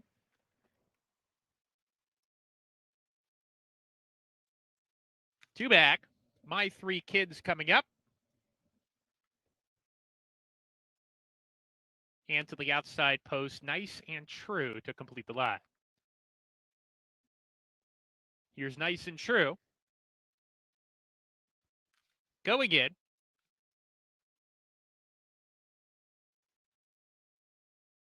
We're ready to go. And we're off. Nice and True on the far outside, wins the start, speeds away, and leads by a length and a half. Please Zip It in the second spot. Ice Kitty makes her way into third. Charming Lass is next, followed by My Three Kids and Shawnee Pass. Random Pleasure on the outside, about 6 lengths behind in the second last spot. And Gifty off a step slowly from the gate is trailing with a half mile to go. Please Zip It moves forward on the inside, has room to come and challenge Nice and True. And those two are together up top, Nice and True with her blinkers in front. Please Zip It right with her. A length and a half to Ice Kitty. The favorite's got no excuses today on the class drop. Charming Lass under a hard ride, retreating, losing the 4th spot to My Three Kids, who's on the move. In a tight spot there, tries to angle outside, finds daylight there, and is in the 4 path off the turn. Shawnee Pass was passed by her. The other two are well out of it as they come down the lane. Nice and True, still the leader, and puts 2.5, 3 lengths on her competition. My Three Kids continues a sustained run up into second. Ice Kitty, not her day today. She's with Please Zip It, battling for third. Random Pleasure for a minor award, but Nice and True dashing away under Asael Espinoza, and she won by 5 lengths. A run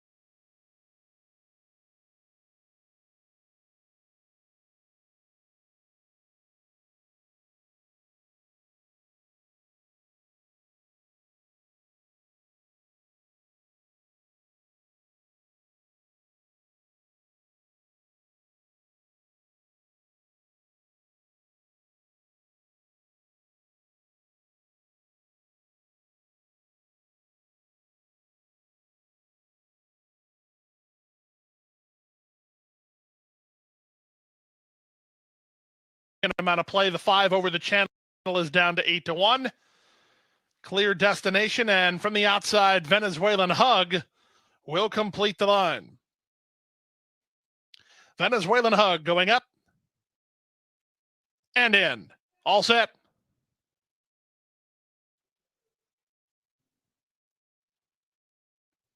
And they're off in the Sunshine Turf, a mile and a sixth from the on the turf. Proven Strategies away very quickly, and he establishes the early pace from Monforte, who moves to take second. Max KO on the train third, and these three are going quickly. They've opened 4 on Clear Destination, who's down at the inside fourth.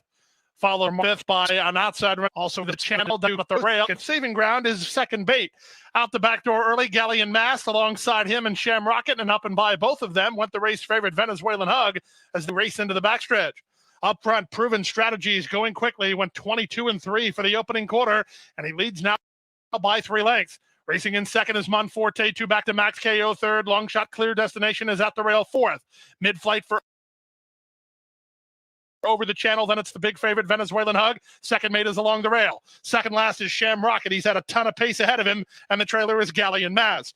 That's the 9 of them, half a mile from home. The opening half mile was wicked, 45-4. Proven Strategies letting it all hang loose. He leads a length and a half. Monforte is second. Max KO together with Clear Destination third and fourth. Venezuelan Hug gets started outside of over the channel, then second mate and Shamrocket. Galleon Mast is still last, and Proven Strategies is still first. Proven Strategies has been paving a quick path up front. From the outside, Max KO 4 wide. Here's Sayas on the big favorite Venezuelan Hug. Paco trying to get lucky with Galleon Mast, who slides through at the rail. They're at the top of the stretch, and they fan across the course with Proven Strategy still the target. Shamrocket loose from charging from the outside. So is Venezuelan Hug, and trying to split horses second mate. 16th to go. Venezuelan Hug is surged to the front. Shamrocket on the outside. Monforte and Proven Strategies, but it's all Venezuelan Hug. Venezuelan Hug beat Shamrocket by a length. It was close for third, either Monforte or over the channel in 140 flat.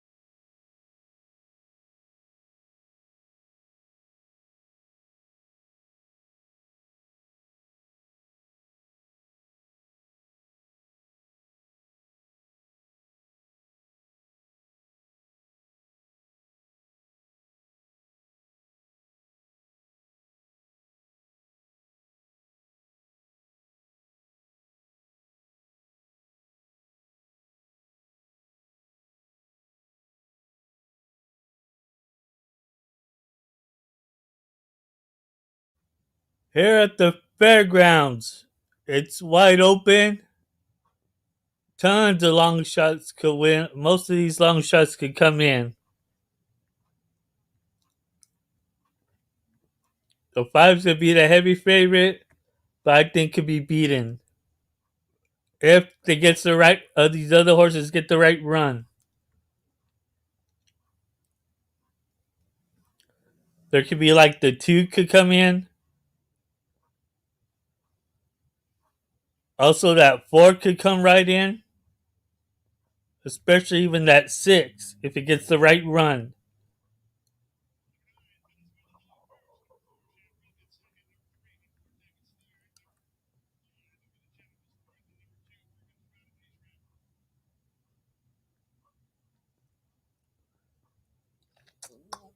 That 4 would be good. I'm going to add that in the exacta.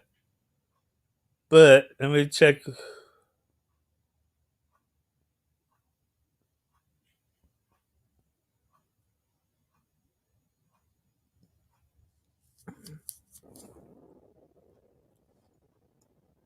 I'll possibly do a 478 here at Fairgrounds.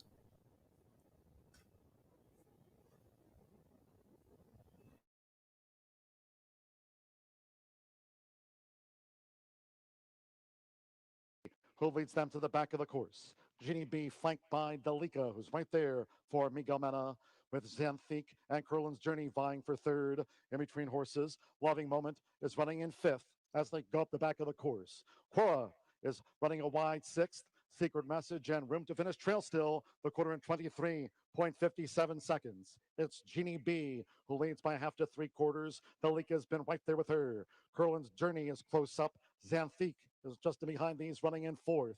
Room to Finish with a bold move, looks to gain at the rail, but held up off of Jenny B's heels as they go to the far side of the Fairgrounds course. Then comes Quora. The trailers are Loving Moment and Secret Message, half mile in 48.34 seconds. Genie B, Dalika, and Curlin's Journey joins in for Aubrey Green. And these three leaving the far turn. Room to Finish up the inside. 3/4 in 112.60 seconds. Genie B holding on to this lead. Dalika battles between horses. Room to Finish. Curlin's Journey. And here comes Secret Message, who's charging hard as they come past the 16th. It's Secret Message who's up to take the lead. Room to Finish got through inside of Genie B with Sean Bridge-Mahan. It's Secret Message to win the Marie G. Krantz Memorial. Room to Finish, Genie B, Xanthique, Dalika. After that was Loving Moment. The last two to pull up were Curlin's Journey, who loomed at the quarter pole, and Quora.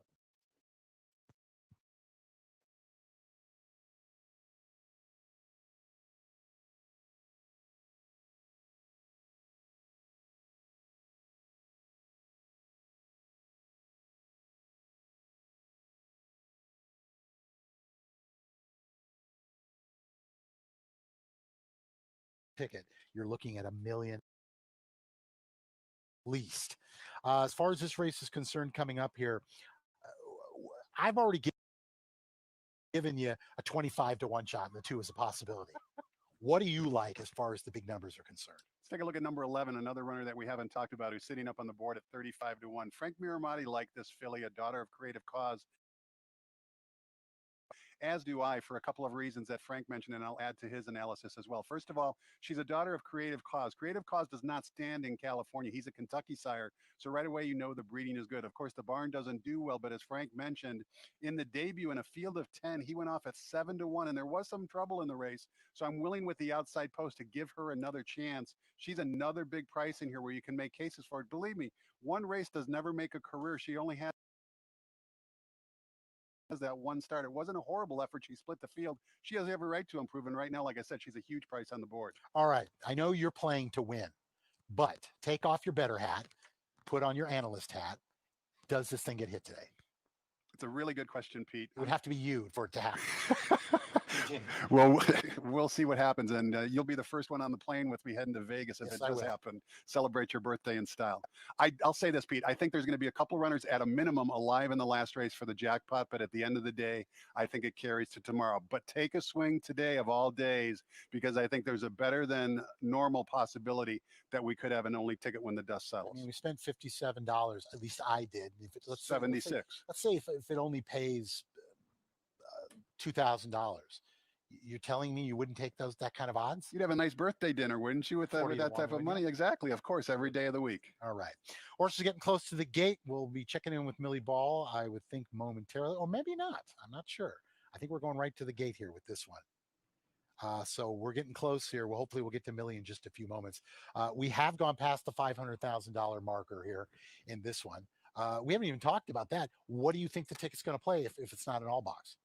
Great question, Pete. Again, there's so much variance in what can happen. All you need is one or two long shots to win, and suddenly it's going to pay a lot. Let's put the over/under at $9,000. All right. Well, Millie Ball standing by the gate. Millie, we have our tickets in. What about you? Very tricky race in this particular race. Complete control. I think first time Lasix taking the dropping class to a level that you can see the Ed Freeman filly has been effective at. So for me, I'm going to hone in on complete control.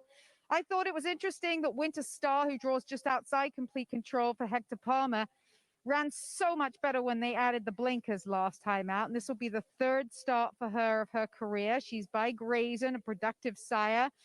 I also thought the 7 was an interesting angle. Pratt, first time out for Brian Coroner.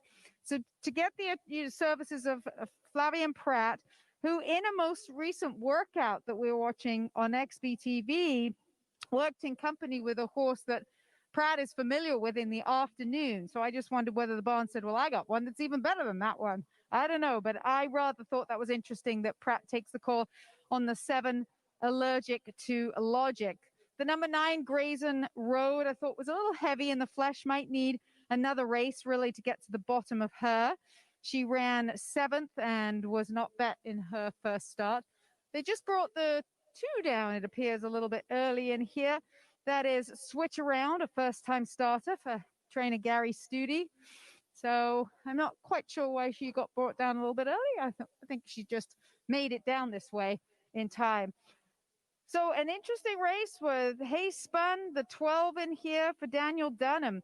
Gets the 7th round apprentice and looked fabulous going by me. This 3-year-old filly, she's really a stocky looking filly. And she wasn't bet at all in her first start, but I think looks sometimes can be a little bit deceiving. Maybe the 12, an outside shot in here. So that's the field. They have made their way down to the gate. I'm going to leave it up to Frank Miramati for the load and call of race number 5. The horses are approaching the starting gate. Pick 6 pool over 600,000 now, but it is guaranteed to pay $1 million if you're a single ticket winner.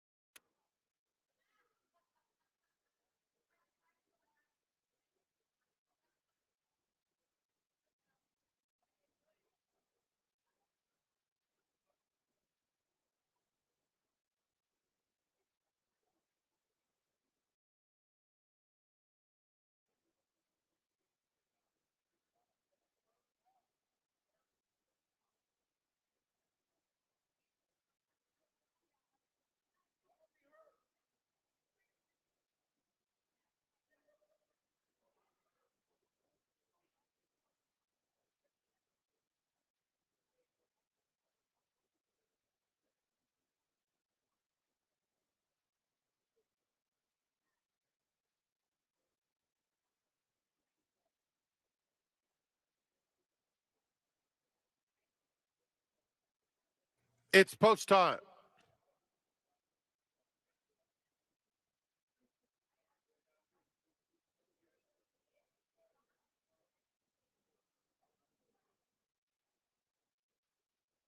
Loading in the gate for the 5th.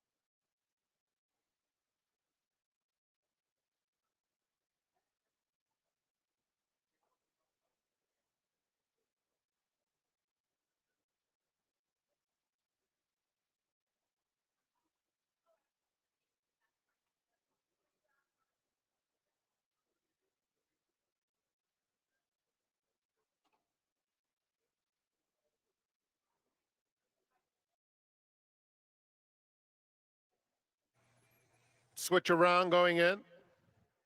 Later days.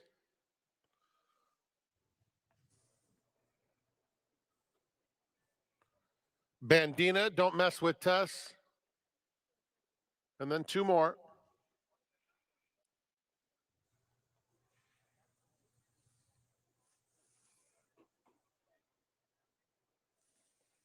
After complete control, we've got Winter Star and Jeannie B.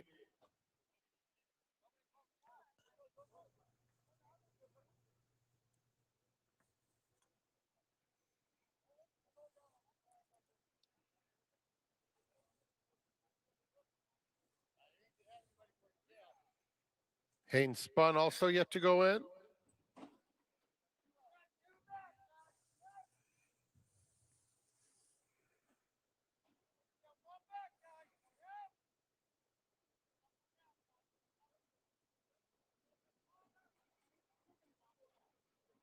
And a restless runner or two toward the outside, including a Haynes Spun.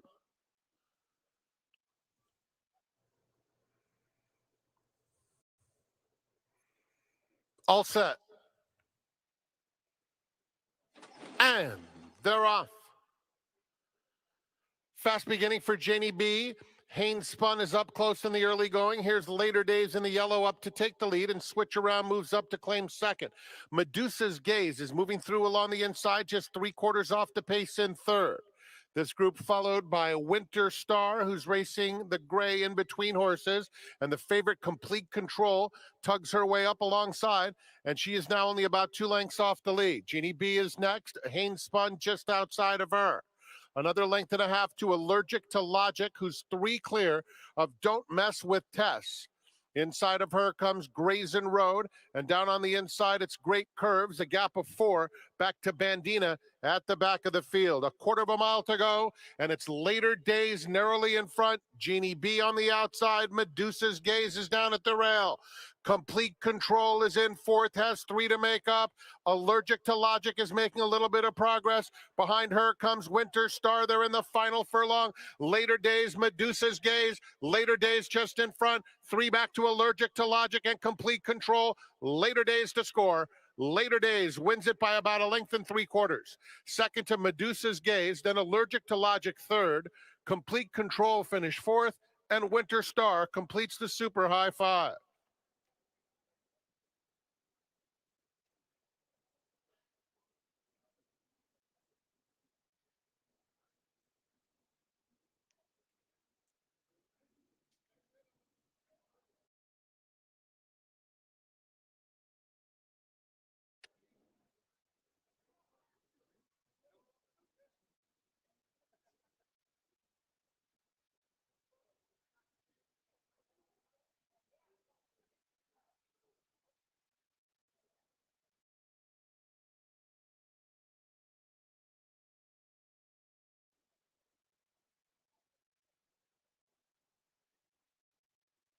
Three Later Days was first. 1 Medusa's Gaze second. 7 Allergic to Logic ran third. 5 Complete Control was fourth, and 6 Winter Star fifth.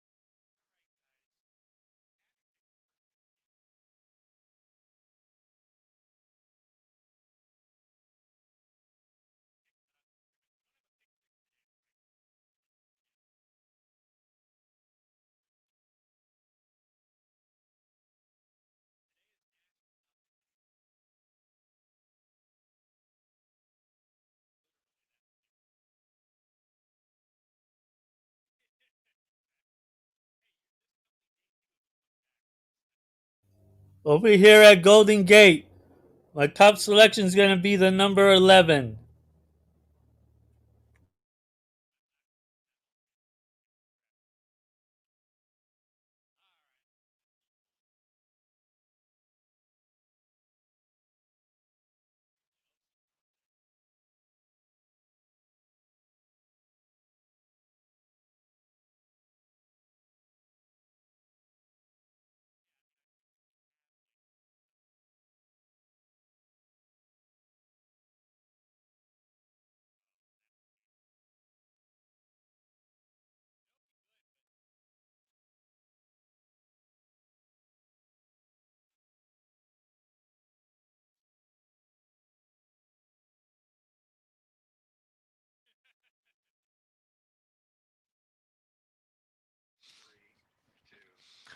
All right, folks. Last leg of the early pick 4, early pick 5. If you're still alive, good luck to you. And we're going to see what happens here because it's an interesting race here. I made an $8,000 claiming group, fillies and mares, a lot of professional maidens. One of them, at least, is going to break their maiden today. Unless we get a dead heat, we might see two. But one of these mares or fillies is going to break their maiden today. Let's talk about this race. The pick 6 starts here, and the pool begins anew. I don't have a pick 6 ticket for you today. I spent a good amount on that pick 5, want to sort of focus on the pick 4. So I'll give you a pick 6 tomorrow, but good luck if you're playing. That pool will continue to grow as the minutes tick on. This is jackpot bet. B. Einstein, number 6, 7-5 on the board right now for the Jesus Ramos barn. And she's run some good races, including last time out where she ran second to Well Done Sally at this condition. Her due-back effort at this level was not good, stalked the pace, and was well back at the finish line. But this is a gal that likes to be close to the pace. That day she tries stalking, didn't really work. I think she's at her best where she's right there close to the lead. So I think Evan Roman's going to put her up close to the pace today. B. Einstein, for me, is the one to beat. I think you look on paper, she's one of the fastest fillies in the race, and her best run can win. But I don't know if you can trust her, and that's why I spread in this race in the early pick 5 sequence. Now, the second pick for me is number 11, Chris is Ready, 9-2. Not surprised this mare is getting bet. 2 starts ago, she ran at Golden Gate Fields on the turf and ran third in a maiden $25,000 condition and ran well that day, stalking the pace. Last time out, she went to the lead, dueled on the lead entering the far turn, got a clear lead early, and this last run came on the Tapeta. She weakened. I wonder if maybe Frank Alvarado this time around is going to get her to stalk like he did 2 starts ago. There wasn't a lot of pace in that last start. I remember that, so I wasn't surprised that Frank sent her to the lead. But sometimes horses go to the lead, you try it, and for whatever reason, they're just not quite as effective as when they stalk the pace. So I'd like to give her another chance. If she can run back to her 2-back effort, yes, it was on the turf. Yes, it was against Tougher. But I think she merits a lot of respect in here. And she was 10-1 on the morning line. She's 4-1 right now. So Chris is Ready. I see what a lot of other people see, which is that her 2-back effort is good enough to win this race, and I think you've got to take a look. Maybe she'll stalk and have a little more for the stretch run. Number 7, Clotchard Street, the first long shot. We saw that with 12 minutes to post, and I like this filly actually in here, and I like that angle, the first long shot, and that tells us that our friends at First Index and First Bet have identified this filly as a phenomenal long shot play. They've done a lot of studies on the first long shot too, and these first long shots, the algorithm works because these selections hit the board twice as often as other long shots. And I think Clotchard Street at 15-1 has a great chance in here. She comes off a 3rd place finish and finished behind B. Einstein, 3 lengths behind her for second, but she's run some good races, including 3 starts ago for maiden 12-5 where she lost by a neck. She's a little bit inconsistent, but her best race puts her in the hunt. So at 14-1, I'm crossing my fingers, hoping that she can run indeed her best race, and maybe she's got a good chance in here to be competitive. Perfect Edition, number 5, the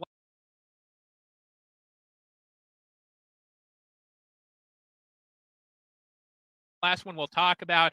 She's back to sprinting. She's only sprinted once in 12 lifetime starts. She ran 3rd, beaten 8 lengths from 8-8 in the career debut sprinting. Doesn't have a lot of early speed when she sprints. Her speed figures sprinting are good enough to be competitive here. She's a real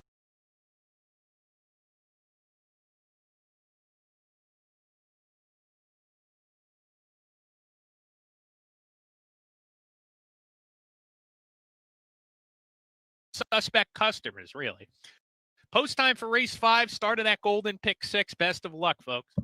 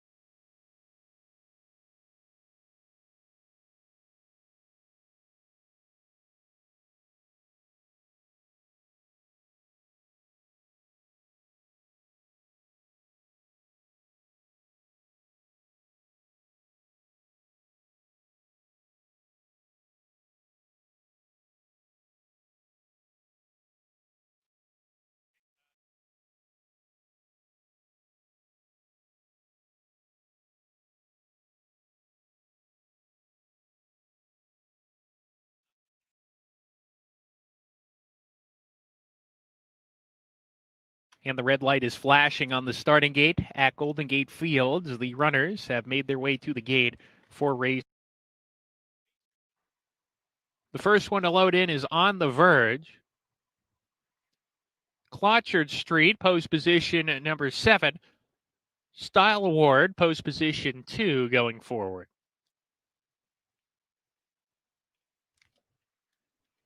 Pacific Silence about to come up. And so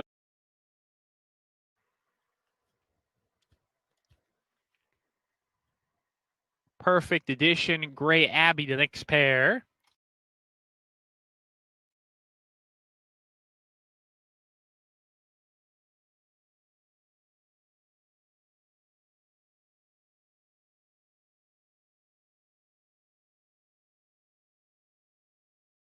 Chris is ready, third last. 2 back. To the outside post, French Tudor. And to post position number 8, last leg of the early pick 4 early.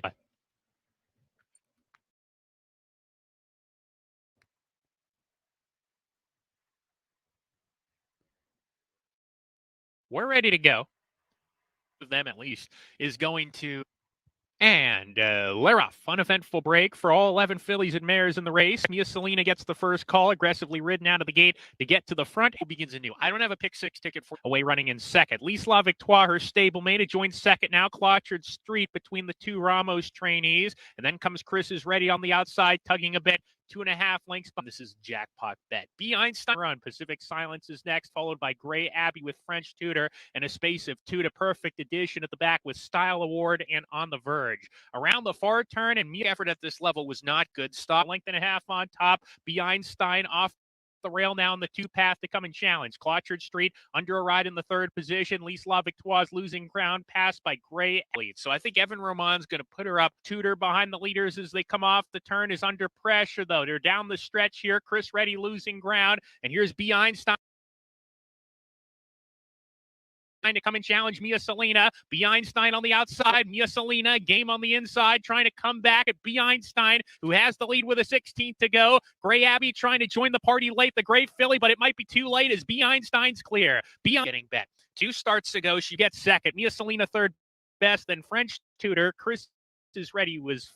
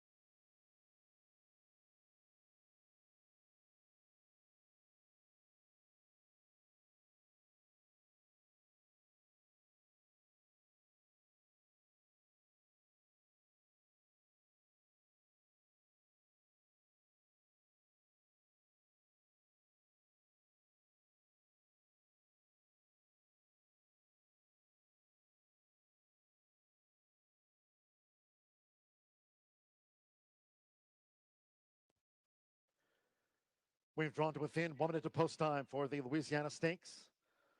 Grade 3 and a mile and 16 starts in all stakes pick 4. Current pool over $171,000. All stakes pick 4 pool fast and firm. 8 to 5 on last year's Louisiana Derby winner, Wells Bayou. Longeroux from Brad Cox, 8 to 5 favorite. There's Wells Bayou.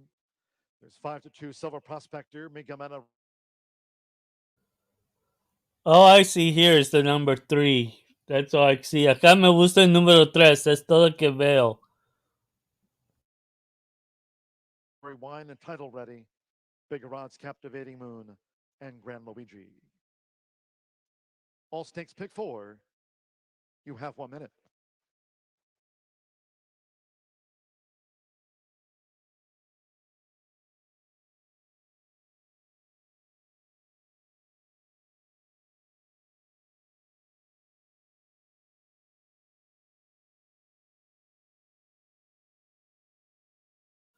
I'm showing the Fairgrounds because at Gulfstream they're going around the same time. So I'm not going to be able to switch it back and forth right away. This is a much bigger stakes race than at Gulfstream. So that's why I'm showing Fairgrounds instead. Este es más grande carrera de allá del Gulfstream. So este es porque me estoy siguiendo la Fairgrounds.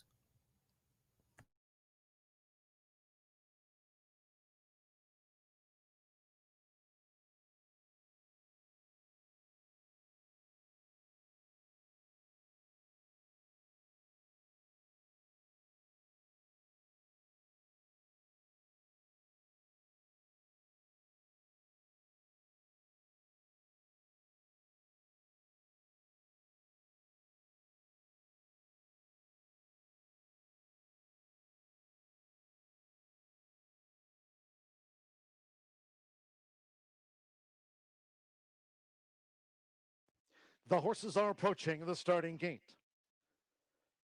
$194,000 plus.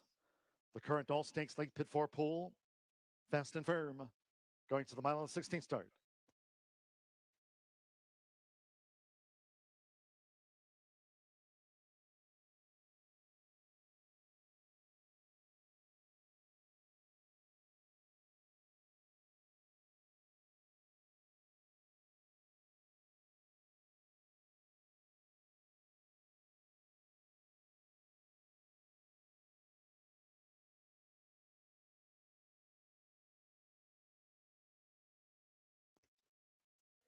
The horses have reached the starting gate. It's post time for the Louisiana Stakes. Loading Colby Hernandez with Grand Luigi on the Champions Day Classic here at the Fairgrounds. Now Adam Skitza with Blackberry Wine, Black Gold Chevrons, join Grand Luigi. Captivating Moon, Sean Bridgemahan riding for a stakes double.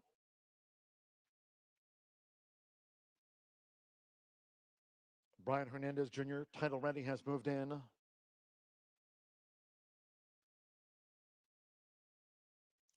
Wells Bayou, 8-5 favorite.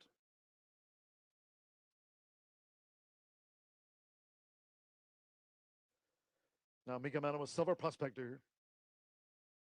Florent Giroux in the 2020 Louisiana Derby winner, Wells Bayou, and one more. James Graham with Sonneman. It's a grade 3 at a mile and 16th. They're in the gate.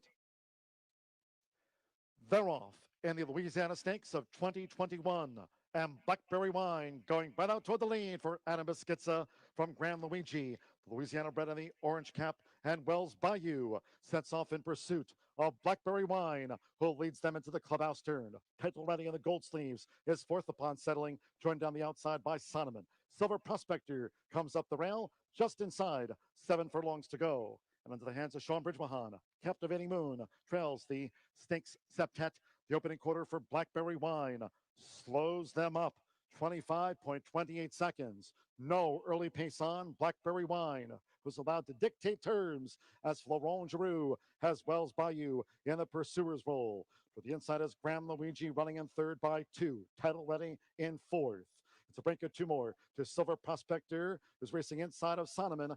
Captivating Moon remains last. They go past the half-mile pole.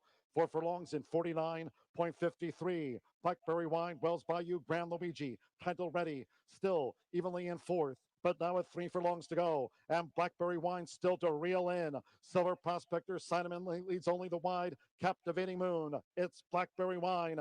Wells Bayou's been right there as shadow. Blackberry Wine arrives at the quarter pole with a 2-length lead. 3/4 in 1 minute 13.91 seconds. Blackberry Wine leads Wells Bayou, who's in full stretch. Title ready now. Takes his shot on the outside in the furlong grounds. It's Blackberry Wine roused. Title ready. Wells Bayou's third. Sonneman and Silver Prospector. Here's title ready for Brian Hernandez Jr. Gets the lead close to home. Title ready on top.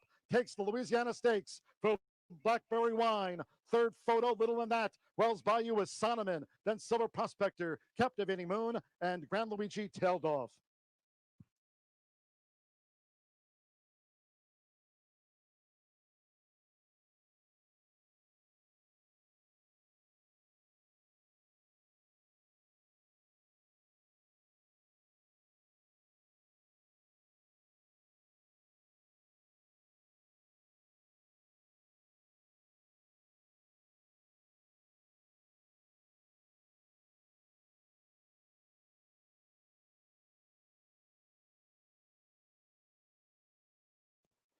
6:489.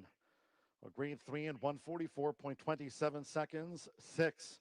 Title ready. 5-1 first. 4 Blackberry Wine. 3-1 was second.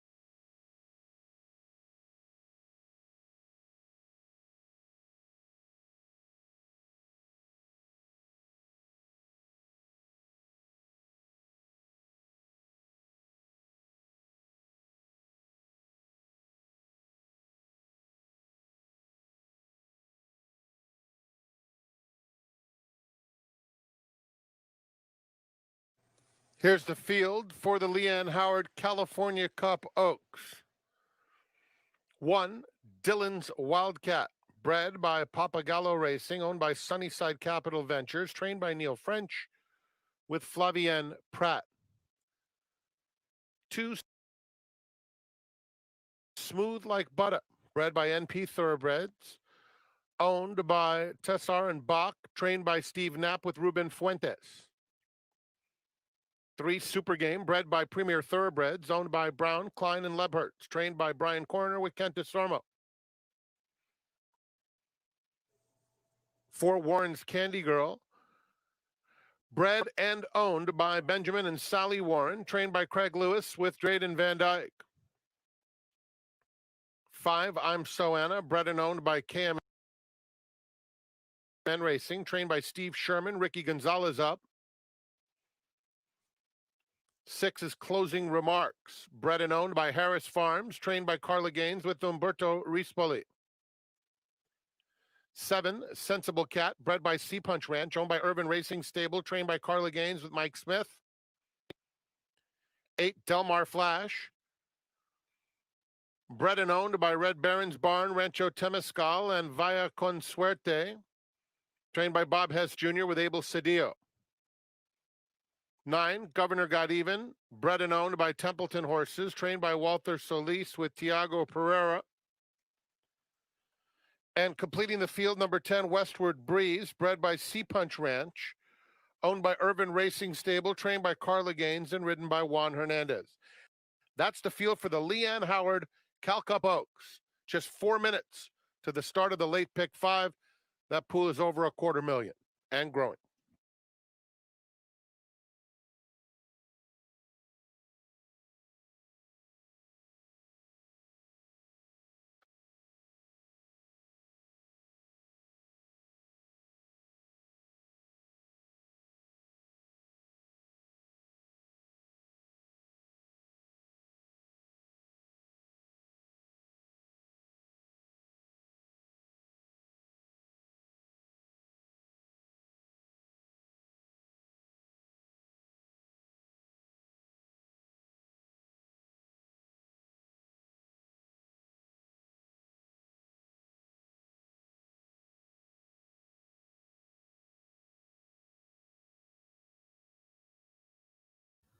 My top pick here at Santa Anita is going to be the number 10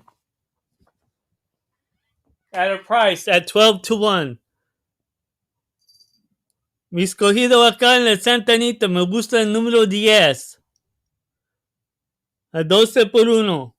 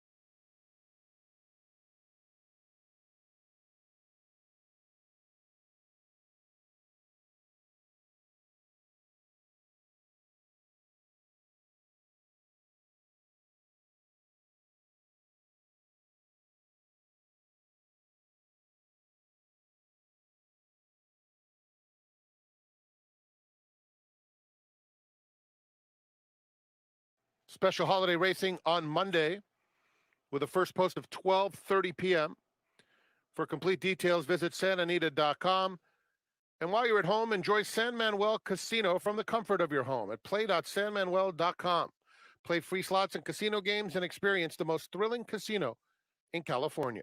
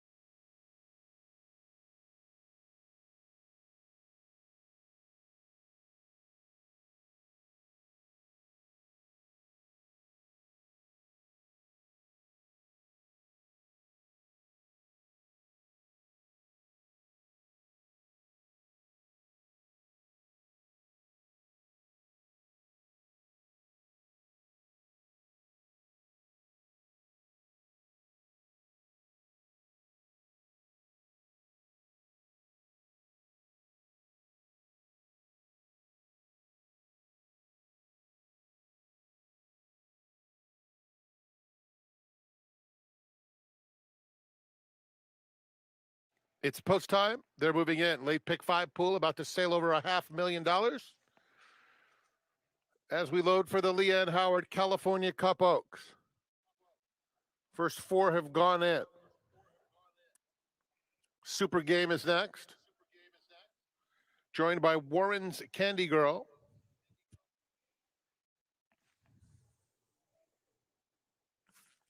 Delmar Flash. I'm So Anna. Sensible Cat was acting up, trying to calm down now, and is doing so. Last one to load is Westward Breeze. They're in the gate. Movement from Delmar Flash. And once again, Sensible Cat acting up.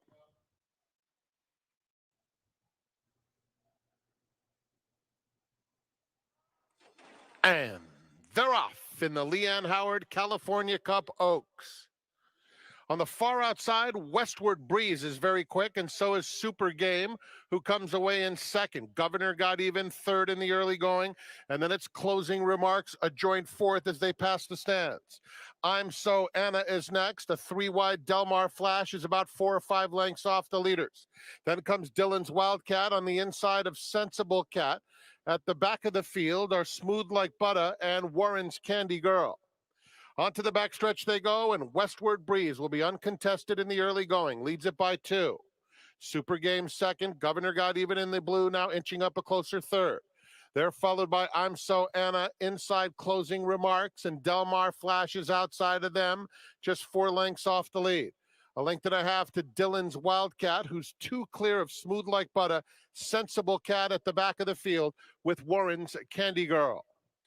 Around the far turn they go, and Super Game takes over, quickly putting a length and a half on Westward Breeze, who's under siege.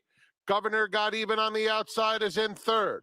2.5 more Closing Remarks. I'm So Anna is next. Now Sensible Cat is starting to rally wide in the red colors, has about 6 to make up at the top of the stretch, where the lead belongs to Super Game, a 2-length cushion. Here's Closing Remarks, now closing strongly, as is Dylan's Wildcat on the outside. Sensible Cat outside of them. Closing Remarks takes the lead in the late going. Here's Warren's Candy Girl from dead last into second. Closing Remarks wins the Leanne Howard California Cup Oaks.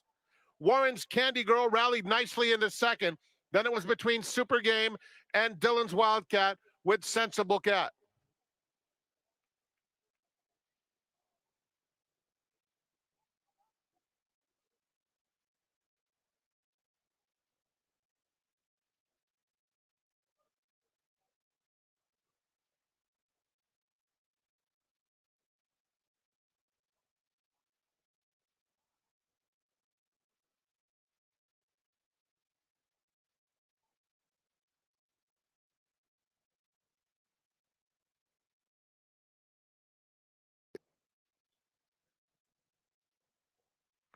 6, Closing Remarks was first.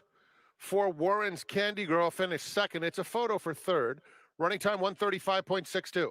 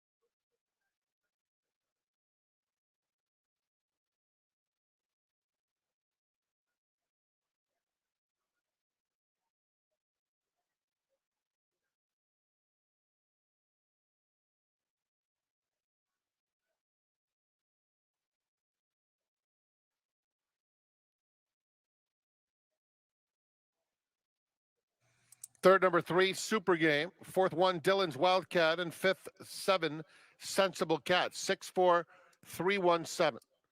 In front of the Run Happy winner circle, number 6, Closing Remarks, a 3-year-old chestnut filly by Vronsky out of Orange Cove. Owned by Harris Farms, trained by Carla Gaines, and ridden to victory by Umberto Rispoli. Closing Remarks was bred in California by her owner, Harris Farms.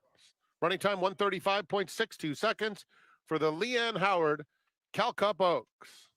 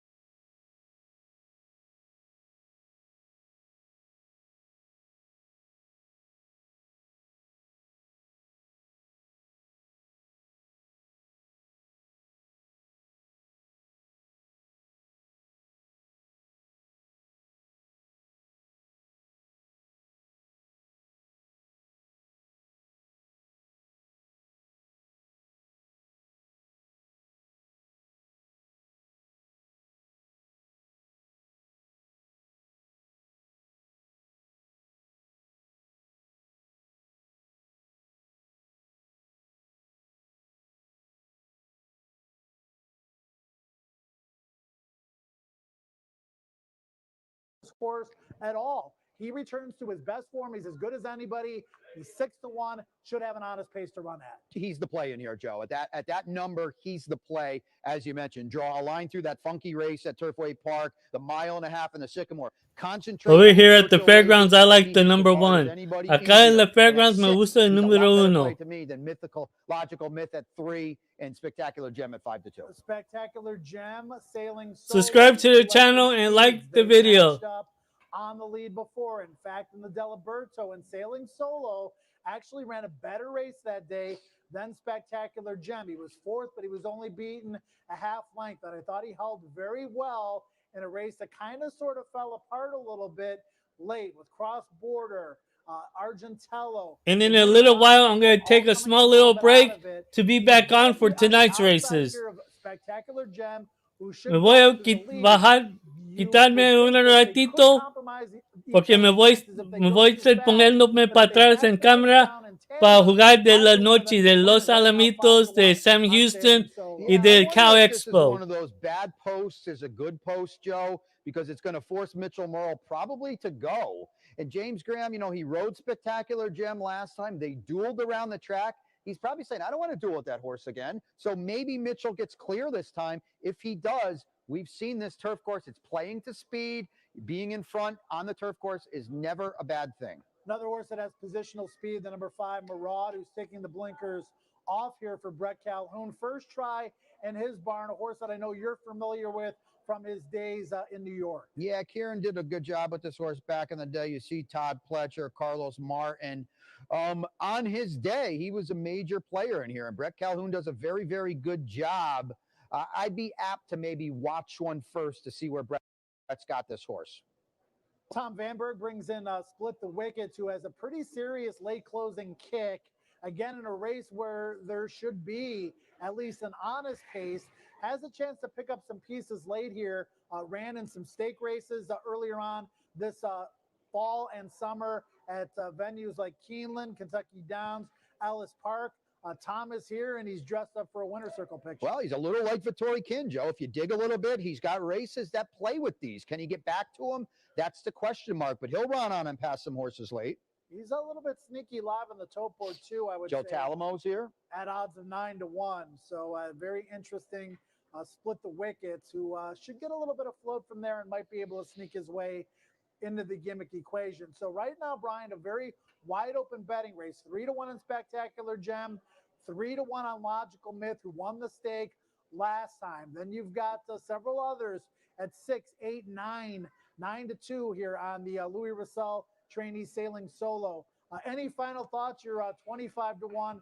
You've got the longest shot on the board. The final thought is this is a pick 5 maker. If you can get a 6-1 home here, it might play like 12, 15-1. By the way, Joe K, 323 in that late pick 5. Big number. Big number, and some prices in the first two legs that weren't huge prices, but they were good prices. And Secret Message, and of course, the most recent winner of the Louisiana title ready was going to play better than a 5-1. Beaten favorites too. Delika, a strong, heavy favorite. Wells Bayou, obviously. So not only are you getting good priced winners, you're also getting a lot of horses that were well back, falling by the wayside. That's how you make a good pick 5. I think we're on our way to it now. 6 minutes of post time for race number 11, the fourth stake race on the day, as the Colonel E.R. Bradley combatants will head out onto the racetrack momentarily. Don't forget, we've still got the Silver Bullet Day and the Lecomte yet on our agenda here on Road to the Derby kickoff day at the Fairgrounds. The best of luck and enjoy the Colonel E.R. Bradley.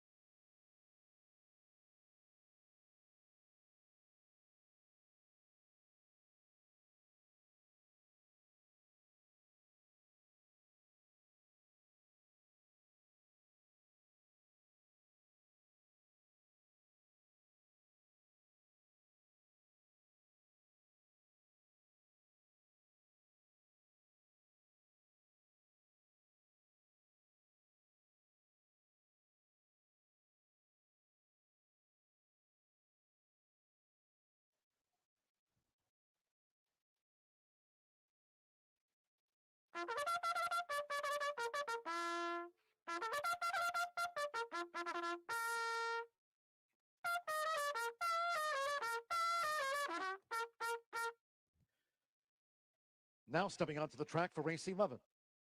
This is the final turf race of the day. It's the Colonel E.R. Bradley Stakes, a mile and a 16th over the firm Stolson Turf Course, 9-run. Scratch 3, Captivating Moon. Run in the Louisiana Stakes and take out 11, Mr. Misunderstood. Happy retirement to him. Scratch 3 and 11. 4 Big Agenda, Florent Giroux rides 4 Big Agenda. Here they are, the 1, GPS Racing's Logical Myth. Joe Sharp trains the Buddy Diliberto Memorial Stakes winner with Adam Beschizza. 2 is My Boy Jack for Don't Tell My Wife Stables, Monomoy Stables LLC, and West Point Thoroughbreds LLC. Gabriel Saez for Keith DeSormo, scratch 3. 4 is Paradise Farms Corporations and David Stawdocker's Big Agenda. Florent Giroux rides for Mike Maker. 5 is Collinsworth Thoroughbred Racing LLC's Maraude. Trained by Brent Calhoun, Mega Mena rides. Here's the 6 Vittori Kin, owned now by Alistar Fife, trained by Mike Stidham off Acclaim with Brian Hernandez Jr. 7, Running Down a Dream Stable LLC, Split the Wickets. Tom Vanberg trains the Junkie Joe Talamo. 8 is Candy Bakers, Spectacular Gem, White Purple Sash. Jimmy Baker trains, partnered again with James Graham. Number 9, JSM Equine LLC's Peace Achieved, trained by Mark Kessie in Declan's Carroll's hands. And here's 10, Sailing Solo, Black, Titanium Lightning Bolts, a cherry cap for Louis Roussel III with Mitch Murrow. Scratch 3 and 11. Exacta, trifecta, superfecta, double, final pick 3 on a stakes-laden day. The Colonel E.R. Bradley Stakes was due off now.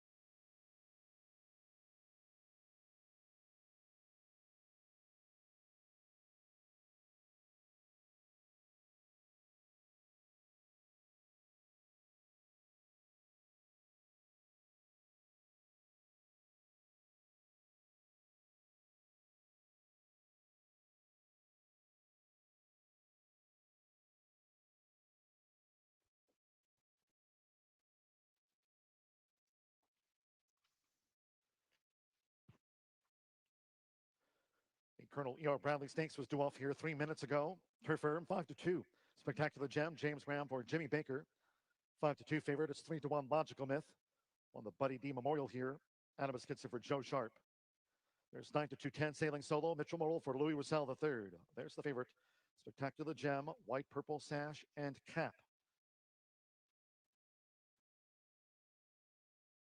Making their way down toward the start.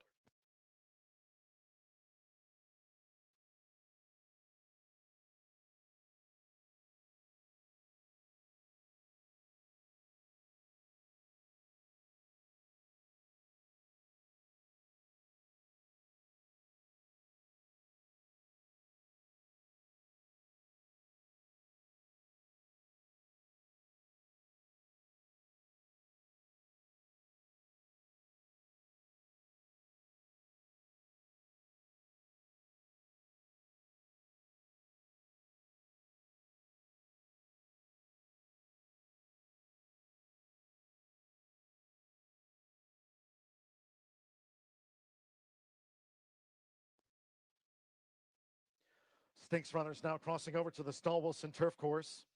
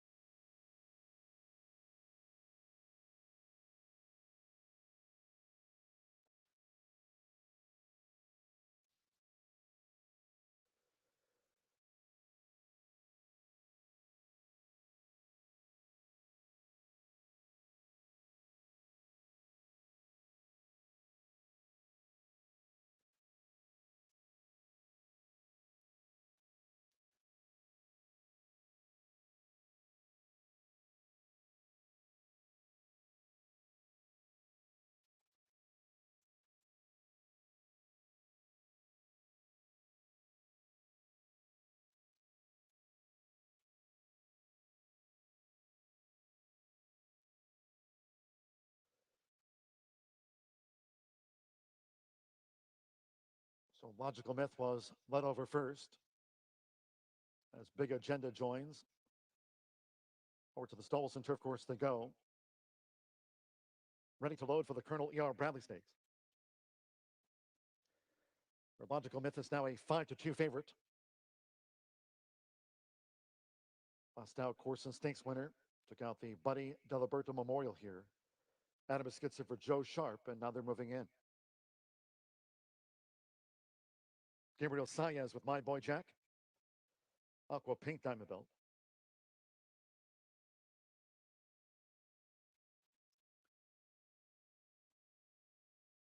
Vittori Kin, Brian Hernandez Jr. riding for a stakes double after title ready score. Florent Giroux with Big Agenda. Now Joe Telemo with Split the Wickets. 4-time winner by Gio Ponte. Spectacular Gem. It's 3-1. James Graham for Jimmy Baker. Logical Myth, 5-2 favorite. Now Declan Carroll with Peace Achieved. Miguel Mena with Maraud. Mile and a 16th. One more. Mitch Morrow is sailing solo. Secret Message won the Marie G. Krantz Memorial in 142.66. They're in the gate. They're off in the Colonel E.R. Bradley Stakes, and Split the Wickets was awkwardly away and dives right toward the running rail. It's Logical Myth, along with Big Agenda in the black cap. Here's Spectacular Gem in the purple sash with an early move. Peace Achieved and Sailing Solo is caught wide as they stack up heading toward the clubhouse turn. Just being led by Big Agenda, Spectacular Gem, Sailing Solo 3 deep. Logical Myth up the near side. Peace Achieved running in 5th as they go to the back of the course. Marauders is settled 6th. Then comes Victoria Kin in 7th, followed by My Boy Jack in 8th at the 5.5. And Split the Wickets has drifted back to last, the quarter in 23.59 seconds. So it's Big Agenda in the leading role here for Florent Giroux. Big Agenda leads 3/4 length. Spectacular Gem close in tow for James Graham. Logical Myth holds the rail. Sailing Solo in this leading quartet. Peace Achieved from wide Maraud nearest the inside. Looking to gain ground. Vittori Kin, My Boy Jack, Split the Wickets remains the trailer. Half mile in 48.17 seconds. They turn again. Inside 3 furlongs to go. Aiming for Big Agenda. Spectacular Gem. Logical Myth against the rail and Sailing Solo. Black colors cherry cap. Looking to unwind 3 wide. Peace Achieved from Vittori Kin. Maraud wide. My Boy Jack and Split the Wickets. Moved up toward the inside as they straightened. 3/4 in 112.29 seconds. Logical Myth. Big Agenda drifts. Spectacular Gem is battling hard, but in the final furlong, it's Logical Myth who leads against the rail, and then Sailing Solo and Peace Achieved. They're close to home with Adam Beschizza. Logical Myth, another stakes here. Logical Myth wins by 3. Second photo and nose between Big Agenda with Spectacular Gem. Close call. Peace Achieved was next with Sailing Solo and Split the Wickets. Logical Myth has won the Colonel E.R. Bradley Stakes.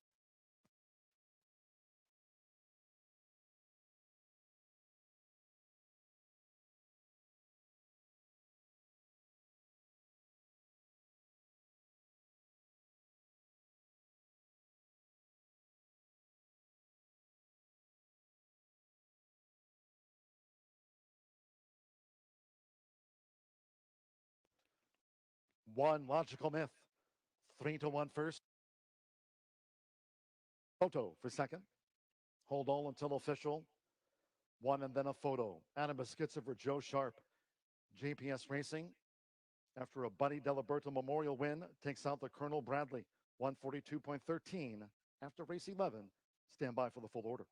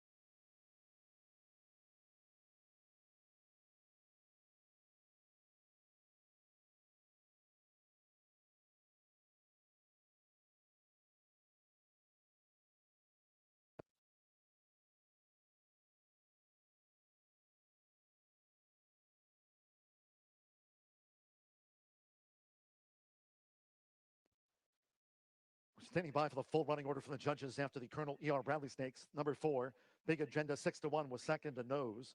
2-8 Spectacular Gem. 2-1 favored third, and there was a dead heat for fourth. Do note, dead heat for fourth between 9 Peace Achieved and 10 Sailing Solo. The 9 and the 10 Peace Achieved, Sailing Solo, dead heat for fourth. There will be a couple of winning superfecta combinations. 1, 4, 8, 9, 1, 4, 8, 10, 9 and 10 dead heat for fourth place.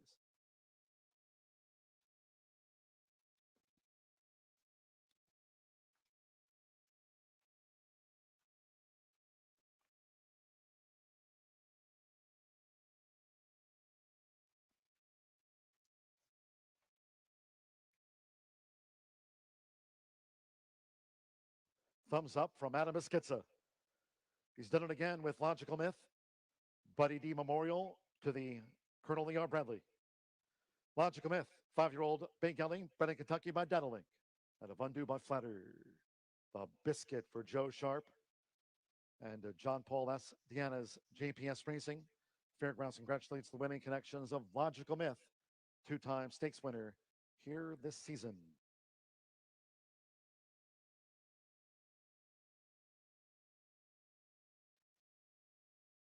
So 3-1 on the Colonel E.R. Bradley winner. Couple of stakes. Hat-trick wins the meet for Logical Myth. Been in winning form, 142.13.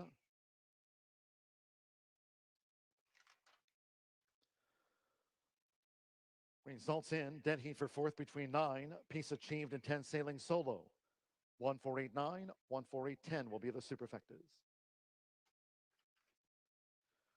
Winner's presentation. Once again, Fairgrounds Senior Director of Racing, Jason Boulay, making the presentation to the winning connections of Logical Myth. 2 stakes wins, hat-trick of victories here this season. For Logical Myth, there's winning trainer Joe Sharp with Adam Beschizza, John Paul Mastiana's JPS Racing. Congratulations to Logical Myth, the Colonel E.R. Bradley Stakes champion of 2021.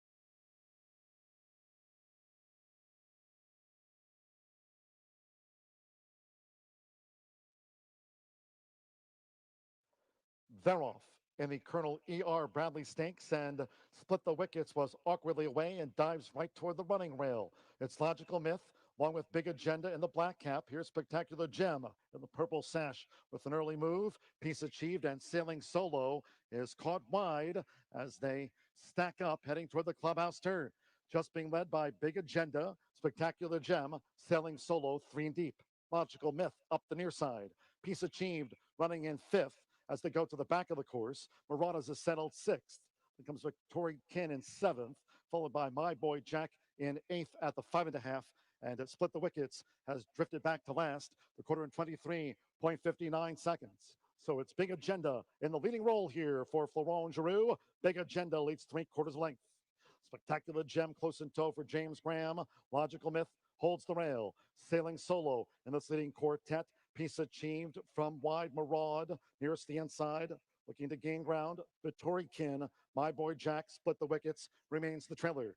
Half mile in 48.17 seconds. They turn again, inside 3 furlongs to go. Aiming for Big Agenda, Spectacular Gem, Logical Myth against the rail, and Sailing Solo. Black colors Cherry Cap, looking to unwind 3 wide. Piece achieved from Vittori Kin. Maraud wide, My Boy Jack, and Split the Wickets. Moved up toward the inside as they straightened. 3/4 in 112.29 seconds. Logical Myth, Big Agenda drifts. Spectacular Gem is battling hard, but in the final furlong, it's Logical Myth who leads against the rail, and then Sailing Solo and Piece Achieved. They're close to home with Adam Beschizza. Logical Myth, another stakes here. Logical Myth wins by 3. Second photo and nose between Big Agenda with Spectacular Gem. Close call.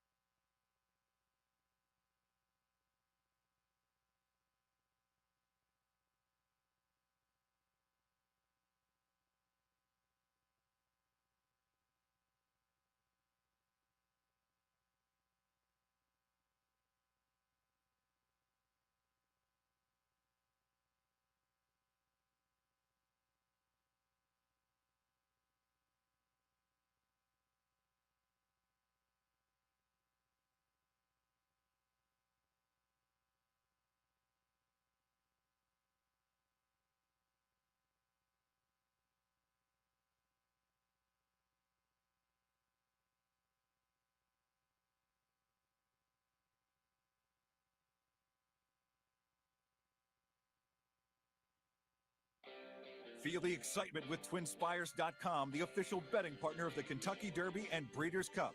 With TwinSpires.com, place legal wagers and watch live horse racing wherever you are on any device. Sign up, play, and win today. New players use promo code WIN100 on sign up to start your $100 bonus. With TwinSpires.com, you can bet on horse racing. Get the TwinSpires.com app to receive special offers and the most up-to-date information. Terms and conditions apply. Void where prohibited. Please wager responsibly. Deja Vu for Logical Myth and his team, Joe Sharp and Adam Biscuits, same post. Same result, a little bit easier this time, though. Yeah, agreed. You got a good scenario up front where the 4 big agenda went going a little bit, and they hit pretty hard early, saved all the ground, was a much the best winner, and Joe's got this horse going in the right direction. No doubt. Congratulations to those winning connections, back-to-back stakes victories for Logical Myth. Let's turn the page to a prep race on the road to the not only Fairgrounds Oaks, but the Longines Kentucky Oaks. 10 points to the winner here, talking about the $150,000 Silver Bullet Day, and a very highly regarded filly, and maybe more than one involved in this race, as we see Sunpath up there at odds of 3 to 5. Let's take a look at her in the paddock first. She has shown nothing but promise in her very young career. Second on debut was Sunpath at Keeneland sprinting, Brian, then the 7 furlongs at Churchill, lost 5 lengths at the start, blitzed them on the turn, a hand ride to the wire by 3, hand ride to the wire, maybe even not that extreme, mild hand ride, I'd say, and winning by 13 in her 2-turn debut last time. And she's bred to be a good one. Well, she's a full sister to our Fairgrounds Oaks winner of last year, Bonnie South, who did some good things for Brad Cox and Juddmont Farms. And Brad is on record, and he readily easy to say that Sunpath is better, at least right now. I know horses sometimes, Joe, they get looked down on when they beat small fields and maybe the margins blown up. That race was awesome. It was in racehorse time, and she is a dominant filly entering the Silver Bullet Day in her stakes debut. Yeah, this is going to be fun to watch, because right now Sunpath is 3 to 5. We're not surprised by that. The opening action on Super Sensational, I think we were both a little bit taken aback by. She is the market mover. TwinSpire's market mover off of the early attention. She was actually favored moments ago over Sunpath. This is a horse that's undefeated. She's won very easily in her last 2 starts, the only 2 of her career. 1 turn, Tapeta, Woodbine. 2 turns, Dirt, Fairgrounds. We'll see if she can transfer that form to a completely different racing scenario. Yeah, and that's obviously the wild card, if you can be a wild card at 8 to 5 in a stakes race. But she's by Curlin out of an Indian Charlie mare. She's certainly bred for 2 turns. She's certainly bred for the main track. She's got the right kind of running style, very close in those sprints at Woodbine. A good draw here as well. There you see Dave Carroll in the paddock getting her ready to roll. And I think this is she's an exciting newcomer, Joe. And she clearly has a lot of talent. When you win a stakes race by 4 lengths in your second start, you're doing something right. One of the favorite horses that I got a chance to visit on the barn tour. She is as sweet as a peppermint and then some, super sensational. And the dam, interestingly enough, Brian, is a half to Tismiz Sue and Bulletin. And Tismiz Sue was $1 million router. So you see Indian Charlie on the bottom a little bit, Curlin on the top. The Indian Charlie scares you just a little bit. And we apologize, getting cut short a little bit here with just 7 minutes to post time for the Silver Bullet Day. Quick final thought. Well, Little Stitches is a rousing 2-turn winner for Tom Amos, our leading trainer. There's a lot going on here besides the 2 favorites. But I think at the end of the day, Joe, Sunpath is, no pun intended, but on the path to our Oaks maybe and the Kentucky Oaks. All right, I agree. 7 minutes to post time for the Silver Bullet Day. Good luck.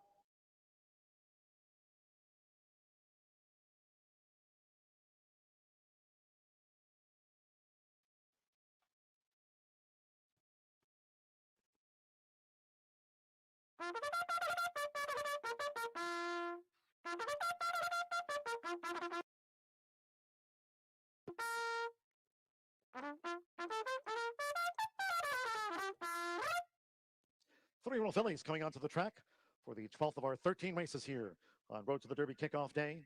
It's the Silver Bullet Day Stakes. 1 mile and 70 yards, 6 fillies run. Scratch 4, Minute Vaults, 15 Princess Theorem, and 16 Divine Comedy. Scratch the 4, 5, and 6 from the race card.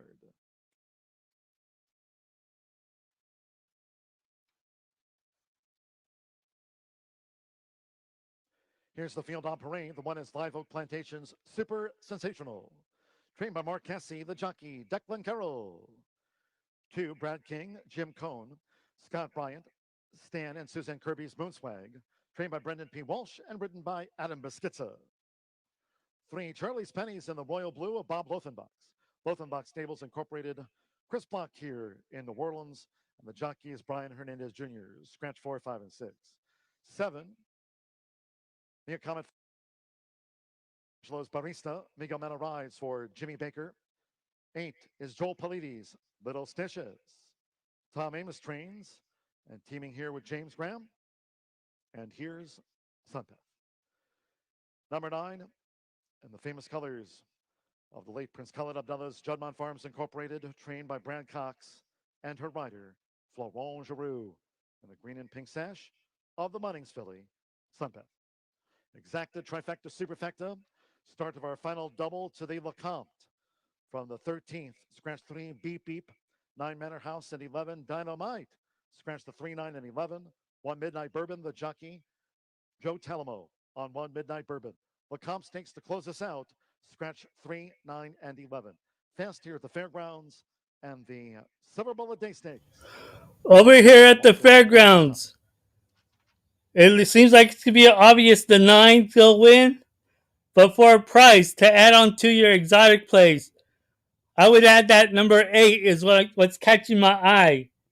The 8 looks well enough to possibly even win it if the 9 has issues or something. So for my selection here at the Fairgrounds, it's going to be the number 8. And then right after this, after the next big race at Santa Anita, which is in 20 minutes, I'm going to hop off for a little bit, and then I'm going to relax, and I'll be back on by 4 o'clock to go through maybe some Charlestown, maybe some Sam Houston, Los Alamitos, and then some harness racing. En unos 20 minutos me voy a bajarme de cámara, entonces me voy a regresarme a las 4 para jugar de la Sam Houston, un poco de Charlestown, de Los Alamitos y de Cal Expo. Good luck to everyone on your selection. Buena suerte a todos tus cogidos acá.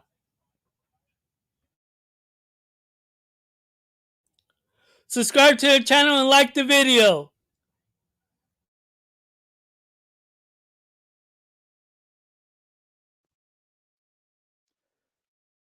Now less than 2 minutes to post time.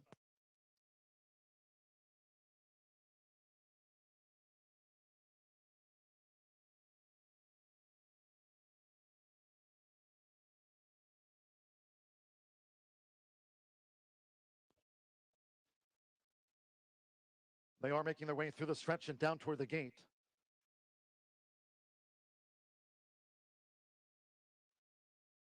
Four to 5 favorite Sunpath. Florent Giroux for Brad Cox, Judmont Farms. 8 to 5 Super Sensational, Declan Carroll for Mark Cassie and Live Oak Plantation. They are nearing the gate. This was due at 5:20. Es que me puedo. Te enseño de una carrera de la Turfway. Eso va a estar en 26 minutos.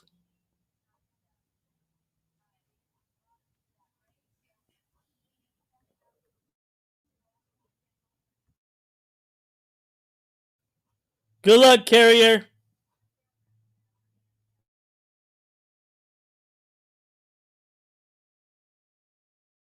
They've arrived at the gate.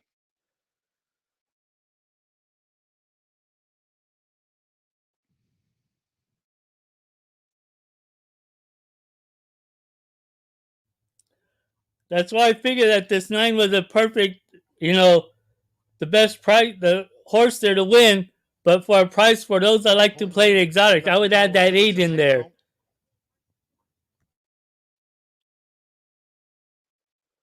Adam Esquitza with Moon Swag has joined Super Sensational. Brian Hernandez Jr. with Charlie's Penny. Here's Miguel Mena with Barista. James Graham and Little Stitches. Red and white blocks. 4 to 5 Sunpath coming up. I do have shirts and sweatshirts for sale, and my bonfire store. 70 yards. They're in the gate. Acá tengo camisas en mi tienda para comprar. Y también al rato me voy a tener mis cachuchas. And there's Little Stitious, who's hustled out toward the lead for James Graham. Sunpath follows her, green with a pink sash. It's Little Stitious and Sunpath right there on the outside with in between horses. Moonswag, who's keen and needs to settle there. Moonswag and Charlie's Penny now advances in the 3-path. So Little Stitious, 3/4 length to Sunpath, who's right there. Charlie's Penny keeps Moonswag in. The trailers are Barista and up the near side for Declan Carroll, Super Sensational.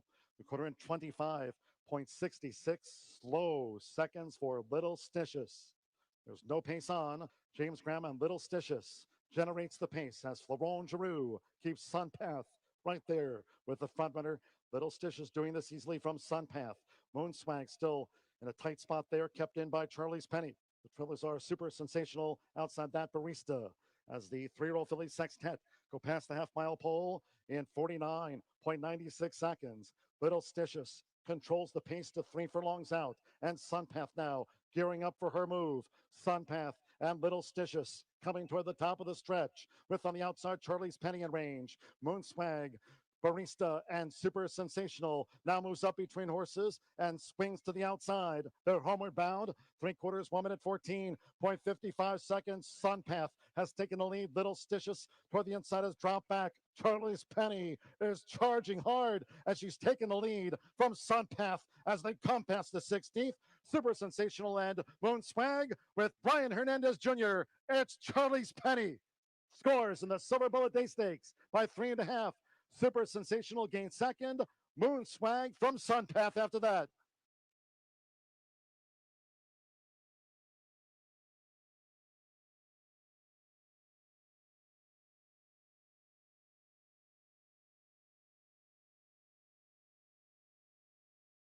Wow, was that a shocker? The 8 died out, but ran a great race. Tried to do the pace setter, but ran a great race. I'm going to keep an eye out on that 8 horse next time. This field was just too tough for.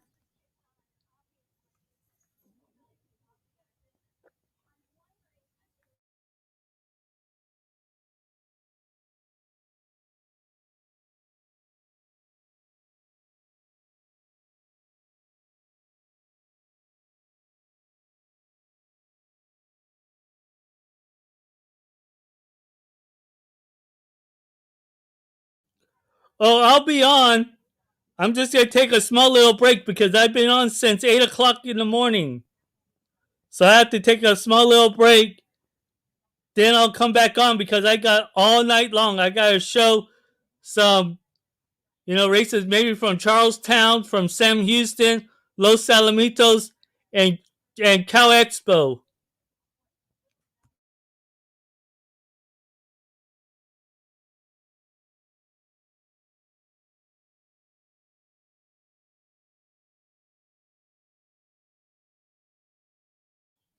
I'm sorry.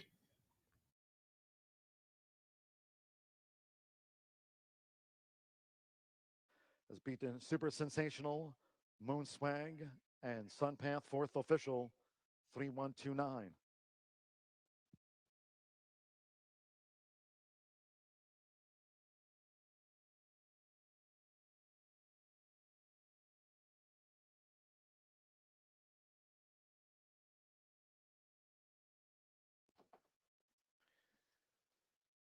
Thumbs up from BJ.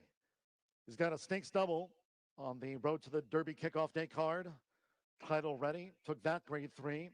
Just won the Philly Stakes with Charlie's Penny in the Lothenbach Blue. Brian Hernandez Jr. and Charlie's Penny, 3-year-old. Minnesotan bred filly. Race day. The sire out of Sweet Lorraine by Warriors Reward. There's Chris Block. He's here at the Fairgrounds. Trains for Bob Lothenbach's Lothenbach Stables Incorporated.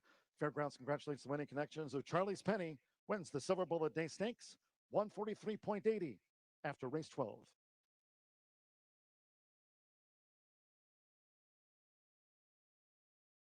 Winner's presentation coming up. Noting in the 13th, Lacombe Stakes Grade 3, Scratch 3, Beep Beep, 9 Manor House, and 11 Dynamite. Scratch the 3, 9, and 11. Joe Telemo rides 1 Midnight Bourbon. Post time, they posted it at 5:49 as advertised. That's 22 minutes away. The Silver Bullet Day Stakes went off right at post. That was at 5:22. Okay, winner's presentation.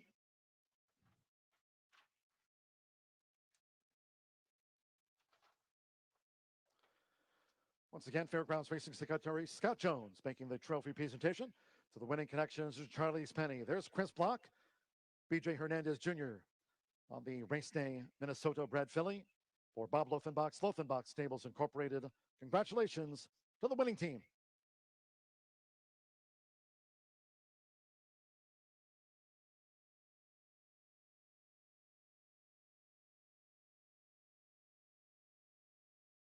Really, these horses are not snappy enough to over there, especially first time over there. Yeah. Brando's just a pro. Yeah, he's also, I mean, again, if you're going to try that with someone, they used to say a lot of times. I'm going to do a 1, 2, 3 exacta box here.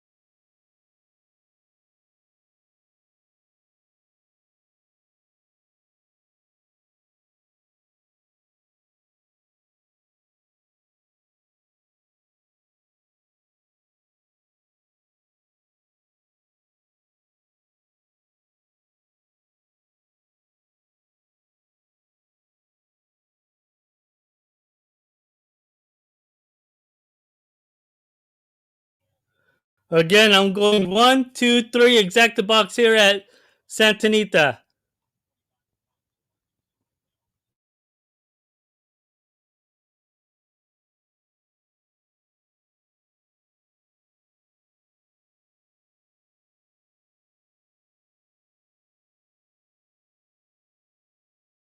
Bred and owned by DP Racing and Jim Cassidy.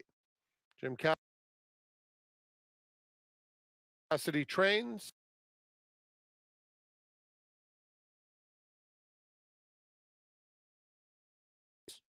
Giovanni Franco up.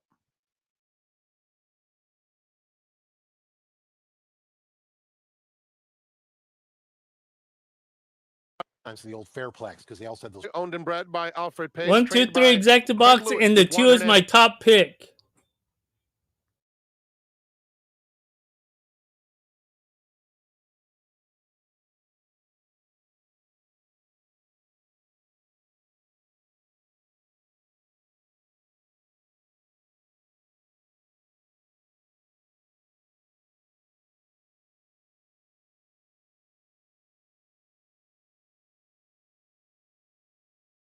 Here with Craig DeLossie, who trains the #1 horse, Brando, the bartender. Now, if you look at his PPs, you think, long time between drinks. But he just won going 1,000-yard at Los Al as an 8-year-old. Tell me a little bit about him. He's been an amazing horse. We won a 6-way shake with him, and the horse has been, he's been great for us ever since. And I took advantage of a 1,000-yard race over there at Los Alamitos just to get him legged up. Came back in the grass race here, and I think our condition's good. I expect a big run today, and we're excited about just being in this spot and having him healthy, and we're hoping for a good trip. With the blinkers off, what is the reason for that? Oh, just to get him to settle a little bit. Subscribe to the channel and like the video. Humberto knows this horse really well, and he'll save ground, and he'll make his run if hopefully he's good enough. But he's in good form right now. What does Cal Cup mean to you and your stable being out here for years and years in Southern California? Oh, it's great. It's just it's a tribute to the track and putting this on each year, and been lucky enough to have owners that have bought Calbreds for me, bred a few over the years, and they've been competitive. And I could think way back, back in the days when my dad had horses and running Cal Cup Day. It was always an exciting day. So we'll hope to keep that trend going. Best of luck. Thank you.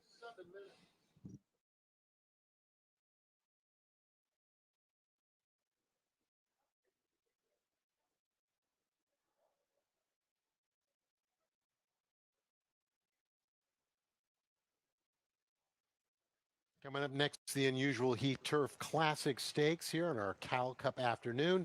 Joining us from the lawn, we go back to Millie Ball. Thank you, Peter. Well, the favorite, the 8, Acclimate, is a Grade 2 winner. He comes out of some very hefty races, graded stakes races. And he also has had a prep race for this. But if you're looking for an angle to try and think, well, maybe he's vulnerable, I think it's distance here. It might just be a little too sharp for him, this distance of 1 mile and 1/8. You look at his form, and he really does excel when he's going further than that trip. Now, he's a closer. He's got some back class. I'm looking at a horse by the name of Marquis Water. He's a long shot, I think, in here. But if you remember in race #1, Policy won. And the reason I liked him was because you could dig back into the beginning of his career, and he had 2 very good races. And Marquis Water is the same. He's a horse that's got back class. He's had a couple of races under his belt, and he's done very well over the Santa Anita turf course way back when. So you've got to look back to that form. And I know that Tim Yakteen claimed him for the same connections that own Cordiality for the same reasons, because Cordiality had back class, and he actually has gone on and done some good of late. Now, the #7, Heck Yeah, he's going to be going that 1 mile and 1/8. Is that stretching him too far? That was my question there. He does return to Southern California after those very good races up north. Well, the water gets a little bit deeper down here, so we'll see if he can transfer that form. To me, it's the 3 horses in there, and Heck Yeah is a good price, a long shot for sure.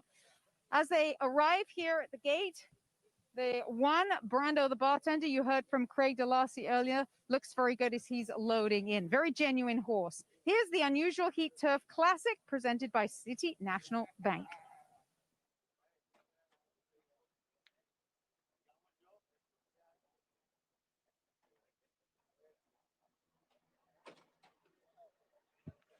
It's post time for the Unusual Heat Turf Classic presented by City National Bank.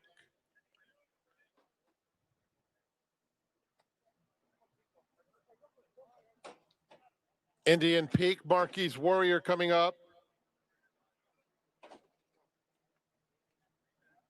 The last two to load will be Margot's Boy and Kono.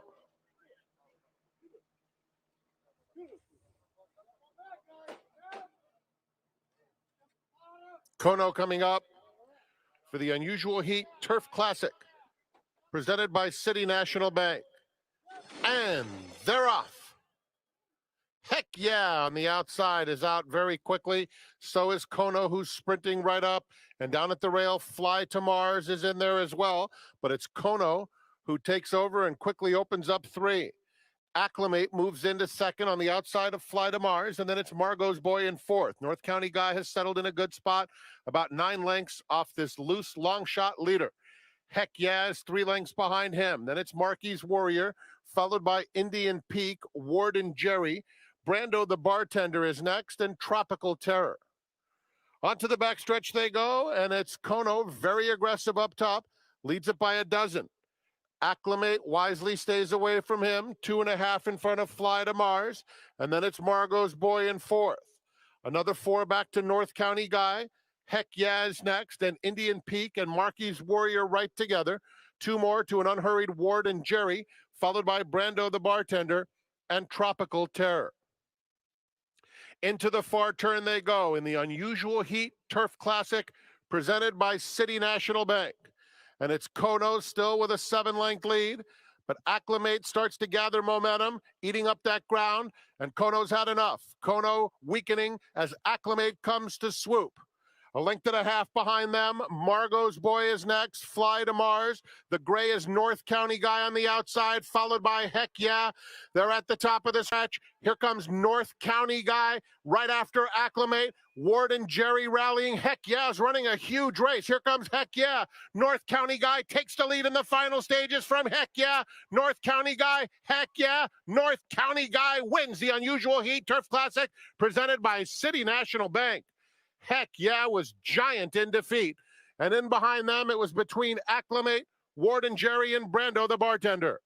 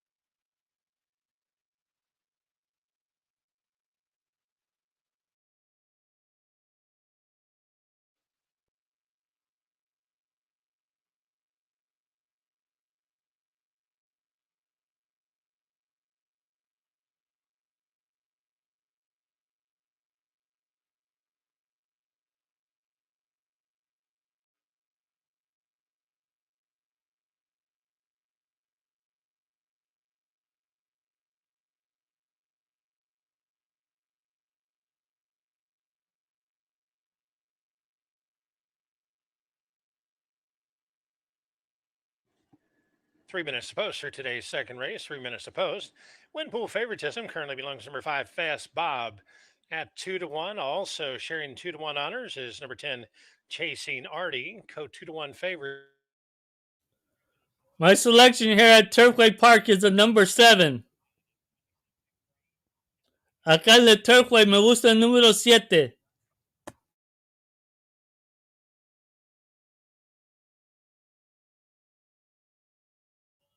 Right after the Fairgrounds race, I'm off for a little bit, and I'll be back on.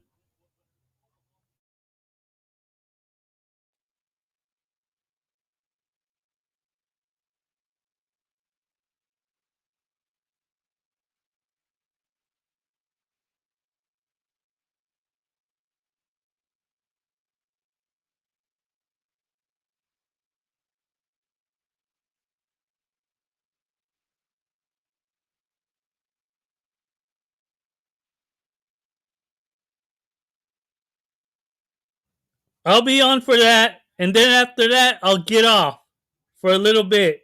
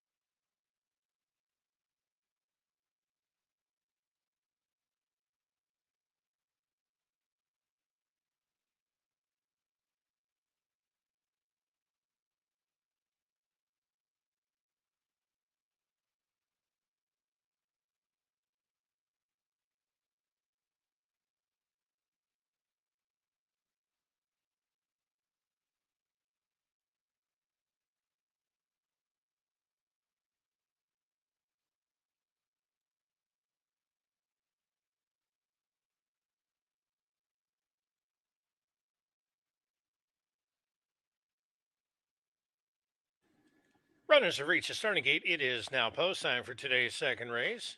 Maiden claimant event traveling 6.5 furlongs. Win pool favoritism belongs to number 10, Chasing Artie. Currently 7-5. The Gulfstream shipper, Angel Serpa aboard for trainer Wesley Ward. Runners beginning to load. Just Our Luck up first. Emmanuel Esquivel.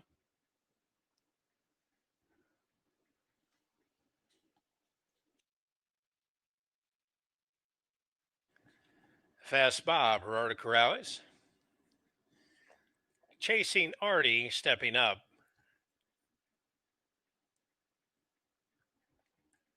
They're at the post.